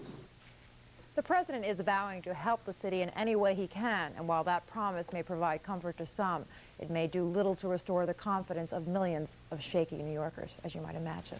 Thank you, Vicki, very much. From outside, the Twin Towers still look very majestic, but 2 of the tallest buildings are the emptiest buildings tonight. Twin tombstones standing over a crater of death. The bomb on Friday killed everyone standing nearby in the Trade Center's underground parking garage and wrecked the police command center, too. The force of the explosion spread outward, upward, and downward. It tore through walls, it shattered water mains, it leaked millions of gallons of water. It broke power lines and brought down the ceiling in the Trade Center's PATH station. And suddenly workers were fighting for their lives. Jim Dolan had a unique first-hand look inside at the devastation, and he's live now at the World Trade Center. Jim? Bill, one story out of thousands from Friday afternoon. In the harrowing moments after a terrorist bomb ripped through the floors and walls of the World Trade Center garage, as a choking black smoke began to fill the lower floors, a garage parking attendant lay dazed and frightened beneath a mountain of concrete rubble. He had no time to wonder what had happened as car tires and gas tanks continued to explode one by one around him in a deafening crescendo of terror that seemed to him quite endless. The attendant somehow managed to make it out alive. Now take a look at what he thought for a few terrifying moments would be his grave. Walk down the stairs of the World Trade Center and you step into the war zone, where steel-reinforced concrete crumbled like cardboard, where a 300-pound steel door flew from its hinges to land 100 feet away, and step beyond a plastic curtain into a world where walls of cement shattered like panes of glass, where floors and ceilings collapsed, where 50-pound bricks are strewn about like pieces of an angry child's game. This is our mainframe computer right there. I have my light on it. On Friday morning, it was a working, efficient, high-tech office area. But look at the clock and calendar on the far left of the screen. It managed to work for just a few short minutes after the blast, after the world of the employees here in the basement changed forever, after a blanket of soot and debris covered their lives, and after the feeling of safety they had always enjoyed was lost in the smoke that engulfed them. But down there in the black fog of desperation, beneath the bricks and clutter, in the basement of the World Trade Center, heroes emerged. We had an officer in here who was buried in the rubble, and he managed to get out through here and save his lieutenant, who was buried in the office back here. Both survived, and fortunately they picked a safe route to leave the building. They were lucky. If you were to go out that door, you'll fall about 200 feet. Now walk to the lip of the crater, the epicenter of the earthquake that rocked people 110 stories above. One rescue worker said it was like looking into the mouth of a volcano on Friday. Here, 4 floors of walls and ceilings and floors and everything between them collapsed. An electric control room, 5 feet by 6 feet, dangles in midair, suspended only by the cables that once fed it power. The beams that hold up the building stand, but appear to buckle beneath the extra weight. Some say a war started here on Friday, a point it would be hard to argue against from the evidence. The reconstruction of the garage and the offices destroyed by this device will be an enormous undertaking. Every floor in that garage braces the beams, and those vertical beams support the building. 4 of those floors are now missing, so those beams are supporting extra weight. In any event, the parking garage may never reopen. It was the bullseye of a target on Friday afternoon, a target that will clearly now require a great deal more protection. Reporting live from Lower Manhattan, Jim Dolan, Channel 7 Eyewitness News. There are still many questions surrounding the bombing at the World Trade Center, but tonight investigators may have a useful lead. It is a videotape. This was first reported today by senior correspondent John Johnson. He is live now at One Police Plaza with the very latest. JJ. Well, Ross, tonight police and the FBI are basically considering the bombing of the World Trade Center the act of terrorists, while at the same time corroborating the existence of a surveillance videotape of cars and vehicles entering the World Trade Center before the bombing. Vehicles that could have carried the explosives that blew up under the Trade Center. With the specter of a terrorist organization bombing hanging over the city, Mayor David Dinkins was hanging tough today. We're doing everything that we can, working closely with the federal and state governments to find the perpetrators of this repugnant incident and bring them to justice. Because no one, I repeat, no one, will be allowed to hold the toughest, bravest city in the world hostage to fear. Governor Mario Cuomo also warned those responsible for the bombing that New Yorkers wouldn't live in fear. We're going to be back in that office. I will lead my people back into that office. I hope we're the first ones back in the office, and I hope it's not more than a week or so before it happens. That will be our message to whoever did this. Whatever you were trying to achieve, you failed. While there are now all kinds of speculation as to who may have planted the bomb and why, Eyewitness News has learned that investigators are giving more weight to some potential leads in the bombing of the World Trade Center than others. First, the explosives used. There is speculation that the blast that caused the 4-story hole in the World Trade Center was some explosive combination of fertilizer and fuel oil, known as ANFO. But investigators are leaning more toward 500 to 1,500 pounds of dynamite. It would take a van to carry that much dynamite. Apparently there is a videotape covering at least one of the entrances to the parking garage. Apparently a tape of cars as they enter the garage. That tape just came into our possession, I frankly don't know what's on it. A dynamite bomb of this size, strategically placed as it was in the World Trade Center to do as much damage as it did, reportedly according to the CIA, was a world-class hit, likely by world-class terrorists who would need more than one person to pull off the bombing. I think we put the lone bomber, the lone zealot idea on the back burner. I believe the task force has done that. It's certainly still a possibility. Now, disturbing in all this tonight was word from the FBI that they're looking into the possibility of sophisticated terrorist organizations having planted this bomb, organizations that include the drug cartels and known Middle East terrorist groups. Reporting live from the police plaza, the police headquarters, I'm John Johnson, Channel 7 Eyewitness News. Thank you, John. And tonight, investigators are sorting out the pieces, trying to clear up the state of confusion surrounding the bomb itself. Federal agents working for the Bureau of Alcohol, Tobacco, and Firearms are carefully sifting through the tons of rubble, trying to find even the smallest clue that might tell them what kind of bomb was used. Primary evidence would be anything from residue that we'll collect from inside to the old traditional casings that it may be in, leg wires, timing devices, things of that nature. People who know best say it will be days before they can work their way down to the explosion site, which is now dangerously unstable and is likely to stay that way for some time to come. Everybody wants to know what kind of bomb was planted and why it was planted. One person who can bring us the very latest findings of the investigation is Deputy Mayor Norman Steisel. Mr. Steisel, I want to thank you so much for joining us.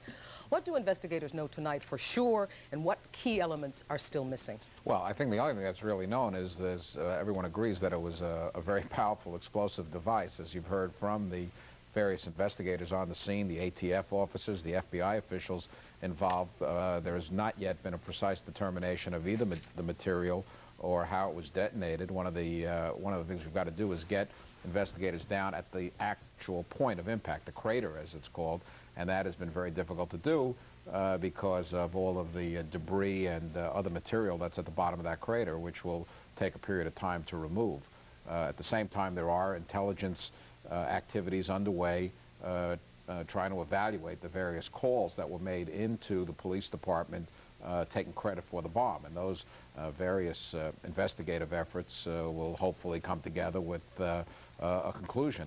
As has been said, we just cannot allow ourselves to be intimidated this way, and those people who are responsible will be caught, prosecuted, so that they know we're just not going to stand for this kind of fear and terror tactic. Do the people closest to the investigations, which include you, I think, tend to lean in one direction or another as to the identity of the bomber, that is, say, a terrorist or a disgruntled employee? No, I don't think there's been any real conclusions drawn about that. I should say that I am not close to the investigation. What's important, frankly, is for the professionals, the men and women who you saw some examples of earlier in your show, to allow them to do a very, very thorough investigation and determine who's responsible. I think a lot of the speculation in the last few days, which have pinpointed one group or another, are not terribly useful. It just stirs up a lot of other emotions among people who think, well, maybe they should get in the act and seek to take revenge against one group or another. So we are really urging those who don't know much about it to limit that kind of speculation. Keep their counsel to themselves. Yes, I think today's one of the tabloid newspapers today had one story. There were about this possibly being Saddam's revenge. There was another story about possibly having something to do with the Serbian and Bosnian communities. And here you're dealing with what essentially ethnic, religious feuds of enormous dimension, and we don't want to start people heated up and start that revolutionary fervor here in the streets of New York. So it's really important to allow the professional people who know how to do these investigations, whether it's sifting through the debris to determine what the bomb may be made out of, or whether it's intelligence gathering with possible organization, to do that job before anybody gets off chasing after false leads. Deputy Mayor Norman Steisel, thank you very much for coming with us. With more than 1,000 people injured, many are still nursing wounds, including the Montalvos. They were trapped in their car when the bomb exploded. They tried to get through the thick black smoke by feeling their way along a wall, but Ted Montalvo had a severed artery, and he passed out very quickly.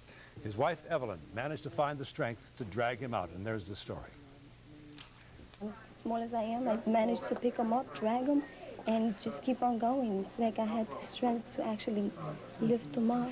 She started struggling and telling me, don't die on me now, don't die on me now. She started screaming at me, don't give up on me now. And she gave me the the power. Like a lot of people close to the bombing and not too close to the bombing, the Montalvos say it was only a coward who could have done it. And coming up on Eyewitness News, they were not physically hurt in the disaster. But the explosion did have to take a psychological toll on a group of school children trapped in an elevator in the World Trade Tower. We'll have their story of courage and of coping. And we'll also show you how businesses are scrambling for survival. And what's being done to make sure history of this sort does not repeat itself. Continuing live coverage of the disaster at the World Trade Center when we come back in just a moment.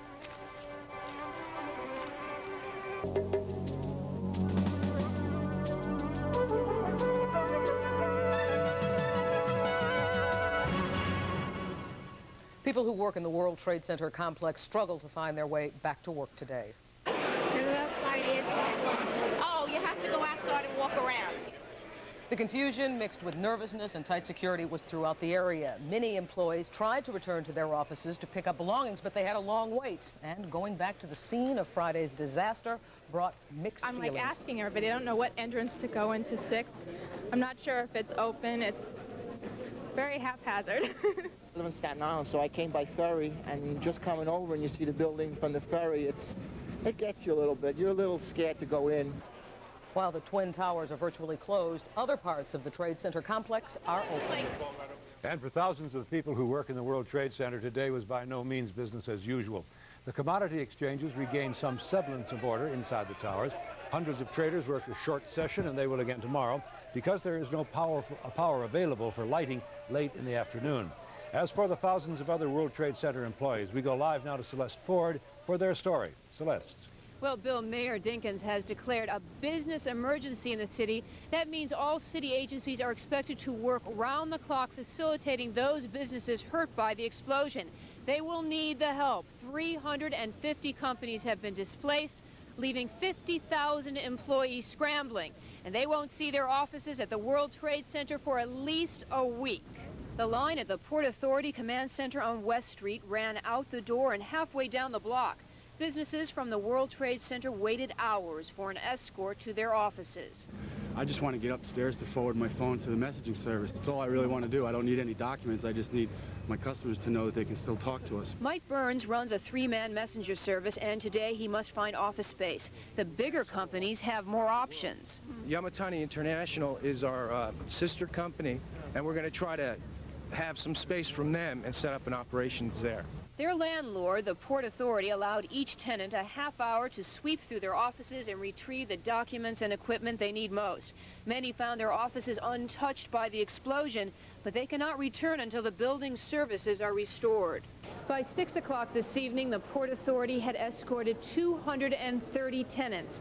They appear to be making do. Meantime, the experts won't even guess what the potential losses might be. The loss that is going to really take place will be to the building itself, to vendors in and around the World Trade Center, and possible to some business interruption loss. A lot will depend on how quickly the Port Authority can reopen the Twin Towers.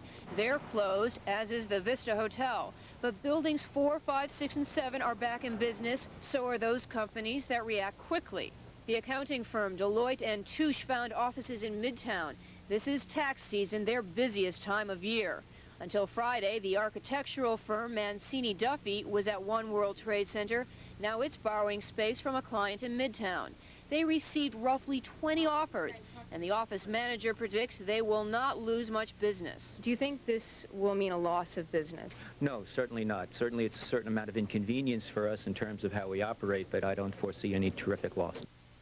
The city and state are making $5 million available for interest-free loans. In the morning, they will set up an office at the old Alexander's store on the concourse at the World Trade Center, and those small businesses that qualify will be eligible for loans of up to $50,000. And we're live in Lower Manhattan. I'm Celeste Ford, Channel 7 Eyewitness News. Thank you, Celeste. New York City takes pride because it is at the very heart of the world's financial system. But since Friday, there may be those businesses thinking twice about the risks of doing business here. So joining us in our newsroom is Ronald Shulp, President, Chief Executive Officer of the New York Chamber of Commerce. Mr. Shulp, thank you very much for joining us, but you know that even before the bombing on Friday, New York City had trouble with its reputation as a place to do business. What are you able to say to businessmen here and across the world to persuade them that New York is still the place to come to do business? Well, I think first it has to be said that business, like the rest of New York City, is under very adverse circumstances, coping very well with the situation. You have all the commodity exchanges open. You have the subway running again. You have businesses that were dislocated like Deloitte & Touche, foreign businesses like Fuji Bank, the biggest tenant, Dean Witter, finding offices because of the nature of their business and the way they're spread around the city. The difficulty, of course, is small business. I think most difficult of all, those really small ones, the mom and pop shops, both in the World Trade Center and in the area. They have more difficulty, and I hope now that the President has declared this an economic disaster area, they too will be eligible for these loans from the Small Business Administration. Mr. Shelp, there have to be serious concerns about tourism tonight because that is such a major industry in the state of New York. What is the Chamber doing to battle fears of terrorism, whether those fears are founded or not? Well, let me tell you the perspective I'm coming from. I was in Osaka, Japan with the mayor on our trade and business mission to sell business, keep business here, and attract tourists when this happened. So it's very interesting to see it from there, because you take one event and it gets magnified, and you can quickly lose perspective when you return and see how things really are. It's not that this wasn't serious, but this is one part of New York City. You know, we tend to think of the World Trade Center as a city all to itself. That's true, but there's lots of cities in this city in that sense. There's 55,000 people work here, yet over 3 million people work in New York. There's 12 million square feet of space in the World Trade Center, yet around New York there's 350 million square feet of space. What I found in Japan is two things, and I think this will be true in most of the world. First, the business people themselves from Japan, and they are the biggest foreign business community here, they're savvy, they know New York, they understand it, and they realize it's important to be here. Okay. Secondly, the tourists who've been here, and there's millions of those from Japan, understand it too. But right now, obviously, this is a frightening event. It is, Mr. Shelp, and unfortunately our time is all up, but I want to thank you so much for joining us this evening. President Clinton is vowing to come to the aid of businesses knocked off track by the disaster. Security was very tight for his visit to New Jersey today, and just as tight all through the city. That story when the special edition of Eyewitness News continues.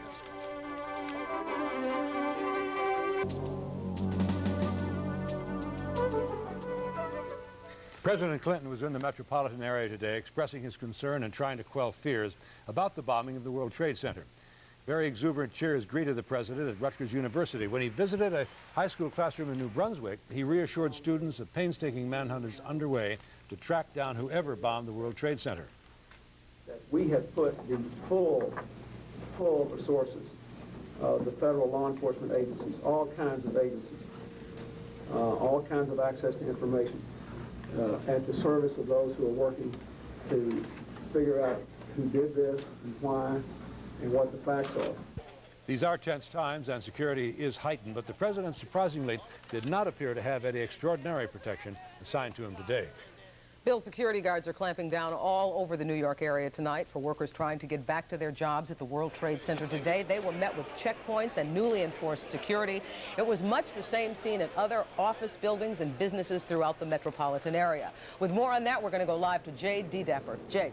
Well, Roz, we're out at Kennedy Airport tonight because if indeed the explosion was caused by terrorists, then crowded, high-profile landmarks like Kennedy Airport or, for instance, the Empire State Building would be likely targets. And that's why officials are trying to make them a little less vulnerable.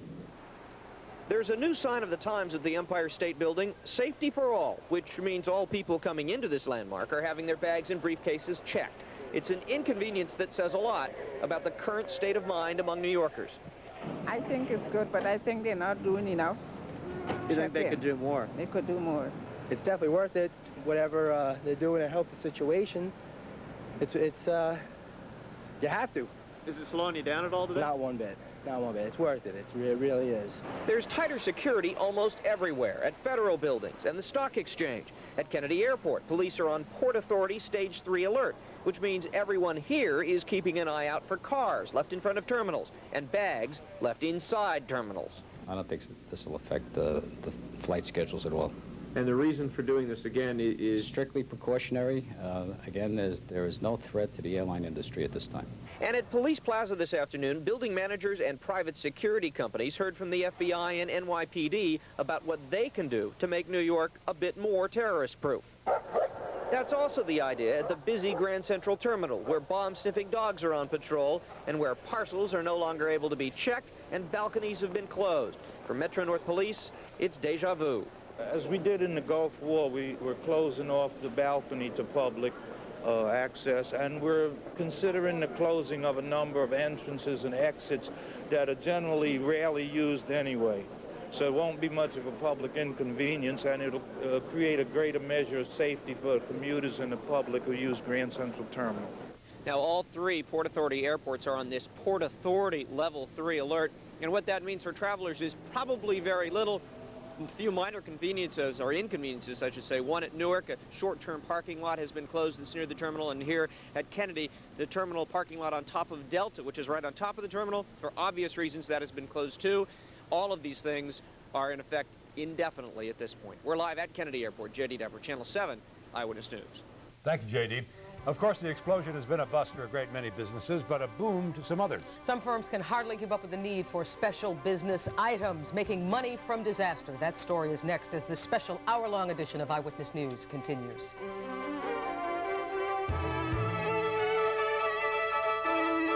There's another man's gold mine. And a lot of businesses like corporate relocators and office suppliers are making money off the World Trade Center bombing. That story now from Harry Martin.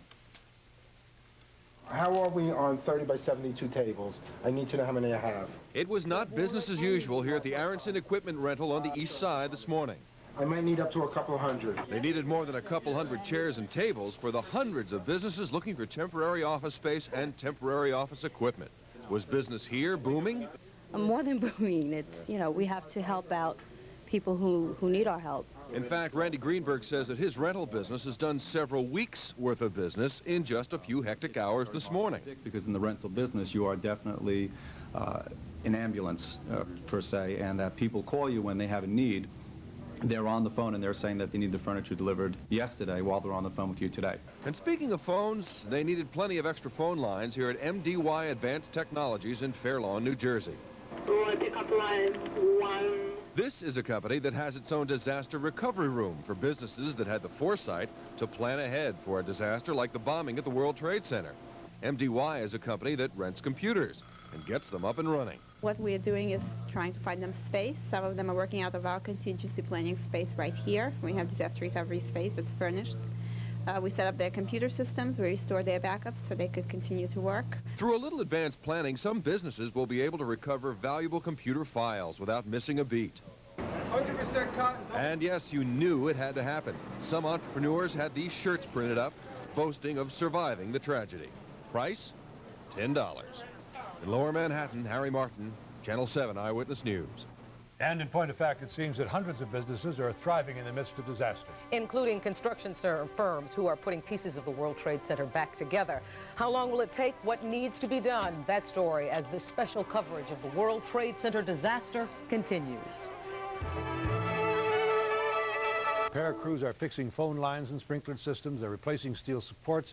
They're trying to get the towers, in short, operating as soon as possible. Tim Minton joins us now live with an update. Tim? That's right, Bill. In the city that never sleeps, now we've got the repair project that won't sleep. They will be repairing right around the clock. And as hundreds of workers begin to clean up and rebuild, officials provided the clearest assessment yet of the damage.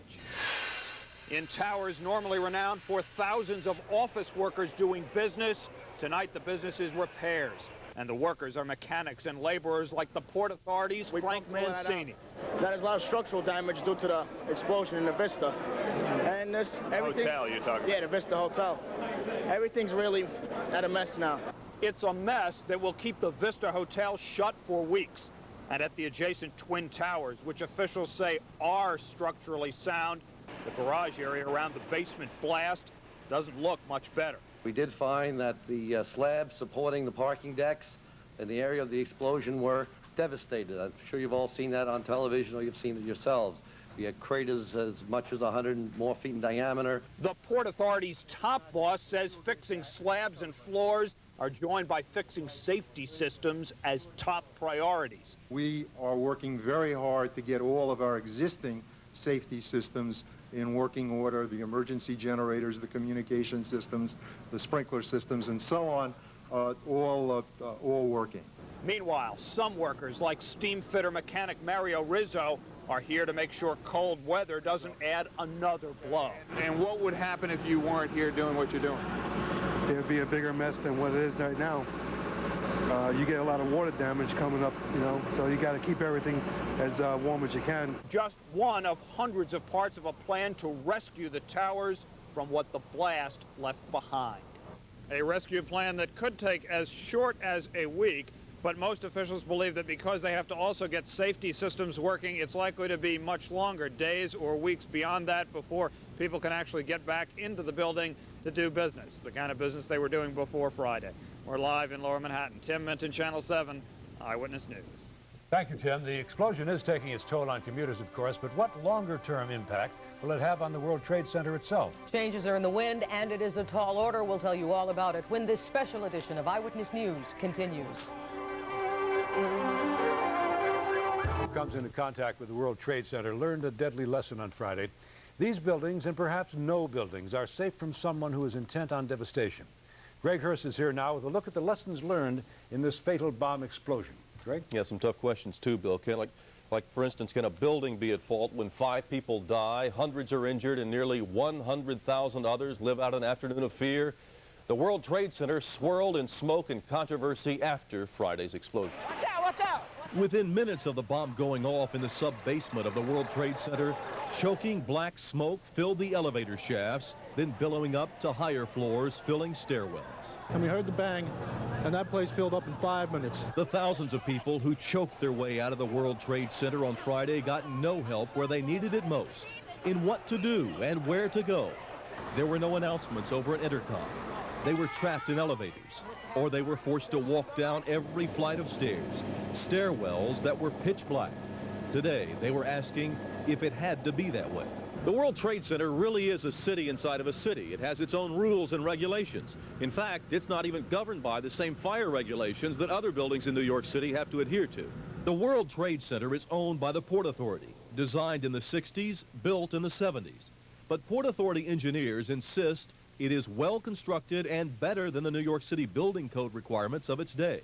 These buildings were not designed to minimum code requirements, but far in excess of code requirements. Still, the Port Authority is being second-guessed for its building design, including having both power and backup power sources in the basement, both of them taken out by the bomb blast. Although the Port Authority is not willing to admit to mistakes, it says there will be some basic changes.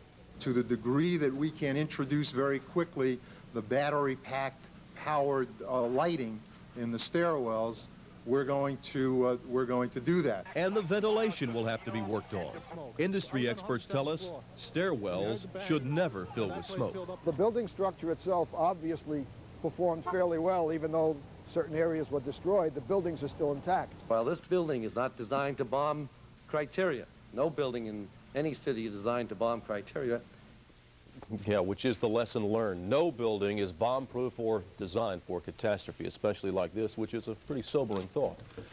Thank you, Bill Greg. Ross? There were so many acts of heroism on Friday, so many people doing extraordinary feats to save lives. But could the extent of the tragedy have been prevented? Were there precautions ignored? Were all of the safety codes good enough? And will there be changes at the World Trade Center? Joining us now to talk about some of these things, our New York's Fire Commissioner, Carlos Rivera. Commissioner, I want to thank you so much for joining us. And can we begin by asking you to help us understand the unique problems that your crews had in dealing with the World Trade Center explosion? Well, the major problem we had was the loss of power, the backup power. The World Trade Center has a redundant system, and their generators were in the lower level. They flooded out early on, and we lost our power. So everything, all the rescues, the people that had to be evacuated had to be removed via the stairs. And as most of our people know, it's 110 stories, and we had to cover each floor, floor by floor. It was a most difficult task. I was down there today, Commissioner, and I noticed that your firemen, your firefighters were all over the place. When is their work going to be done so that the investigators can get in and start to really begin to look for evidence about the bomb? Well, what I understand is that they're working, the World Trade Center at this moment is working on stabilizing the columns there. And once that is done, they are going to get into investigating, complete their investigation, or start their investigation, or let's say, better yet, to resume their investigation. We, the fire department, would like to get in there to finish our search. So we are both, the investigators and the department, the fire department, are awaiting the stabilization of those hazardous areas. Commissioner, thank you very much for joining us. Good luck. You've heard of the possible changes in security at the World Trade Center. But just how safe are you inside an office building in the city of New York? The answer to that question as we continue our coverage of the disaster at the World Trade Center.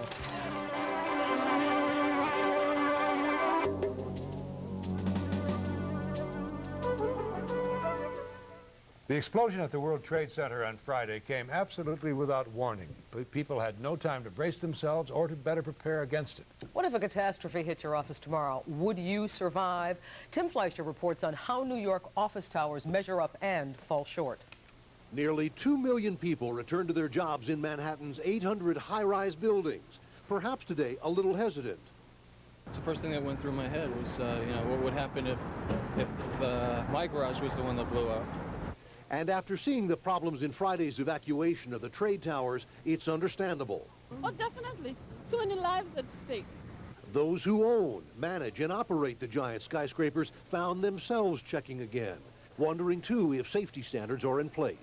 We have generators, backup generators, but we also have portable generators in case the main generator went out. We have portable pumps and all of that, but we try to deal with each situation as it occurs. Lino, open the door for them, Lino. But if an explosion in fire knocks out all of the safety systems, primary and backup, as it did last Friday, it's thought few would be equipped to operate, making emergencies more difficult. Still, high-rise buildings must comply with the toughest fire and safety codes in the country.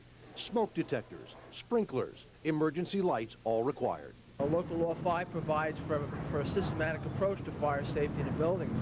It has an extensive mechanical system of communications, control of the air conditioning systems and ventilation. When the accidents happen, the experience in New York City has demonstrated that the systems work. They work exceptionally well, and we've had really very little loss of life and loss of property.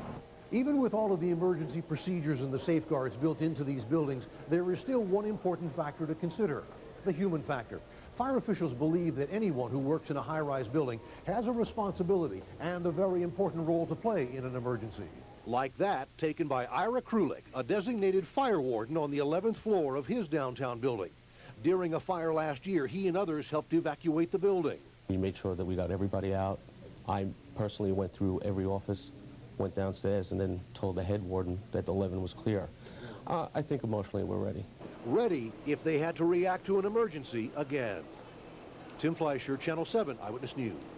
And fire safety experts say the best thing that you can do to protect yourself is to keep a flashlight in your desk drawer, and you need to know at least 2 ways to get out of your office building without using an elevator. The disaster at the World Trade Center tested the courage of the old and the young alike. Coming up, they were trapped in the chaos, but we will show you how a group of students are turning their ordeal into a lesson of life as we continue our special coverage of the disaster at the World Trade Center.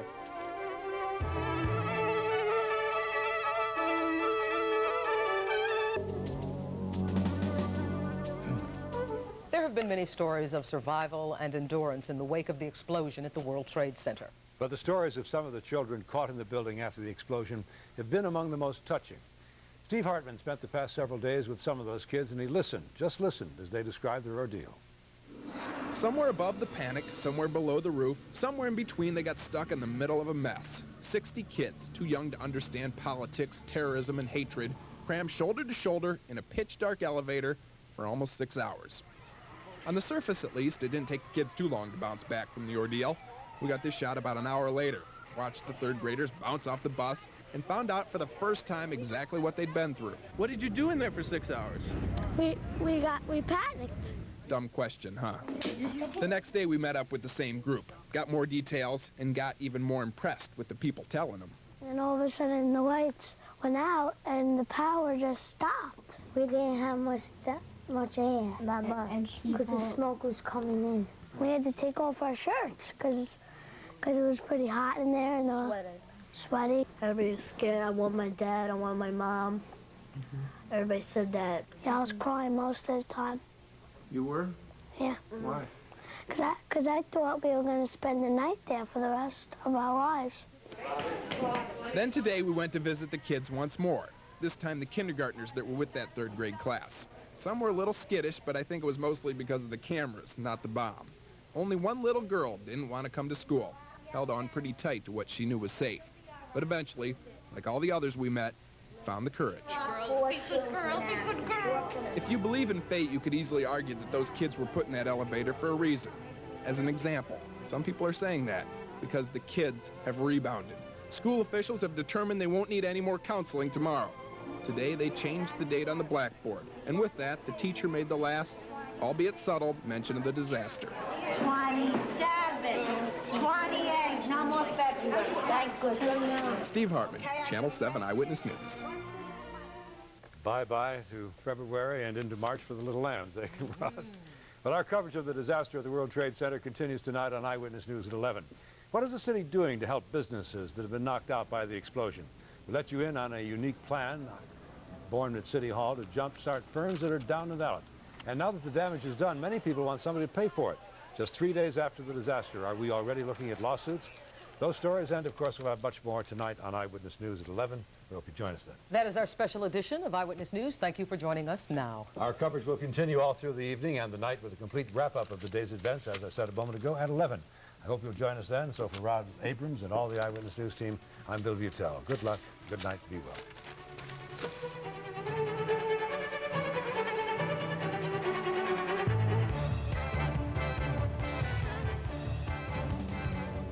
This has been a special edition of Channel 7 Eyewitness News. The world...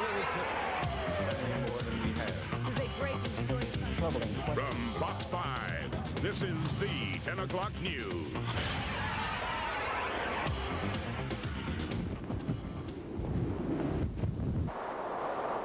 We got slammed by another major winter storm. We're taking a pounding.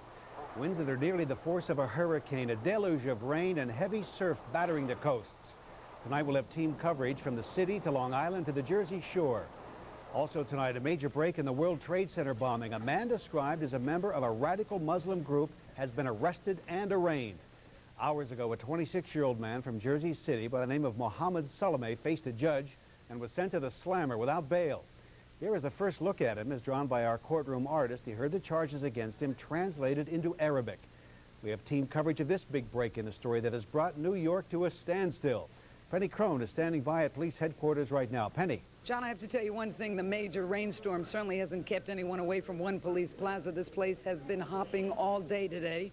And just a few minutes ago, Jim Fox, the head of the FBI here in New York, Ray Kelly, Police Commissioner Mayor Dinkins, and Charles Thompson of the ATF held a news conference to announce the arrest and the arraignment of 26-year-old Mohammed Salameh. Now, Mohammed Salameh was arraigned at federal court on Foley Square. He apparently just listened to the charges. He was wearing a gray suit. He seemed very faint, and he has been charged with planting explosives at the World Trade Center that resulted in the deaths of 5 people. Mohammed was arrested in Jersey City, New Jersey, when he reportedly went to pick up a $400 deposit that he had on the van that police believe carried the explosives that blew up in the parking lot of the World Trade Center. He allegedly rented the van from Ryder Truck Company in Jersey City, New Jersey.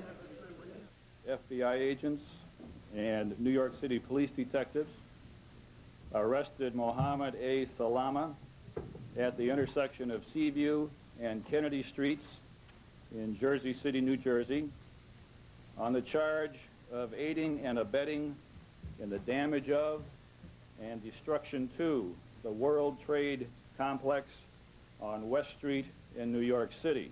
While collecting debris from the explosion site, the explosives experts identified components of a vehicle which contained the explosive device. Among the components was a part of a car displaying a vehicle identification number. A search warrant was executed this afternoon, and among the things recovered were tools and wiring and manuals concerning antenna, circuitry, and electromagnetic devices. A police bomb technician concluded this evidence indicated the presence in this apartment of a bomb maker. Mr. Fox, on the arraignment papers that were just issued at the arraignment, an FBI agent said that he was arrested by returning to the Ryder Truck Company. It is on the arraignment papers, which is public record. Could you kind of paraphrase it and explain it? He returned to the Ryder Truck Company about 10:15 a.m. this morning, ostensibly to obtain the return of a $400 deposit fee he had left for the van when he rented it. When he returned, agents and detectives were in the office. When he left, he walked about a block and a half to a nearby bus stop at the intersection previously indicated, and when it appeared he was going to board a bus, we effected the arrest. Now, Mohammed's attorney asked for, a court-appointed attorney asked for a $5 million bail. The judge turned it down after the assistant U.S. attorney said, no way, Mohammed would probably leave the country, and what's to prevent this from happening again? We're going to have a lot more for you tomorrow morning on Good Day New York and tomorrow night on the 10 o'clock news, but for now, we'll say back to you, John and Coran. All right, thanks, Penny. Amy Atkins joins us now. She is at the Jersey City Mosque where the suspect worshipped. She found quite a different story than the FBI story. Amy? Yes, I am standing in front of the building. Actually, on the third floor of this building is the mosque where the suspect worships. It is not the first time that a member of this mosque has been linked to a crime. All eyes right now are on this place of worship. Earlier, it was a place of business that had the FBI's full attention. Mohammed Salama came to the Ryder rental agency, a customer seeking a refund. He left with the FBI, a suspect in the bombing of the World Trade Center. On Tuesday, Salama, a Jersey City resident, had rented a Ford van. The same vehicle authorities believe carried the explosives that killed at least 5 people on Friday. The suspect told the agency the van was stolen. He demanded a $400 refund, which he eventually got. What he didn't realize is that the feds were behind the counter. He came back a number of times. He came back Friday afternoon and told me that the truck was stolen from his possession. And he wanted his $400 deposit. He wanted his deposit back. Sources tell Fox News the FBI has been conducting searches all over Jersey City, one of them at this apartment building. Gladys Moore, who lives here with her Egyptian boyfriend, says FBI agents broke down her door and ransacked her apartment. Oh, they took a piece of my hair, and they put some things in my hands, and they took a test, they sent it out, they came back, and they said I could go. 6 blocks away, the mosque where Mohammed Salama worships. Apparently, it is much more than just a place of prayer. Among the 300 to 400 followers, Sultan Ibrahim El Ghali, an Egyptian-born Muslim who was convicted of trying to smuggle hundreds of pounds of explosives to the PLO in 1985. Another notable, El Said Nosser, charged with the murder of right-wing Israeli leader Meir Kahane. Nosser was later acquitted. Kahane's attorney says the mosque is a hotbed of terrorism. After all, the people in the mosque were under serious consideration for deportation this very year. Why the delay? Why does it take an event like this to shock people to the realization that there are terrorists in our midst that can knock us out any day or night? Nosser's attorney denies a connection. I think it's utterly ridiculous. As I believe one mosque in Jersey City, a lot of Islamic people live there, and the fact that 2 men went to the same mosque is irrelevant. Same as saying is 2 people went to St. Patrick's Cathedral, that they would connect them in the bombing of the World Trade Center. It's utterly ridiculous. In this tight-knit and tight-lipped community, those who know the suspect quietly defend him. He's a nice person, yeah. Those who worship here defend the mosque. I doubt it very much that if someone from this building could do such an act. I doubt it very much. People should be very proud of the work done by the law enforcement authorities. They worked hard together, they worked aggressively, they worked without stopping until they made, I think, a very quick arrest. While many were praising the quick work, others were pressing for quick justice. New York Senator Al D'Amato was calling for the death penalty for convicted terrorists. If someone is so depraved that they will set off bombs, explosives, without regard to human life, then certainly a jury of his or her peers should have the ability, under the proper circumstances, to call for the death penalty. Also today, D'Amato introduced legislation to label the Palestinian group Hamas a terrorist organization. If that bill passes, members of Hamas would be forbidden from entering the United States. Is dedicated to destroying the Egyptian regime and has carried out scores of attacks on tourists and assassinations. And Mr. Rahman himself was implicated in the killing of Anwar Sadat in 1981 in the killing of the Egyptian Speaker of Parliament in 1990. He was also implicated in funneling a death hit list to Egypt in 1992, in which 2 other people on that list were assassinated as a result of that. In the United States, he has hundreds of followers, and essentially no one makes a move without getting his blessing. So even though we don't have any more information available from the law enforcement authorities, I think we can presume at this point that this was an operation that was carried out with the blessing of the organization headed by Omar Abdul Rahman. From the press conference tonight, we heard that apparently Salameh was not the bomb maker. At least that was not definitively pointed out. So what would his role have been? And obviously the culprits that you mentioned before that they are looking for would, I guess, include the people that actually made the bomb and the triggering device. Well, it appears obviously that the suspect, Mr. Salameh, was the driver and the renter of the van. And as terrorist operations go, essentially they're very compartmentalized. It is, everybody has a different part, and they're supposed to be kept secret from one another so that if one person gets caught, he doesn't really allow the others to get caught. Now, in this particular case, the investigators, I think, outfoxed the culprits.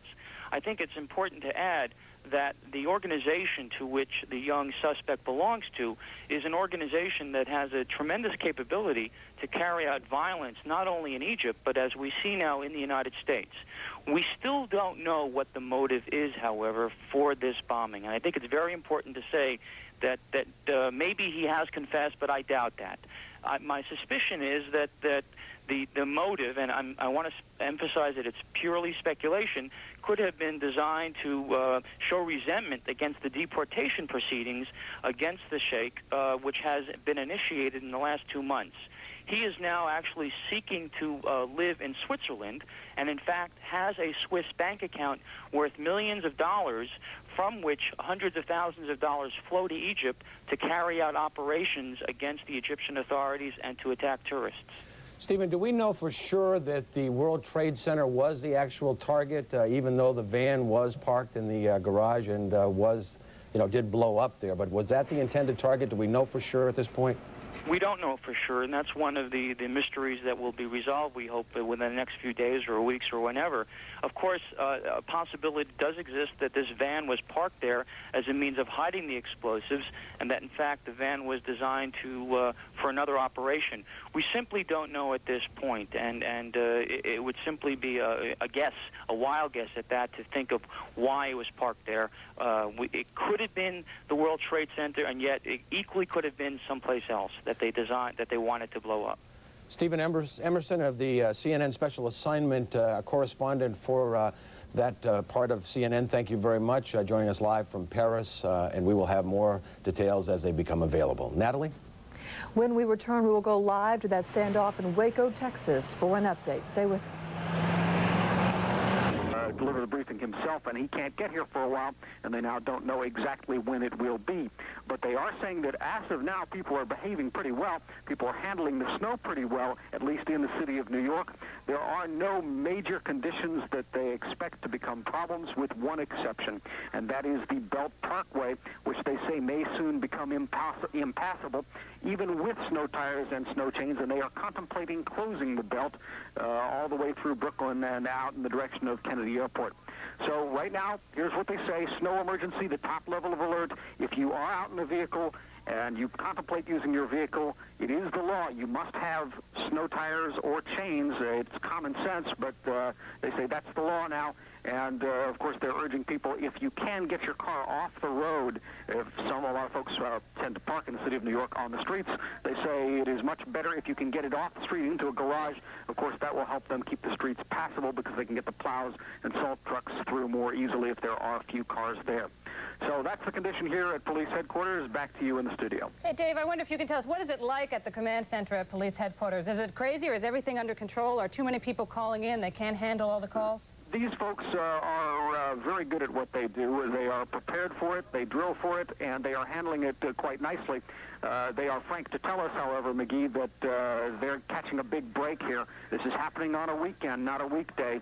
So a lot of people are able to stay home and stay out of this weather, which, of course, is the best idea. Okay, all right, certainly good advice. Thank you very much, Dave Browdy at Police Headquarters. We right now have New Jersey Governor Jim Florio on the line. Hello, how's it looking in New Jersey, Governor? Well, I've just got done executing a declaration of a state of emergency for our entire state. There's been a lot of focus on the Jersey Shore, which is appropriate, but the snow accumulations are starting to get very substantial in the rest of the state. Visibility in some areas of the northern part of the state is down to almost zero. But what this does is to enable us to utilize the National Guard, particularly the equipment of the National Guard. We're anticipating high tides, and that means the possibility of moving people, especially off of the barrier islands. We've already started some evacuations, but it may be that we have to do more of that type of thing. What I would just do is urge, a lot of common sense, and people stay home if they can. Governor Ralph Penza here. Governor, do I understand you to say that you are now calling out the National Guard? The National Guard is already available. And most importantly, their equipment. They have heavy equipment that supplements what's available at the local level and at the county level. That is needed sometimes to get through flooded areas. We've done that in the past. We have a great emergency response plan in our state. We used it in the December plan, December storm rather, when we had to evacuate some 5,000 people, put them into shelters. We always have the cooperation of the Red Cross and the Salvation Army. The state police are in charge of our emergency response capability. They have command headquarters in West Trenton, and they're totally hooked into every place in the state. Governor, when was the last time you called out the National Guard? For that December storm? We had the December storm. At that point, we used just a declaration of limited emergency because the problem was not as statewide as this one is. Governor, are you opening up the armories, and are the emergency shelters generally open and manned right now? We're in the process of evaluating what we have to do. In the past, we've used schools, we've used other types of halls. We will mobilize what we have to do. And as I say, we've already moved some. There's a few nursing homes in the southern portion of the state that are in low-lying levels. We've moved the people out of those already, and it may be that there'll be more of that. And what is your direct message to the people of your state? Please, if you can, stay home. The roads are treacherous, and as I say, in some areas the snow is literally blinding snow. There is very little visibility, and if you can stay home, do it. Okay, thank you very much, Governor Jim Florio. Very good advice for everyone. You don't have to be in New Jersey, New York, Long Island, Westchester County. We're going to take a break, and we're going to have more coverage. We're going to check in with Al Roker in just a minute. Stay with us. You're watching continuous coverage from News 4 New York. Storm Track.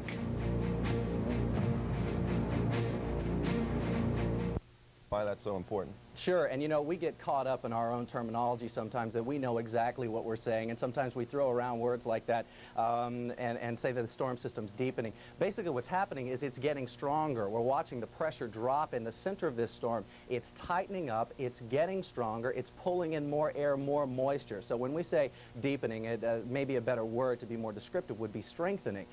This thing is going to set records for actual low pressure readings all up and down the coastline. It's that strong, it's that tough. And as those pressures go down, you can expect the wind speeds to increase, the snowfall totals to get higher, the accumulations to be pumped up by this system as it gets stronger.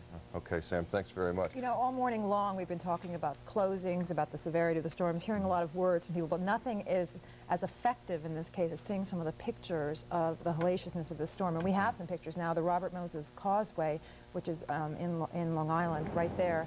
You could take a look at what is going on there. You can hardly see the causeway there, because this is the way a lot of people were getting off, or everybody for that matter, were getting off Fire Island and some of the barrier islands last night, going on to Long Island. About 300 people were evacuated from Fire Island, 250 from some of the other islands around Babylon. And that is where N.J. Burkett is for us live, and he has the very latest. It looks pretty mean out there, N.J. Harry, brutal is the word. I've been using it all morning, and there's really nothing that describes it better than brutal. The wind gusts, you could guess would be anywhere from 40 to 50 miles an hour. The snow, just whips through you like bullets. It's even difficult for me to look east because it just stings your face. It seems to cut right through you. It's so raw, so punishing, and so intense.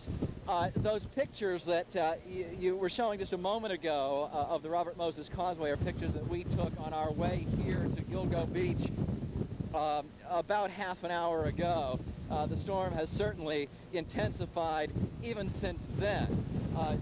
The man who has been monitoring developments here on Gilgo Beach is the town supervisor in Babylon, Long Island, Rich Schaefer, whom we've been talking to a good part of the morning, now into the afternoon. Rich, how is the town holding up? We're doing all right, but I think, NJ, as you mentioned, that this is just a preview. Since the storm right now is still poised in North Carolina, this is just a preview of what we're set to experience tonight, which is why we are shoring up the area and trying to protect the barrier beach islands as much as possible. What we were showing the people a few minutes ago, Rich, was the operation here that's going on with these mounds of sand behind you to preserve parts of the beach further up. Yes, what we're trying to do is shore up particularly the West Gilgo Beach area, which is where we're most concerned about a possible breach of the Ocean Parkway. If we do have a breach there, that is going to cause a tremendous problem for people on the mainland and possibly increase the amount of mainland flooding that our residents will experience. Not to mention cutting off Ocean Parkway for the commute. Not to mention cutting off Ocean Parkway, which would be a very serious problem. Sure would be. There is, I know, a nursing home in Babylon that's certainly within your town that you guys have been concerned about. Has there been any need to evacuate them? Not as of yet. We're considering, and we're going to be looking at the high tide on the Bayside, which comes at about 1:40 this afternoon.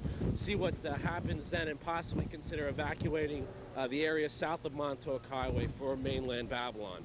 No need to do it at the moment, but if the tide is as high as is being predicted, you may have to? Yes, and then we'll be concerned for later on this evening, the high tide later on this evening around midnight.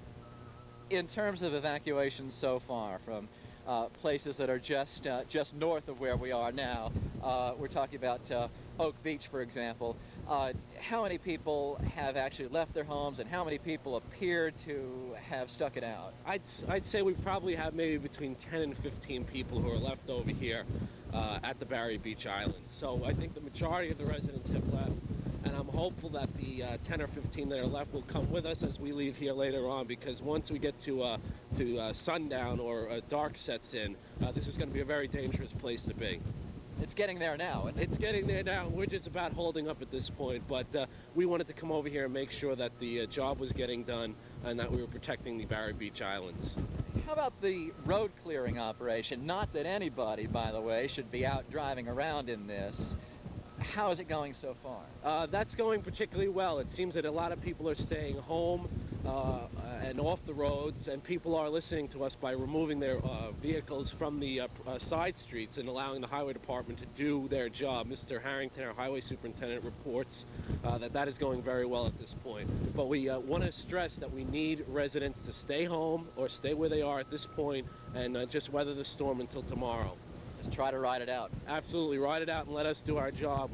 Later on, if we run into a problem with major power outages, the town hall is available, 957-7474, and we will be setting up shelters in Copeg and Lindenhurst and at the town hall annex in North Babylon.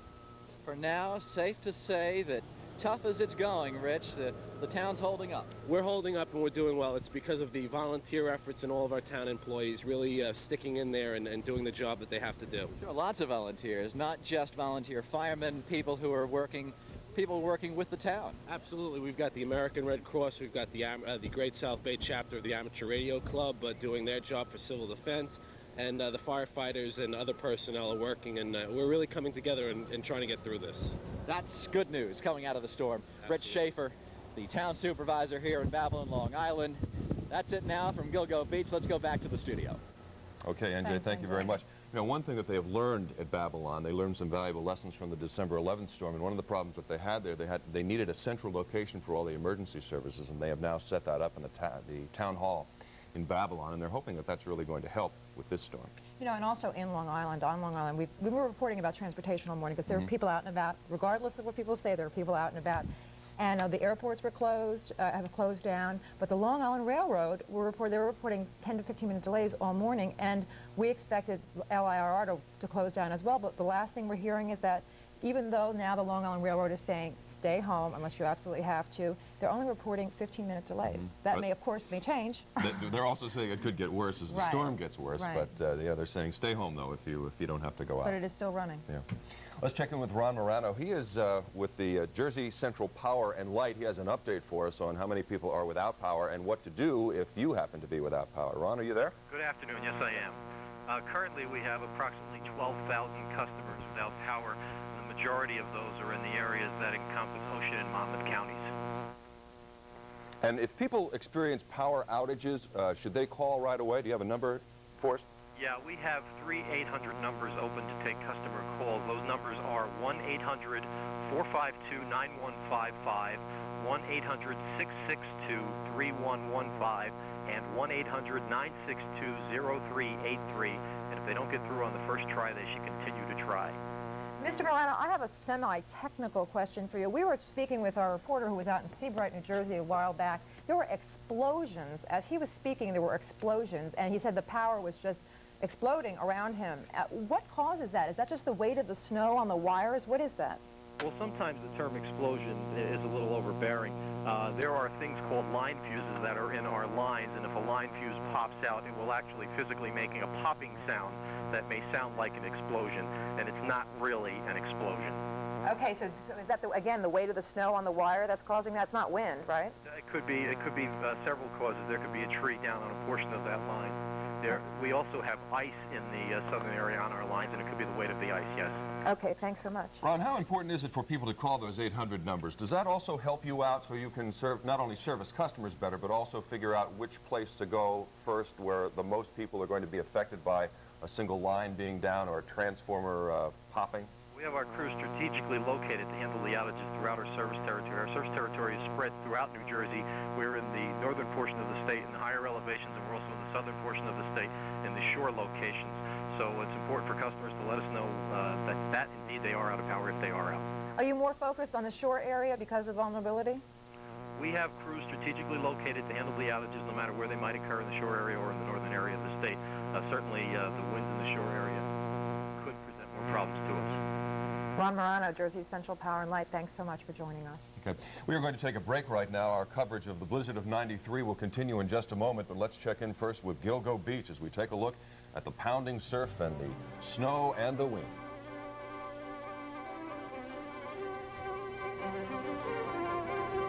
Petland discounts. On Petland we care. Tomorrow night fall down into the mid-teens, but in the northern and western suburbs where it's going to get colder than that, rock salt tends to have less of an effect on the frozen precipitation. So we're talking very slick roads for Monday morning's commute. So this is a storm that's going to basically affect us right through the weekend and on into the beginning of next week. All right, Al, thank you. Driving, you can imagine, is not only hazardous, but quite trying. One guy did it. He made it from Manhattan to Lynbrook. Tom Giblin, and he's going to give us a description, I hope. Tom, are you there? Yes. Of what your drive was like from Manhattan out to Long Island, Lynbrook, Long Island. Okay, well, basically it was a little scary to start off, to see the cars sliding all over the place as I went through Manhattan. Went through the Midtown Tunnel and came out on the Long Island Expressway. And going was very slow. I would say probably 5 to 10, 20 miles an hour the most. And I did notice quite a few accidents, but people seem to be holding their own and using common sense. But there's always a few of them that don't do that. As I went further east, I continued to the Grand Central Parkway and made my way up through the Van Wyck Expressway past JFK. And there was again a few accidents off to the side of the road. And basically, I wouldn't have taken the trip if I didn't have to. Tom, can you describe the area you're in now? You live in Lynbrook, I guess. Yes, I went past, as I said, I was going past JFK and continued into Nassau County, leaving Queens, and onto Sunrise Highway, and it was really messy. I would say there's about 5 to 6 inches of snow and very slushy conditions, very hard to drive. How about your neighbors? Everybody inside, I hope? Well, I see some kids playing on the block, throwing snowballs and stuff, but very, very few vehicles on the road. Hopefully their parents will at some point keep in mind that we expect hurricane-force winds, give or take an hour, around 6. That means as early as 5. Might even be a bit early. We didn't want to hold Al Roker to the exact minute and second. He's doing his best to locate when those winds will hit. So you might want to remind some of your friends and neighbors there that it would be good to get the kids inside pretty soon. Oh, yeah, because just as I was coming into the house, I noticed the breeze was really starting to pick up, and the drifts, I would say, would be at least a foot of snow drifts behind my backyard. All right, Tom, we're glad you got home. Take care. And okay, stay Ralph, where you are. Take care. Bye-bye.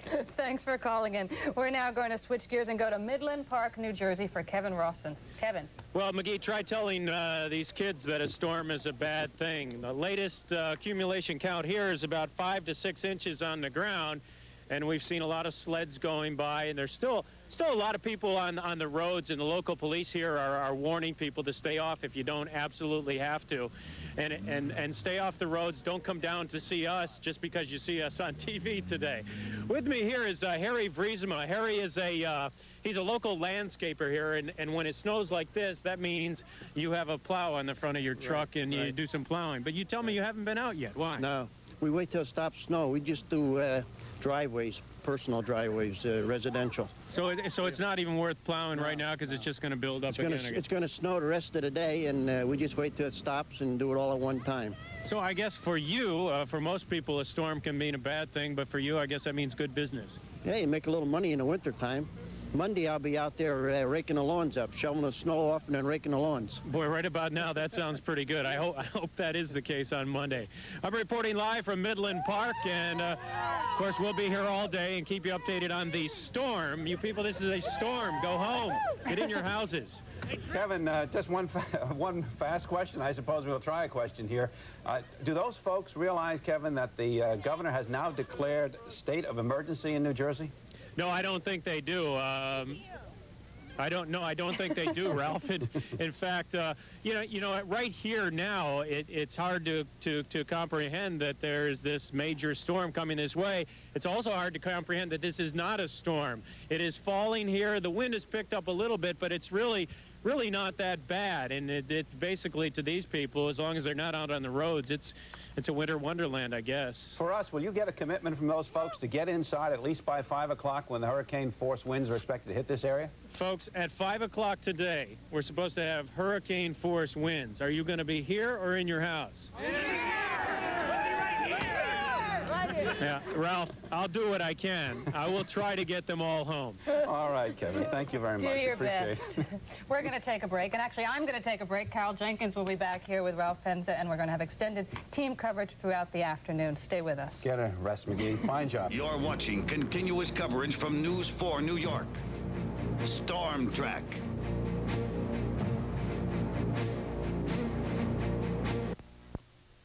Caught fire because the utilities down in the basements would get flooded out. That also has fire officials here on alert, concerned that if flooding were to happen again, they might be busy once again. But so far, although it does look pretty ferocious out there, it's actually a much kinder storm right now as far as the tide is concerned. But things could change as the storm intensifies. That's the situation here in Seagate right now. I'm Bertha Coombs, Channel 7 Eyewitness News. Okay, Bertha, thanks very much. Yes, you know, another question that a lot of people are asking is, how much does a storm like this cost the city of New York? It's pretty expensive. An average storm costs about $800,000. Interesting. To make sure that everything is cleaned up. Emily Lloyd is joining us now, and she can probably give us a little bit more indication of what this storm is going to cost the city of New York. Emily, are you with us? Hi, how are you? Hi.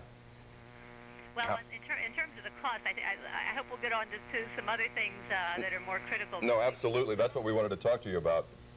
You know, the average of up to date this year has been about 800,000, but that's a very crude back-of-the-envelope number. Certainly, this is going to be a much more. So tell us about the streets, if you would, Emily. The snow is coming down very, very fast, 2 inches an hour at least. The winds are picking up. We have been plowing since early this morning, but the reports that we're getting from each of our districts is that the primary streets are passable. But as the storm continues and it hasn't turned to rain, and we're not getting forecasts to say it will anytime in the next 2 or 3 hours with the wind picking up, we're going to get drifting. So we're going to have a very hard time keeping the streets easy to drive on. They're not even easy now. They're very dangerous. So we're really urging everyone to stay home unless they absolutely have to go out, and if they have to go out, to use public transportation if possible. Emily, I take it you've pulled the Salters or the Sanders off the roadway, because I take it their usefulness at this point is not of any use. That's right. Salt is of no use. Once you get this kind of accumulation, plowing is the only thing to do once we get over 2 inches. But the salt vehicles, most of them do have plows they can drop, so they are out plowing as well. Do you see any problems developing? We had talked to you earlier in regards to those major arteries. How about some of the side streets? Are you able to get into some of that just to keep up with things? No, a little earlier in the day, we tried to get into some of the secondary streets while we had, before it was coming down this heavily, we had some of the primaries cleared, and we did go into the secondaries a little bit in some of the boroughs, but right now we are entirely on the primaries. We probably will not get to secondary or tertiary streets until after the snow stops at this point, because of the drifting is keeping the primaries so hard. So again, people cannot really expect to have their streets plowed until the storm passes, unless they live on a primary street. And again, it's very important for people not to go out and try to drive unless they absolutely have to. You raised that question. Are there a lot of people still out moving around that cause problems when it comes to plowing? Yes, I mean, people. When I came in this morning, there was a fair amount of traffic. We're getting reports from the boroughs that there's a fair amount of traffic, and we are getting some disabled vehicles. DOT is working closely with us to get those disabled vehicles pulled out of the way as quickly as possible, so we can continue plowing. But it really is a problem. At 10:30 this morning, Commissioner Riccio and I declared a full snow traffic emergency, which means that on all the primary streets, there's no stopping, no standing. People should not drive on them if they don't have snow tires or chains. There's no parking at all on those primary streets. Most of them are posted with signs. But nonetheless, people just go out and drive. And we have, as I said, I don't have a count, but we have reports from all the boroughs of disabled vehicles. Well, certainly pretty tough going on the streets of Manhattan this morning, and I can only imagine it's going to get worse before it gets better. Emily Lloyd, we thank you very much for joining us. Bye. We'll check back with her, no doubt, throughout the course of this day. Yes. Well, we've got some interesting traffic video for you at this point. We've been out moving around as best we can in some of the traffic. This is a view of Woodhaven Boulevard, if I'm not mistaken, up in Queens near the LIE.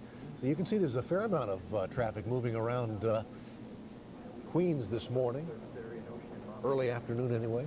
But people are out, they're about. And there's one of the plows. This is in the Bronx, along the Cross Bronx Expressway, and plows are moving along, and I'm sure that's a welcome sight to a lot of motorists. But as you can see, there's still people driving along at slow speeds, lights on for safety. How about Riverside Drive? Well, it is a pretty drive when you can take it on a nice day, but this is not a nice day. This is looks to be up near the George Washington Bridge, if I'm not mistaken. It's a little tough to tell, even with the snow blowing the way it is these days. But there it is. Yep.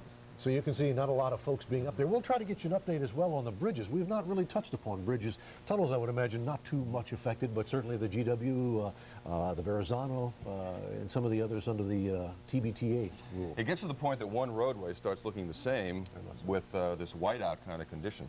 Joe Nolan with Metro Traffic is live for us. Joe, what is the situation? Can you give us any kind of updates on the bridges? Well, you ask about the bridges, and you shall receive. If you're going to be at the Tappan Zee Bridge, 35 is the posted speed limit there. We also are going to be looking at a 35-mile-an-hour posted speed limit at the Verrazano and 20 at the Triborough. And we'll talk about the George Washington in a second. There you go. We've got, again, a visibility problem up there, only about 50 or 60 feet, according to the Port Authority, getting across that span. So that's obviously a problem for you. Generally nearly all the major roadways are going to be snow covered. They are plowing them, and of course the snow coming down at a really terrific rate. So if you are going to be out onto the roadways today, as you saw in that video, the traffic is moving and the roadways are just basically snow covered, and right now there really aren't any major accidents. Same thing on the Long Island Expressway, Northern State Parkway. Both of those in some places are very bad. Only one lane is passable, but still they're opening, and again traffic is moving through there. And as we said before, at the George Washington Bridge, this seems to be the big one at this point. The visibility is only a couple of car lengths at times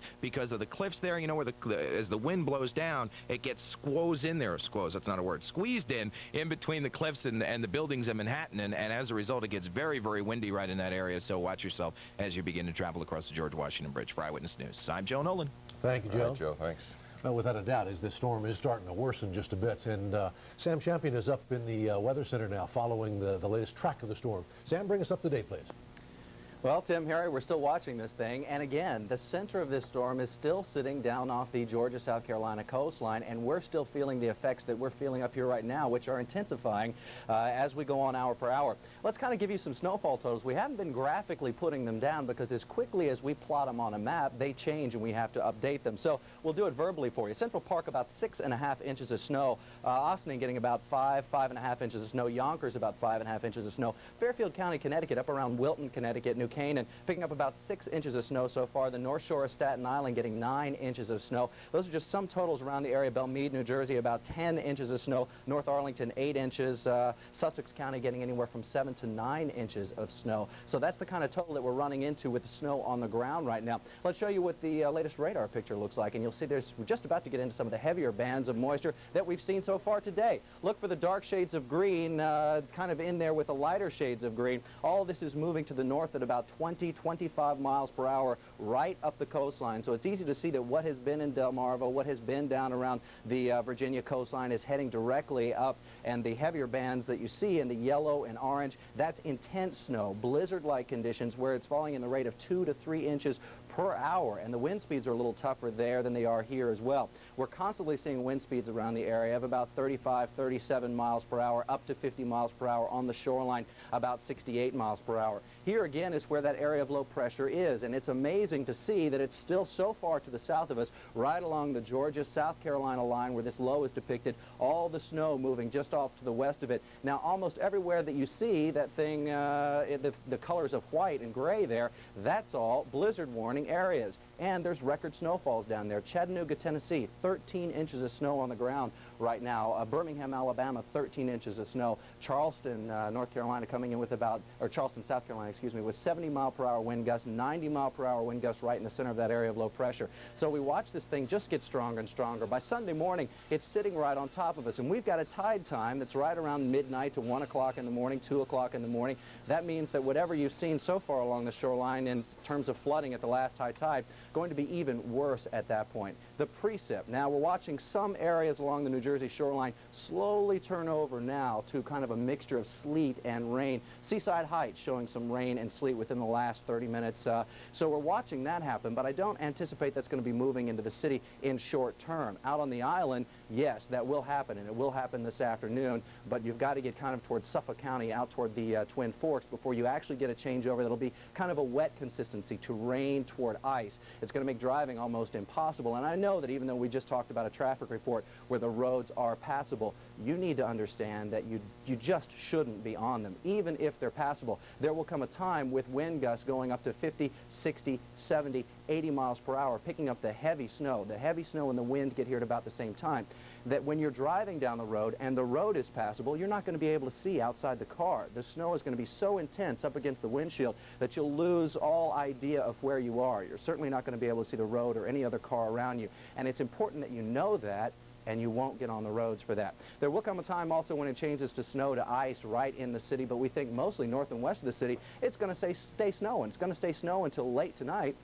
When all of this starts to wrap up, around 11, midnight, and hopefully we'll get into some flurries early in the morning, but we might even have to extend that. Totals, we've certainly extended them as we've watched this thing pump heavy snowfall totals down to the southeast. 12 to 36 inches possible in northern suburbs. That includes Sussex County. You get around West Point, you get Poughkeepsie, Newburgh, all in that area. But the heaviest totals will probably be Poconos, Catskills, where you get about 36 inches of snow. That's going to extend all the way from Binghamton, New York into, well, just the northern area of Connecticut, the northwestern area of Connecticut. And you're also going to kind of see that in Vermont, New Hampshire, that kind of area, and maybe even in some cases in Maine. But again, we're upping the amount, 12 inches in town, likely before there's any kind of changeover. We're already to 6.5 inches around the city. Let's talk about tides. We came off this tide situation within the last hour where we had high tides, and everyone seems to be breathing a little sigh of relief right now as we know that the tide times are backing off. Well, we've got another one coming in later on. Tides will stay about 4 to 6 feet above normal. The winds are going to be holding the water on shore. We're getting a strong northeasterly wind, and again, that has pushed wind chills even to about 3 degrees around the area, even though the actual temperature's at about 30 degrees. So we're watching all that develop. It certainly is going to be a problem along our coastline where it's holding that water, and at tide times that more water is even going to be pushed up there. We're talking about waves on the Sound about 10 to 15 feet. That means that the waters are much higher than normal, and that is on top of those already high tides. So we're talking about water getting in places where it just hasn't been before. This storm, the strength of this storm upon our coastline with wind and snow and extra high tides, we haven't seen anything like this in recent history. So that's why we're so concerned about it, and if we sound really strong on this storm, that's the reason. So here's the next tide time, and this one again is likely that it'll be even worse than the tide times that you've seen so far. Everything that we've seen, we'll go over it again. One of the things that we kind of have been passing up on doing is telling you that a blizzard warning remains in effect through this afternoon for northern New Jersey, southeastern New York, which includes the city, Long Island, also in Connecticut, all up and down our viewing area of Connecticut, certainly. We're all involved in that. That means that the visibilities at some points will be near zero to whiteout conditions later on this afternoon, as snows, which will be a record pace of snowfall for us, 2 to 3 inches in an hour, are combined with winds that will be gusting anywhere from 30 to 80 miles per hour. And again, we even think it's possible to get 100-mile-per-hour wind gusts. So you can just imagine the force that the snow will be moved about the area with later on this afternoon. Also, we have a coastal flood warning. It is in effect for tonight in coastal New Jersey, southeastern New York State, the island, also Connecticut, every inch of our coastline. There will be some inland areas on the rivers that will also see water being pushed into those rivers and held, where the water will get right on top of well, shoreline areas on rivers as well. So it's not only the beaches that we're concerned about seeing extra high water. 4 to 6 feet on top of winds and waves and all of that going on, there's definitely going to be some shoreline damage. And if you're watching the water creep up to your home and you're looking at the situation right now and thinking, well, I just passed a high tide, it probably isn't going to get any worse than this, know that yes, it will get worse than this, and you do have a couple of extra hours to prepare for it, because we're looking at that next tide time right around midnight to 1 or 2 in the morning, and it's going to be probably a foot or 2 feet higher at least than the one that we just came out of. So that's a really big problem as well. Tim, Harry, anything else down there? Well, you know, you bring up a pretty good point there about the high tides, because it's one thing experiencing a high tide at 12 noon when it is daylight. It's another thing experiencing a high tide at 1 or 2 o'clock in the morning. That could be pretty scary. So I think your advice is certainly well taken. Just because you got through this one doesn't necessarily mean you're going to get through the other one, Sam. Okay, we have one thing to pass on to you, Bayville, Long Island. If you were in Bayview, Long Island this afternoon, the evacuation site of the Bayville Primary School, it is the new evacuation site. The new evacuation site is the Bayville Primary School. It is no longer St. Gertrude's Parish Center. They probably need it more than anyone, because Bayville is kind of stuck on the North Shore between the Long Island Sound and a major bay, and that wind whipping in that counterclockwise motion is going to force a lot of people out and cause a good deal of flooding. So it becomes very important to them. We're going to take a break right now. We're going to leave you with at least the situation in Teaneck as it stands right now. You can still see folks are out and about. We're continuing with Storm Watch, the blizzard of '93, in just a moment.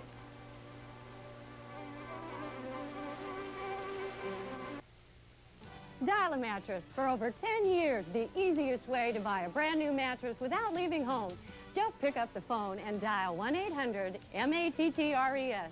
You'll get the lowest prices on Sealy Posturepedic, Certa Perfect Sleeper, and Simmons Beauty Rest. You'll get express 2-hour delivery. That's right, 2-hour delivery, and you only pay our driver upon your approval. Dial 1-800-MATTRES and leave off the last S for savings. Jeopardy has a challenge for everyone. This state borders Mississippi on both the west and the south. It's a spasm in this muscle that causes a hiccup. This is the root of all evil. In 1964 and 1967, this Cardinals pitcher was named World Series MVP. Flufferin' Puckatash. What's your category? You'll find it when you take the Jeopardy Challenge. Play Jeopardy Monday night at 7, right here on Channel 7.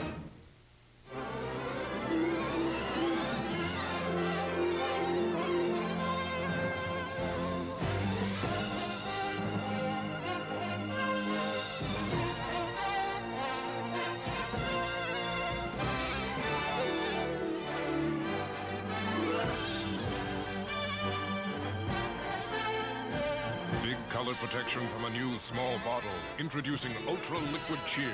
Dirt goes, color stays. When you need second mortgage money, there's only one phrase you need to hear. Got some good news. Your loan's been approved. You need it fast, with a monthly payment that leaves you cash to spare. I've got great news. Your loan was approved.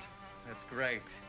Call Personal Mortgage Corporation today and find out about our rates, whether you have good credit or even if you've had credit problems in the past. Call 1-800-DIAL-PMC right now. Personal Mortgage Corporation. When it comes to second mortgages, we approve. We are in Broad Channel right now is where our shot is coming to you. This is some of the first video that we've been able to establish in that particular area. It is an area that is prone to flooding. Took quite a beating during the nor'easter recently.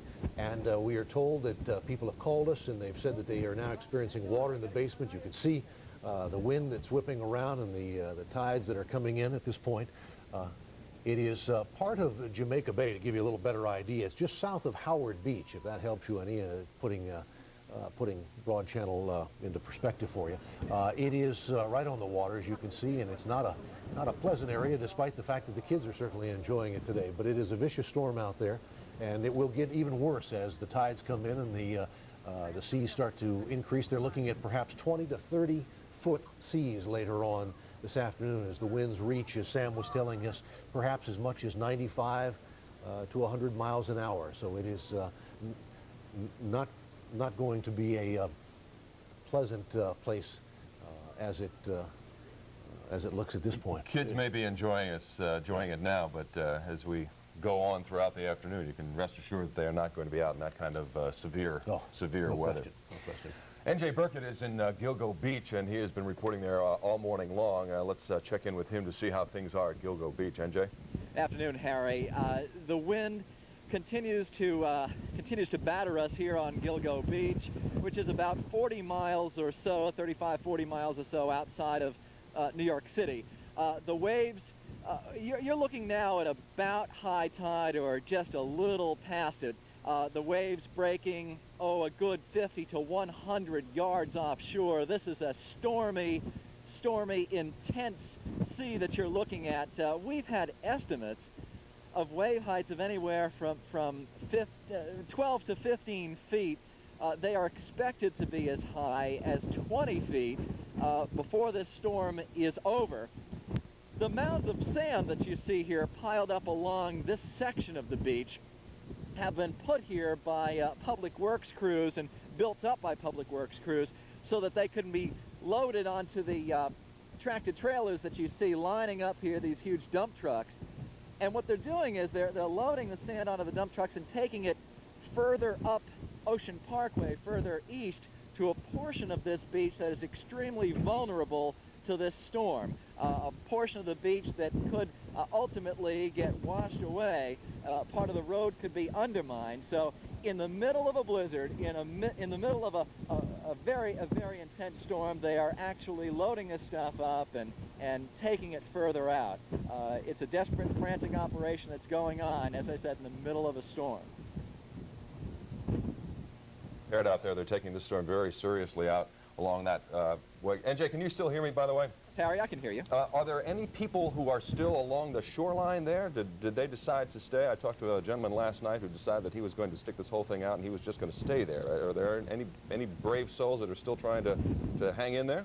sad to say, Harry, there are plenty of them. From what we're told, the Babylon Town supervisor is about to get in a four-wheel drive vehicle and to go out to sections of Oak Beach and parts of West Gilgo to urge the remaining people, the people who've decided that they really want to stick it out, to ride the storm out. He wants to urge those people to reconsider, to think twice, to get to higher ground, to safer ground. They are concerned about those people. I do not have a figure on that for you. I do know that last we checked with Fire Island, they had as many as 200 people who are on that island and have decided to stick it out. I think the one thing that they don't quite realize is many people are saying, well, we got through the December storm okay, we're going to get through this one just the same, and this one is a lot more severe than what the December storm was. Well, that's right. And every storm, Harry, as you know, is different. This one is different from the December storm in a lot of ways. I know that Bill was talking about it earlier. I know that Sam has been talking about it. Different in a lot of ways. I mean, the wind and the sheer volume of snow precipitation we're getting can't even compare. Okay, NJ, thank you very much. We'll check back with you later on. On the line now is Rockland County Executive John T. Grant. Mr. Grant, thank you for joining us this afternoon. Tell me what your situation is like up there right now. Well, it's been a steady snow since about approximately 4:30 this morning, and our county highway departments have been out since then, and they've been attempting to deal with the main roads in the county, and they are passable, but that is not to say that people should not stay home unless it's absolutely necessary. The secondary roads are treacherous, so they shouldn't even be attempted. Your county crucial point will come about 2:30 when we expect the tides to come in along our riverfront communities. And Mr. Grant, what evacuations, are they necessary? What are you doing about that? It's very possible they will have to be evacuated. They were the communities hardest hit in the December nor'easter, and it's very possible that they will have to be evacuated again this afternoon. And how are you handling that? Are you going to be going door to door? What are you going to be doing? Well, our county emergency services people are on top of the situation. They work closely with our fire and police departments. They are on the scene, and they're just waiting for the word to evacuate. Have you declared a state of emergency as your counterparts have in Nassau and Suffolk County? Not as of yet, no. Do you plan to at any point? Or what has to happen before you do that? Well, I will wait to hear from my emergency services people as to the intensity of the situation, and I will have to make a decision at that time when all the information is secured. You had mentioned that you were able to keep at least the primary roads working at this point. Do you find that anyone is stranded at this time? Well, there's a few people who have gone off the road and have had a few minor accidents, but nothing that is life-threatening. Okay, Mr. Grant, thank you very much for checking in with us. We'll be back to you, no doubt, before the afternoon is over. Well, we also have a sports note here. Sports fans will be happy to know the Big East tourney is still on. The Islanders-Penguin game still on. The Knicks-Pacers game still on. Everything as scheduled this afternoon and tonight. Die-hard fans. They certainly are. We had some question about some of those, especially the Big East tournament. It's drawn a lot of folks in town. We have a listing of Red Cross shelters that we also want to relate to everybody. Valley Stream Memorial High School at Fletcher Avenue. Also St. Gertrude's Parish Hall, 28th School in Bayville. I think that we had an update on that, however, that might have been changed. Glen Cove High School in Glen Cove is another shelter. These are Red Cross shelters. We'll go back to that one in Bayville. It's the Bayville Primary School. The Bayville Primary School, yes. They had just changed that a couple of minutes ago. Park Avenue School in Park Avenue in North Belmore is another shelter. Denton Avenue Pool on Evergreen Avenue in New Hyde Park is another Red Cross storm shelter. Without a doubt, and a lot of people would need them as the storm increases in its severity and people looking for higher ground anyway. We'll take a break right now. We'll be back in just a few minutes with Storm Watch, the blizzard of 1993. We are live at Gilgo Beach.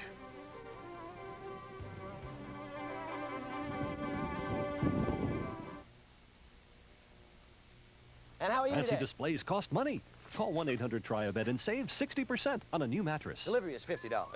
And you can have your new mattress in 2 weeks. $50? TRY-A-BED delivers for free in as little as 2 hours. Of course we can.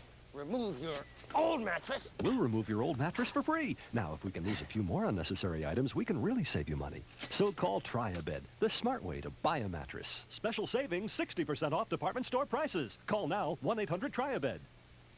Hi, I'm Jim Palmer for the Money Store with a message for homeowners during the tax season.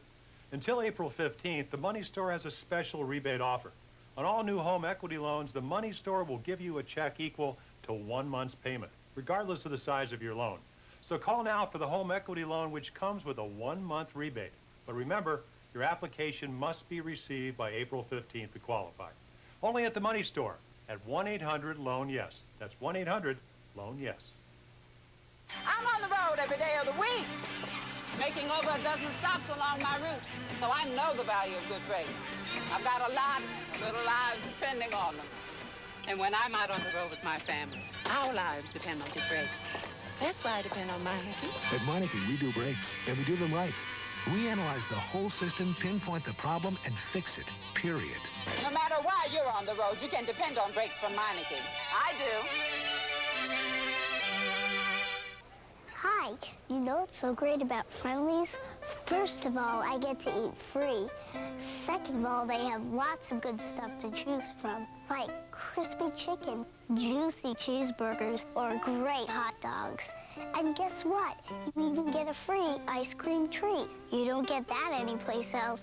Okay, so what's the catch? Well, you have to bring a grown-up along, but that's okay. Kids eat free at Friendly's every day after 4. Welcome back to Eyewitness News, continuing coverage of the blizzard of '93. We are looking at one of the most vulnerable areas of the storm, Seagate, Brooklyn, an area that was buffeted last December, and again is being buffeted this time around with very little to protect it. What you're looking at is what used to be a seawall, and there are damaged homes behind that seawall, so they're just waiting to see what will happen when the tide really rises. That water slowly crept up. If you've been following our coverage so far today, you'll notice that water has steadily increased, and now that the tide is in at this point, it's certainly going to pose a number of problems. Bertha Coombs has been following the situation down in Seagate for us, and she is live now with some of the latest conditions. Bertha? Well, Tim, right now the wind is really picking up. We're actually having trouble standing along here, and the waves are picking up as well. They keep splashing up over this water in very dramatic fashion. It is looking like a violent storm out here, just as it is all across the eastern seaboard, as we've been able to see from everyone else's live shots. Folks here are really just holding their breath. This midday high tide has been relatively kind to this area, though we have seen some of the water creeping in where the seawall was destroyed during the nor'easter back in December. We haven't seen any major flooding yet, but as you can see, the wind is whipping up, and the snow itself is really a lot to contend with out here. It's hard to see, and it's piling up, and that's certainly a concern right now as well. A lot of people are just holding their breath, though. They aren't leaving their homes just yet, and we spoke with the president of the Seagate Association earlier this morning, who said he is going to hold off on an evacuation until it's absolutely necessary, though they have called all of the folks in the most vulnerable areas right along the seawall to tell them that if the order goes out, they will have to leave. Right now, that doesn't appear to be the case, although the wind is whipping up, and as you see, the waves are pretty violent looking out there. The flooding is holding off at the moment. As we say, the snow seems to be more of a problem right now. But that situation could change tonight with the high tide later tonight. That could be a more ferocious high tide, and that's what they're going to be watching. As this tide goes out, they will be coming back out here. There will be crews coming back out here to try to push some more sand out here to try to hold back some of the tide and some of the damage. More sandbagging. That's going to be rough work as it continues to snow out here. Certainly tough under most conditions, but with this snow whipping around, making it harder to see, it's going to be a lot harder for these workers to try to keep this tide back for tonight. So right now, a lot of waiting, a lot of anxiety, but so far things seem to be okay, if a bit windy and an awful lot of snow. That's the situation here in Seagate, Brooklyn. I'm Bertha Coombs, Channel 7, Eyewitness News. Bertha, quickly before we let you go, do you still have power? Do the people who live down there still have power at this point? seen, there haven't been any major problems as yet, but we are also right here along the seawall, so we're not in and about Seagate right now, but we haven't heard of any major problems just yet. Okay, I know that they have experienced that in other communities, coastal communities, and we're just trying to keep abreast of where things stand at that point. Well, now we know where things stand in Seagate, Brooklyn. Let's check on where things stand in Connecticut. We're going to talk to Master Sergeant William Tannen. Are you there? This is Master Sergeant William Cannon speaking. Thank you so much for joining us. I would imagine your primary responsibility are the roadways? That's correct. I-95 in the New Haven County area, Interstate 91 and Route 15, the Merritt Wilbercross Parkway. Presently, at the current time, we have numerous multi-motor vehicle accident investigations underway, which of course is attributed to the severe storm conditions that we're experiencing up here right now. The visibility for all motorists is greatly reduced, and the wind factor, of course, is considerable. We are urging all motorists not to travel on any interstate highways or local roadways unless such travel is of an emergency nature and absolutely imperative. The severity of the storm obviously is increasing, and of course the driving conditions certainly worsen hour after hour. What is the nature of the accidents? You talked about numerous accidents. Are we talking serious accidents? Are there injuries? Yes, these are both property damage accidents and injury accidents. Once again, due to the very slippery, adverse, and hazardous roadway conditions, combining with almost a total field of vision and visibility reducedness. When you're talking about serious accidents, are ambulances able to get through to possible accident victims? What is the situation there? Ambulances are able to respond to the said accidents. We do not have any highway blockage at this time, nor do we have highway flooding. Due to the snowfall and the wind that's involved, the maintenance vehicles are doing the best they can in attempting to maintain the highway, but they're certainly at a disadvantage with this storm. I would imagine even towing disabled vehicles off the roadway must be an incredible task. Yes, it is. This is the type of storm where many vehicles become disabled and inoperable. Okay, so the best advice would be, again, stay off the roads. That's correct. Any traveling at all should be only for emergency purposes. Otherwise, there shouldn't be any due to the severity of this storm. Should someone call you, let's say if someone has an emergency that they need to take to the roadways, should they call you to see where they're best able to make it through, or what do you suggest? Yes, we certainly would recommend them calling the closest state police troop to their location to determine the conditions and the availability of any route of travel that they may have to take. So there you go. Thanks so much, William Cannon of the Connecticut State Police. Thanks for joining us. So some good advice. Call the state police. If you absolutely have to go out there, if it's an emergency, you call and they'll give you some help. Exactly. Good.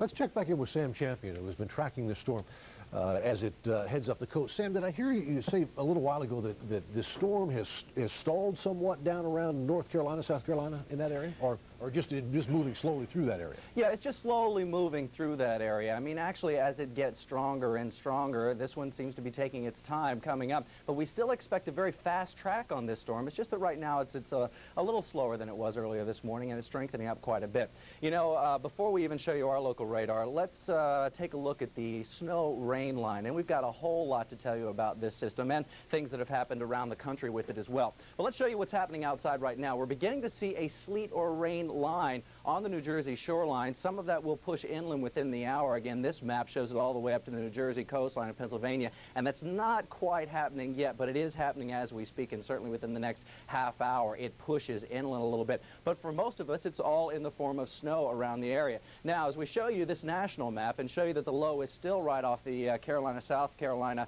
Georgia shore, let me tell you this quickly. Wind gusts reached 109 miles per hour in the dry Tortugas. Now, that's off the Florida Keys. You can see Florida shaded there in the orange all the way down to the bottom right-hand corner of the map. Now, and hail the size of quarters have hit part of the Gulf Coast, been reported. Heavy snow fell across the Florida Panhandle, and Birmingham, Alabama had a record 15 inches of snow. There are more than 300,000 customers without power in Alabama, and snow drifts there are up to 6 feet. Now, the Weather Service also reported tornadoes in 15 Florida counties by early this morning, and 10 people were killed in 6 of those Florida counties. Now, that's according to the governor's office in Florida. So this has been an intense storm, not only north of the low, but south of the low, and we really haven't talked much about that yet. So we know that as it pulls north, we'll still have the southern end of this system to deal with, and the winds are just as strong, it seems, at some points in the southern end. So the kick on this thing is going to be pretty rough for us as well as the advance. Now, the blizzard warnings pretty much cover all the areas shaded in white there that you see all the way up, particularly the Appalachian Mountains getting hit with heavy snow all the way into our area, and those warnings are likely to extend for quite a while as this thing moves up the coastline during the day today. Record snows hit. We just told you about the 15 inches of snow in Birmingham, Alabama, so it's snowfalls like that even in the deep south, right beside the center of this low pressure, and we're well to the north of it. Now, tomorrow, we expect this low to be moving in a direction that will put it right, probably passing over Montauk.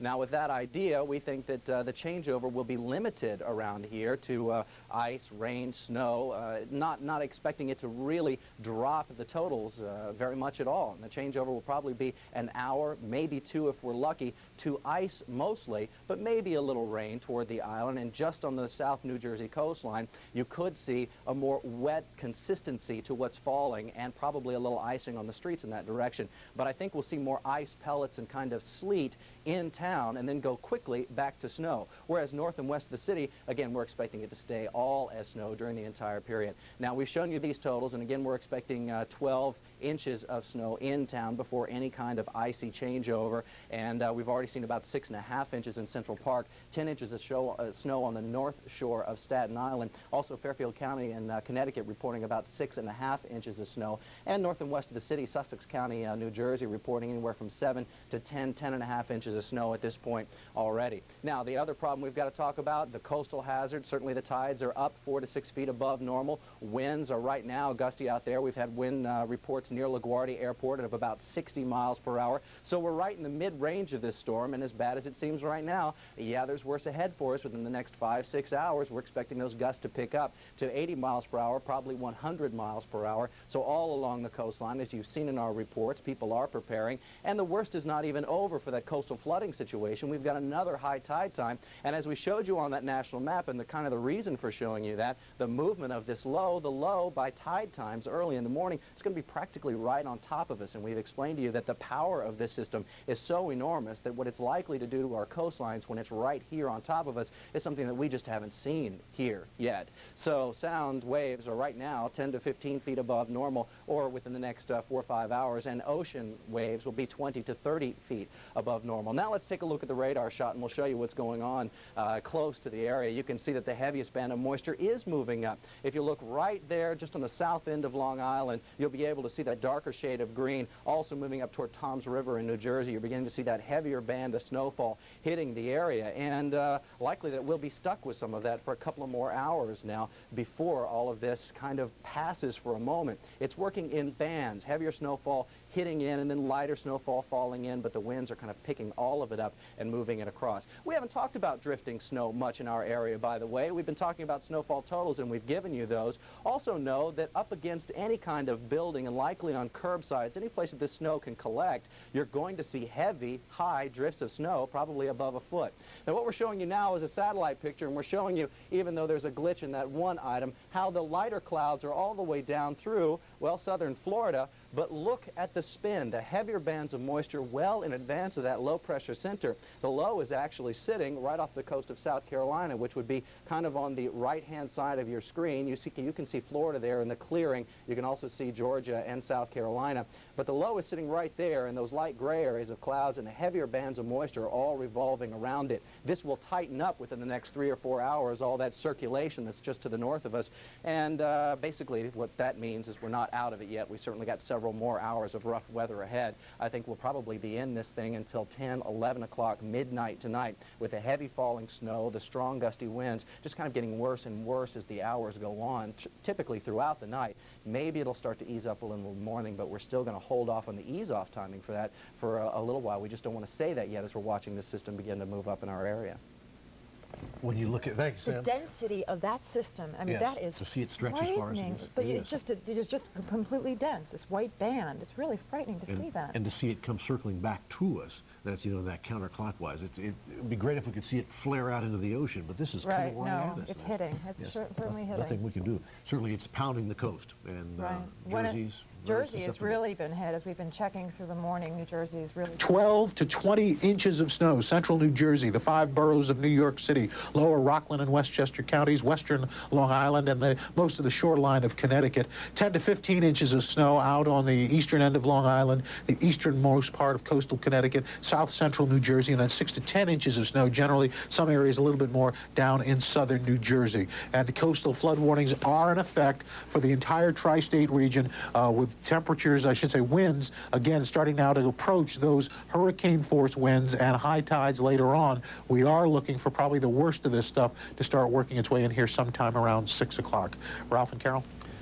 All right, Alan, we will stay very close to you on that. Again, I don't see any basic change, Al, do I, from what you said earlier? You've been staying right on track there. The hurricane force winds in the 5, 6 o'clock time. That's right, Ralph, and I'm telling you, we are watching and listening. Our windows up here are rattling, and these are, well, granted, these buildings were built in Rockefeller Center here before 1960.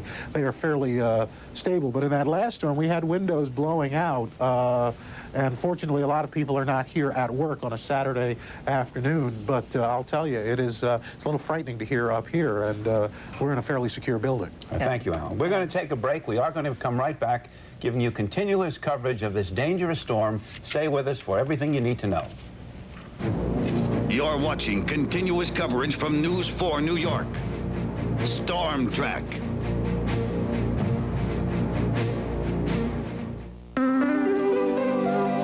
Some of the figures that we have here now in the Channel 2 newsroom. Con Ed reports 1,500 customers without power. This includes New York City and Westchester County. Lilco says 18,000 customers are out. In Connecticut Light and Power Company, 6,400. Also, Jersey Central Power and Light, 44,000 customers. PSE&G, more than 8,000 customers. The numbers may sound a bit high, but actually it's not quite as much as you would expect.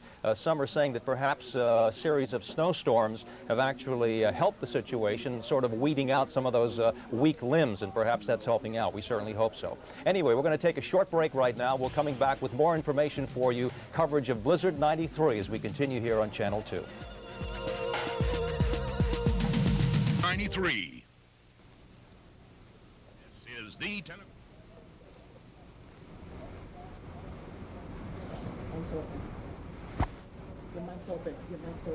Well, there it is, the storm that won't let up. And the weather and the word is woof. But hang in there because spring is right around the corner. Never mind that winter has picked up steam and has come at us jabbing and throwing left and right hooks. Good evening. Storm of 93 is packing some wallop. You know, it's got just about everything. Sleet, snow, high winds, floodwaters, thunder and lightning. We've got team coverage for you tonight of the storm. Our reporters are all over the tri-state area, from the city to Long Island, the northern suburbs, and to New Jersey. And we've got our meteorologists, of course, following things for you. Phil Schwartz is here right now, and Phil, you know, we keep calling this a blizzard and a storm, and so what's the difference between a storm and a blizzard? When are we officially, in your words, in the midst of a blizzard? The main parameter that we look at is wind. It used to be that you had to have temperatures down below 20 degrees, you had to have winds over 35 miles per hour, and you had to have over 4 inches of snow. We've kind of thrown out the temperatures below 20 degrees out the window, but we certainly have had winds over 35 miles per hour. And we certainly have had a lot more than 4 inches of snow, anywhere from 10 to 15 inches of snow. Something interesting is happening on radar right now. Notice the bulk of the precip is to our north, kind of spotty down here to our south.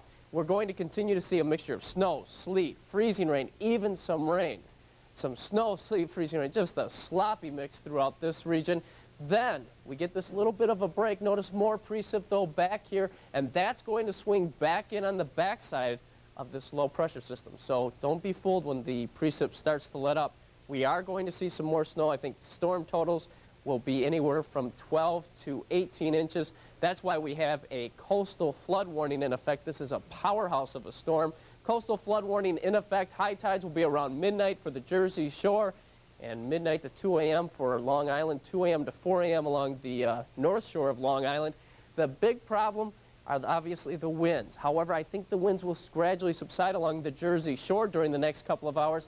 And by midnight, the winds along Long Island should also be slightly less and then swing around to the northwest as we get on the backside of the storm. So the storm is certainly not over, at least not yet. We have more to go through. I'll let you know a little bit later on how much more snow we're going to see. It's obviously a real powerhouse. Matter of fact, this is possibly the strongest storm I've seen in my 33 years. All right, that's going to just about do it for right now. Let's go back to John. Are we going back to John? I'm going to take it from you, Phil. Oh, okay. I noticed when I left my home this morning, it was really very, very hectic. But all of the city's agencies have been working together to keep the city up and running. Penny Crone is outside police headquarters right now in Lower Manhattan. And Penny, what can you tell us? Well, Lynn, I can tell you one thing. I am standing in the middle of Pearl and Madison, and you can see where the smoke is. I mean, the smoke. I just saw a fire engine go by. Where the snow is up to me right now. Right now, all you're really seeing here are salt spreaders and emergency vehicles. And as you just said, Mayor Dinkins just held a news conference with Police Commissioner Ray Kelly. They said everything seems to be going smoothly under the circumstances. They are saying there are 1,700 plows out, 350 spreaders, but don't expect any side streets to be plowed, at least until tomorrow. One thing's for sure, they said, New Yorkers are tough when the going gets tough. The blizzard hit New York City like a ton of bricks. It was obvious from the wee morning hours this was going to be a big one. I would request and suggest respectfully to you that you might check on your neighbors. If you have a neighbor who's a senior or somebody who's disabled, sort of check on them, make sure they're all right. By 9 a.m., the city was covered with a hardy blanket of snow. The optimists were out early and shoveling. Mary Arnold thought she could shovel early and get it all done. How much would you pay to have somebody shovel for you? At least 40, 50 bucks to do a job like this if it piled up, but nobody wants to do it. When was the last time you saw snow like this? Oh, I was a kid. In Midtown Manhattan, there was just a handful of people who braved the blizzard to go shopping. Most stores weren't that busy. It's very quiet at Bergdorf. How'd you get in? I walk through the park. I'm a snow baby. I got to ask you this. You got all your makeup on. You got a great... How do you look so good in this blizzard? Well, I work in skincare, and that's where I'm going now. See who comes in for a facial today. The residents of our great city have a well-deserved reputation of rising to confront adversity, and I have every expectation that that will be the case this time. I know that we will continue to merit this badge of honor as we join together to fight one of the greatest winter storms in the past 100 years. Now, there will be another press briefing here tonight at 9 o'clock, and everybody is working overtime. I have to tell you, I am a native New Yorker, and they are saying this could be the worst storm in a century. I have to agree with them. I'm not a century old, but I got to tell you, I have never, ever seen anything like this. Now, George Smith is with us, and I'm sure, George, you will agree. Well, Penny, I've never seen anything like it either, but, you know, believe it or not, this is the calmest it's been out here right now. The bay here is pretty quiet right now, and the snow and the hail and the sleet have been replaced by sort of a freezing, driving rain right now. But nevertheless, it's very difficult traveling out here right now. The Grand Central Parkway is covered with several inches of snow. Highway crews are plowing throughout the area, but plowing and sanding just don't seem to make much of a difference. A few cars got stuck along the way, and a few Good Samaritans stopped to help out. Visibility is generally lousy. You can see only about 50 yards in front of you. Generally, drivers appear to be proceeding cautiously. So far, so good, as long as we don't get the flood. There is minor flooding here in Freeport, though the waters haven't reached the levels they did last December. Several inches of snow have piled up along the streets here. Despite the weather, many residents are still going outside. This is it. I'd stay here all day, but I have to go home for lunch, so and I'll probably be out this afternoon. Others aren't so eager to be exposed to the elements. They're actually pretty comfortable, and no wetness gets in at all. Now, I just want to show you exactly how bad it is out here. I'm going to make a little foot impression here, and you see what we're dealing with. It's sort of a slushy snow. About 4 or 5 inches are covering the ground here along the bay, and then as you go in through town. Now, we've passed one high tide, but as Phil mentioned, there's another one coming around midnight, so the worst may be yet to come. That's the latest from here. Reporting live from Long Island, I'm George Smith. Let's go back to the studio. Okay, thank you very much, George. Well, the Red Cross is trying to take care of as many people as it possibly can. It has set up shelters across Long Island for people who have to evacuate their homes. Now, you may want to get a paper and pencil. We are about to give you a list of shelters with numbers that you can call for more information. If you live in Nassau County, the Red Cross has set up 5 shelters across the area. They are in Valley Stream, Bayville, Glen Cove, North Belmore, and New Hyde Park. Call area code 516-573-7056 for more details. That number again is area code 516-573-7056. Now, the Red Cross has also set up 6 shelters in Suffolk County, in Copog, East Quogue, Lindenhurst, East Islip, Huntington, and Babylon. You can call the Red Cross in Suffolk, same area code 516-924-6911 for more information. Once again, that number 516-924-6911. John? All right, thank you. Now, obviously, if you don't have to go out, don't stay inside. If you have an emergency on your hands and you have to drive, you have to have chains or snow tires. Unless you're a cab, I guess, although those guys usually don't even have to have brakes, do they, Candy? Try to take mass transit. Candy Roth is here now to tell you the best way to get around in that situation. Candy? Yes, thank you, John. And it's been a miserable morning and afternoon for travelers, and we still have plenty of problems as we turn to nighttime. It's going to get worse, and as John just said, stay put if you can. Now, all the airports throughout the tri-state area remain closed. No airports, stranding thousands as we speak. Also, we have major problems with the transit. Metro North, who was running all afternoon. Now they say 40 to 50-minute delays system-wide. There is no Port Authority bus service whatsoever. They're having trouble, so you cannot get a bus out of the Port Authority at all. Now, they had no service with PATH trains between Newark and Journal Square. They've just got that fixed. They are now running PATH trains again, but they have major delays, again, system-wide. New Jersey Transit has no service on the Long Branch line from Long Branch to Bayhead, and major delays on the Northeast Corridor line. The Transit Authority says there are no number 7 trains at all. They're trying to provide you with shuttle buses. Also, major delays, as you can well imagine, on elevated trains system-wide. There's no New Jersey Transit bus service north of Toms River, and the DeCamp bus, which runs in northern New Jersey, has suspended all service for the rest of the evening. Long Island Railroad, no service on the Long Beach for Rockaway, West Hempstead, or Ronkonkoma to Greenport. Only passenger cars and city buses right now are being allowed across the Whitestone and the Throgs Neck bridges.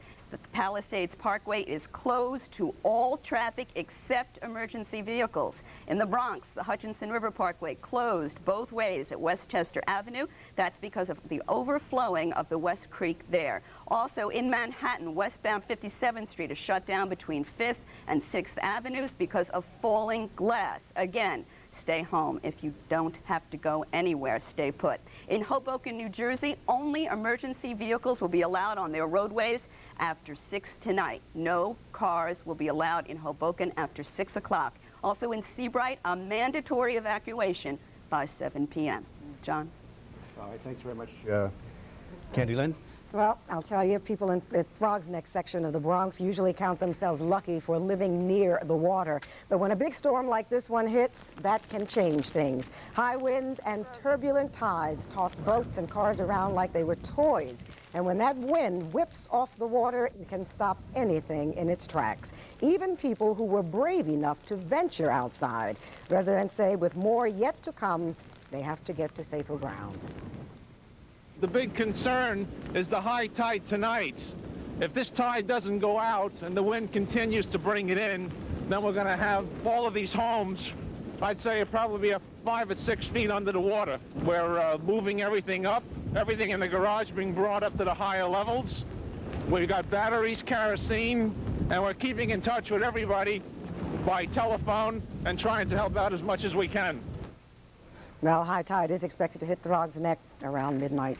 All right, we will be back with more of our special coverage of Storm 93 in just a moment. And when we come back, we are going to check on the situation at the Jersey Shore and up in Westchester, so please do stay with us.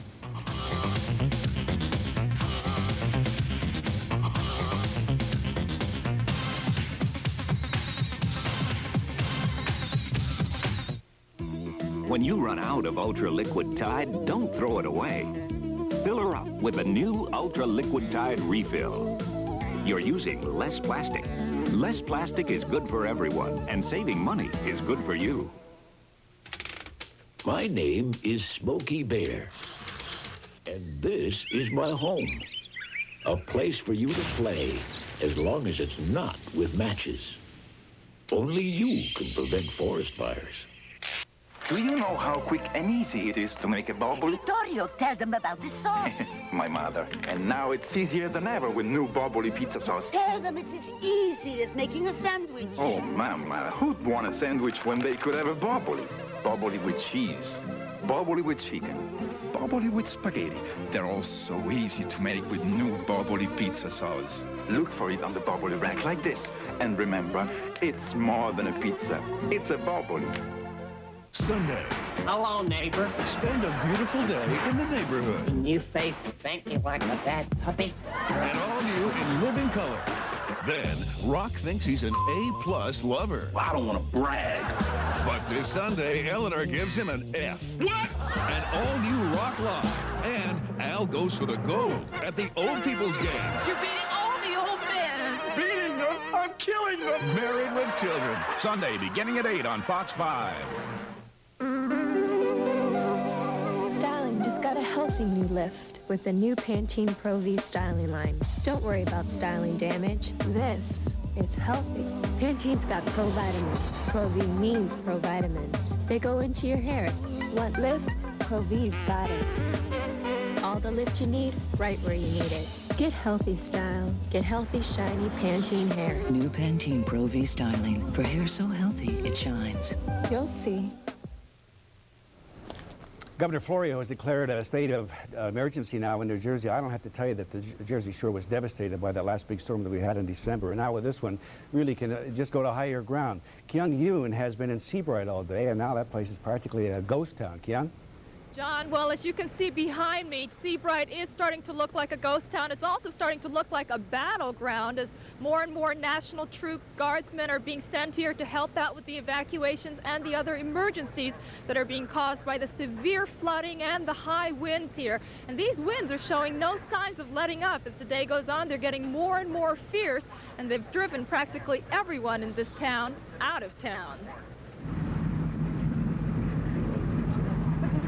Emergency crews evacuated Seabright residents to nearby shelters, leaving the normally bustling town virtually deserted and eerily quiet, except for the sound of the pelting rain and howling wind.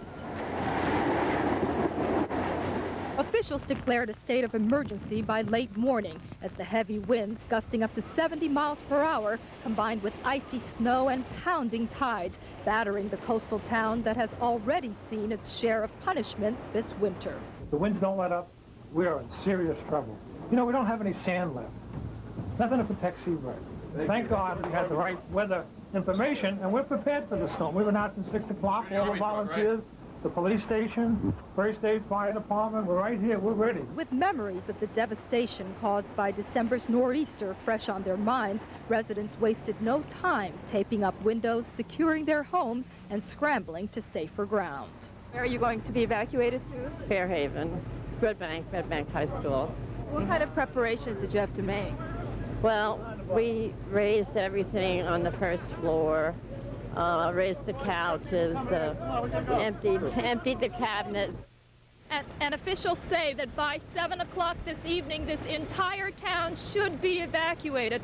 Now, they warn that the high tides, the time of the next high tides, which are expected at about midnight tonight, could create an extremely dangerous situation for anyone left here in Seabright, and they're telling everyone to get out of town as fast as they can.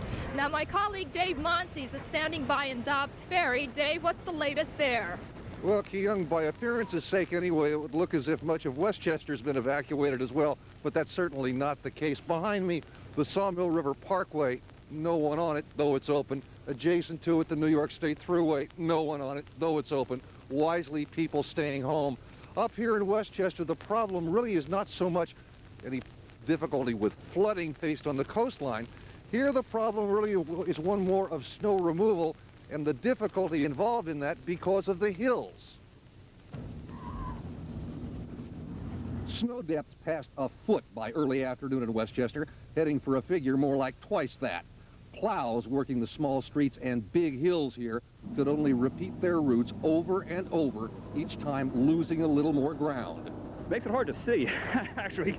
It also drifts up and it covers the road. Sometimes you can't even see where the curb stops and the road starts. In the village of Ardsley, motorists who blithely bucked the blizzard said they could keep going for just one reason. Four-wheel drive, Toyota City. It's difficult, but this is a four-wheel drive automobile, and it really helps to have that. Most were burrowed in and battened down, but there were those who chose to get out and work, like deliver flowers. Guy calls up yesterday, places a $75 order. It's his wife's 4th anniversary. Honey, I love you, he says. I said, sir, I can't guarantee delivery. He says, look, you have all day to do it. I'm sure you'll get it to her. What frustrated plow drivers most was the inability to keep pace with the snowfall. And I have a lot of side streets to do. If I start doing some of my hills, by the time I come back down, it's all covered again. And that problem goes on facing plow drivers hour after hour up here like in everywhere else. Closings in Westchester, by the way, right now. Of course, the Westchester County Airport is closed, and there is no surface bus service here in Westchester. That shut down around midday. In terms of the rest of the evening this evening, it looks like much of the county's just shut its door and stayed inside for the night, and again, wisely so. I'm Dave Monsees, Fox 5, live in Westchester. John and Lynn, back to you. Alrighty, thank you, sir. Lots more ahead for you on this storm of 93. We will tell you how some New Yorkers braved the blizzard.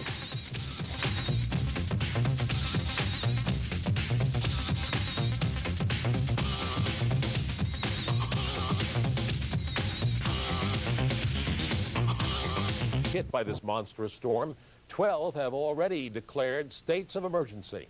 The entire eastern seaboard tonight is virtually paralyzed. It was a virtual whiteout from Georgia to Maine. The blinding snow creating treacherous driving conditions. High tides and fierce winds sending thousands running from low-lying areas. About 2 million people are without power tonight. The storm, being dubbed the worst of the century, was created by warm air out of the Gulf of Mexico colliding with an Arctic front. It churned seas in Florida and wrought havoc in areas devastated by last fall's Hurricane Andrew. It spawned at least 50 tornadoes. There's a couple living in that trailer, husband and wife. The wife was sleeping in her bed and the husband was on the couch.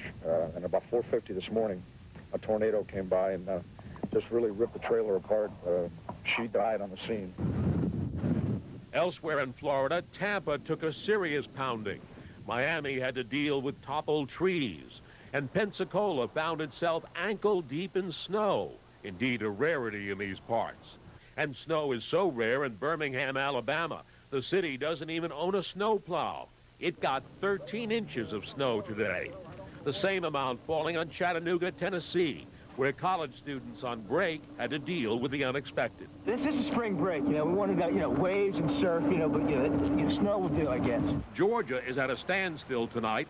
It's one of the states operating under emergency conditions. The nation's capital resembles a ghost town. Dulles and national airports were closed, as were the Smithsonian museums. President Clinton skipped his morning jog, but did keep an appointment at the executive office building next door to the White House. He said federal teams are out to provide assistance where needed, and he cautioned people about the severity of the storm. I think people should simply exercise caution, because it's easy to go from what seems to be a nice big snowstorm to these very rapid winds. And the more you can keep telling people when the winds are coming, I think the better off we'll be. While the East Coast was coping with a storm of monumental proportions just 1 week before the arrival of spring, out west, this was a shirt sleeve day in sunny California.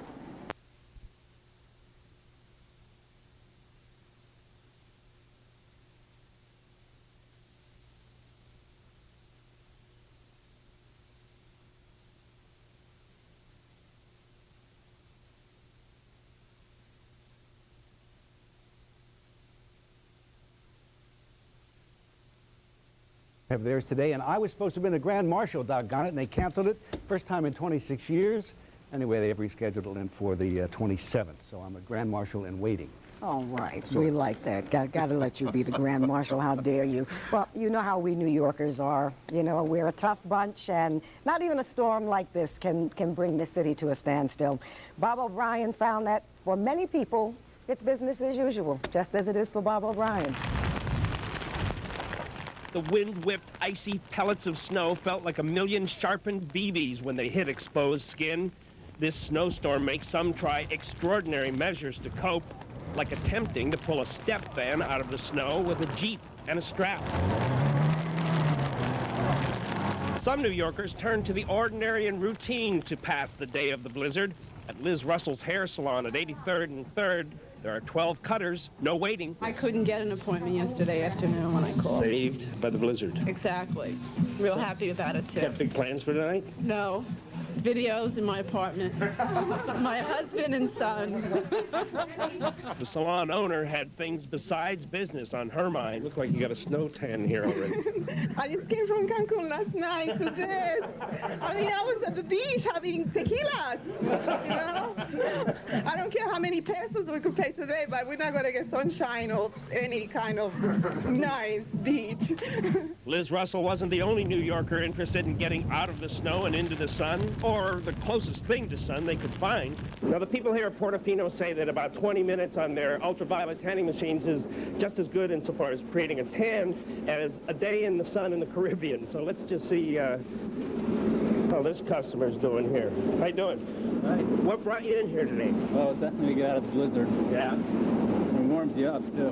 Wanted to extend the tan from the Caribbean. As the blizzard bore down on the big town, we joined the millions who wonder where and when will this end? Perhaps some answers at Sabrina's palm reading salon at 85th and 3rd. The wind is so close to your eyes and your face that you cannot even see. You're seeing this from looking at my palm? Yes, it does show that. Eat your heart out, Phil Schwartz. She can get all this just looking at my palm. You need your computers, your maps, your satellite pictures. Sabrina, thank you very much for this accurate weather forecast. At Sabrina's Palm Reading Salon in Manhattan, Bob O'Brien, Fox News. Maybe we could use her tonight at 10 instead of Phil. You better believe it. Probably be less expensive. We'll be back with more of our special coverage for you in just a moment. And we won't get rid of Phil. Phil will be back, and he'll have a full update on this storm we're having.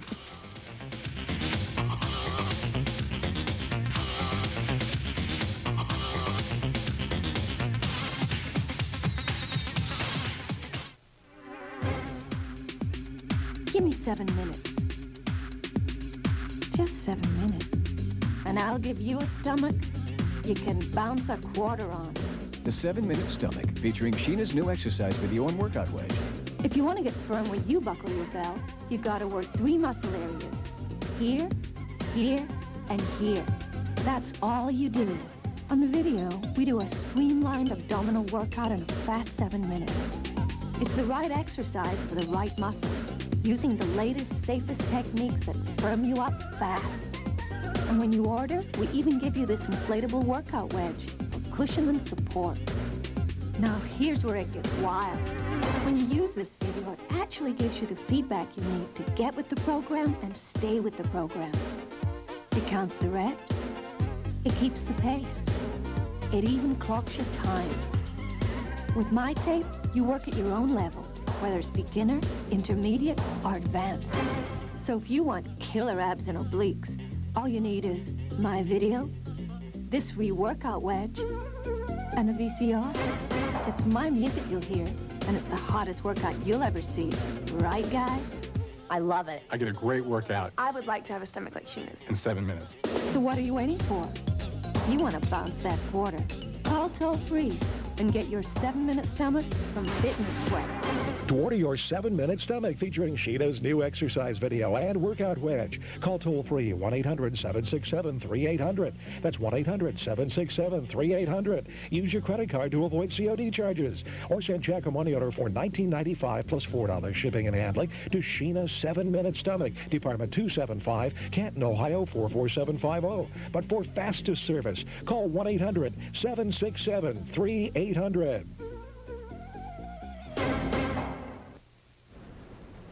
Back now to Phil for the latest on our blizzard. And Phil, it's the winds that make it a blizzard, right? Well, let me see here. I'm reading my palm. What's it say in your palm there? It says it's going to still snow. You catch on quick. That John should have been in the parade today. Yeah. He would have enjoyed it. Thank you very much. Yeah, the blizzard, obviously the difference between the blizzard and the snowstorm is the wind. We've seen winds today as high as 70 miles per hour in certain sections. I think the winds will remain very strong for the next couple of hours, but say after 7 or 8 o'clock, they'll come down just a little bit and then come back up out of the northwest as we get on the backside of the slow. And again, we could see gusts to near 70 miles per hour, but that time the winds will be out of the northwest, say 40, 50 miles per hour. Okay, let's take a look at our satellite view, and you can see we do have a huge, huge storm system. This is just incredible. Right now, the storm system is sitting over Chesapeake Bay. That's pulling moisture in, but it's also pulling some warm air in, and that's why I think we're going to see a mixture of precip for the next couple of hours until that storm gets far enough to the east, and then we get some more snow on the backside of it. Our forecast then goes like this. Expect a blizzard warning still in effect. The sleet will be ending, but we will see some more snow with temperatures in the mid-20s. Then for tomorrow, an additional 2 to 4 inches. That will happen mainly during the morning. Wind chills near 20 below. So that's how it looks for right now. Lynn? Oh, thank you very much, Phil. Well, you know, this storm is far from over, so stay with us for Fox updates on the hour, starting at 7 o'clock. We'll also have a full wrap on the 10 o'clock news, plus a look ahead at what you can expect for tomorrow. All righty, and that is our report. Thanks for being with us. See you at 10. That's right. See you then.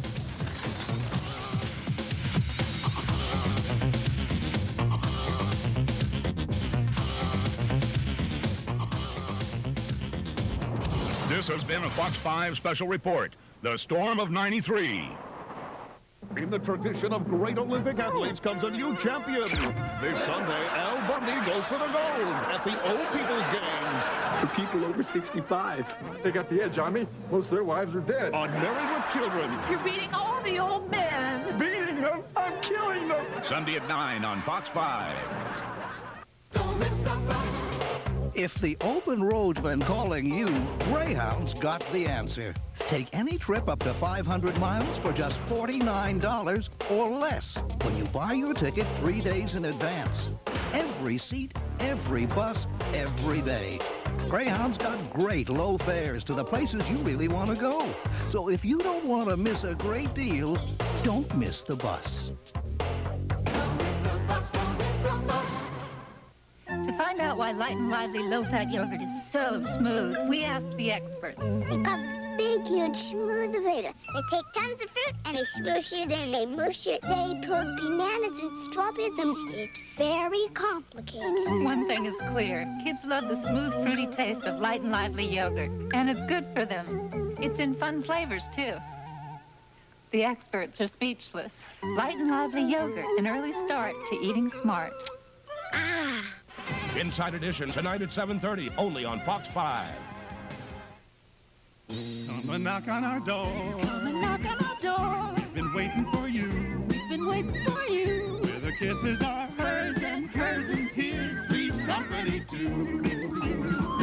Come and dance on our floor. Come and dance on our floor. Take a step that is new. Take a step that is new. We've a lovable space that needs your face. Three's Company too. You'll see that life is a bar again. Laughter is calling for you. Down at our rendezvous. Down at our rendezvous. Three's Company too. I like the sound of something hot off the grill. Sizzler's new home-style grill menu. Give me some room and let me get my fill. 3 new grill entrees, $6.99 each. Grilled pork chops with chunky applesauce, tangy citrus-glazed chicken or burgundy marinated sirloin steak. And to sweeten the deal, the dessert bar is free. Each just $6.99. From Walt Disney Pictures and Amblin Entertainment, they were thrown together on an impossible journey. Here's towns across that. Yeah. With only one hope for survival. We can do it. Each other. Hold on! Don't miss the year's most exciting adventure, A Far Off Place, rated PG. And playing exclusively with A Far Off Place, an all-new maroon cartoon. Roger Rabbit and Baby Herman are back. Dragon baby hunting would be dangerous. But leaving them with me is no picnic. Trail Mix-Up, rated G. Now playing at theaters everywhere. Who says you can't teach an old dog new tricks? Oh. Recycling is easy when you use Reynolds Wrap.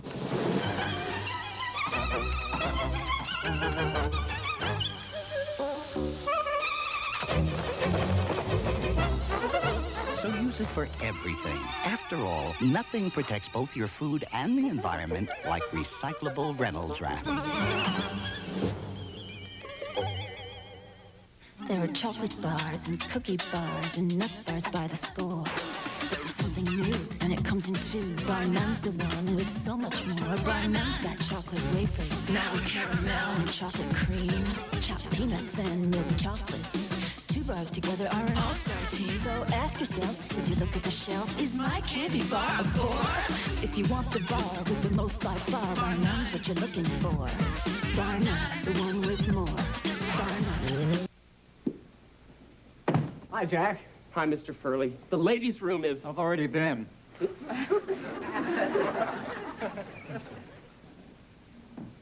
One of your, friends? No, Mr. Furley, that's the building inspector. What can I do for you? It's what I can do for you. I've been thinking, Jack, and I've got some suggestions that's going to help your business. Mr. Furley, You know what you ought to do? You ought to serve 1 or 2 American dishes, like pizza. Pizza?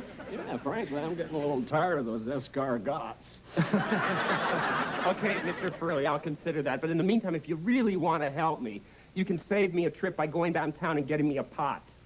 Pot? Yeah, it's a special kind of pot called a tureen. I need another one for tomorrow night. Okay. All right, now, it has to be ceramic and make sure it's heat resistant. Okay, now I got the address. Here it is. Pots are us. Okay. Don't give it another thought, Jack. Once you give the ball to Ralph Furley, your worries are over. Thanks, all right. Oh, Mr. Tripper, I have some bad news. You have a very serious violation. A violation? Wait a second, I double-checked everything. What could be wrong? Restroom ceilings are supposed to be 8 feet high. Yours are only 7 feet 11.5 inches. You're kidding. You're not kidding. Come on, we're talking about a half an inch. Sorry, rules. Gee, of course, now, I may be able to smooth things over with the department. Oh, boy, I would really appreciate that. Yeah, what's your release? Well, I've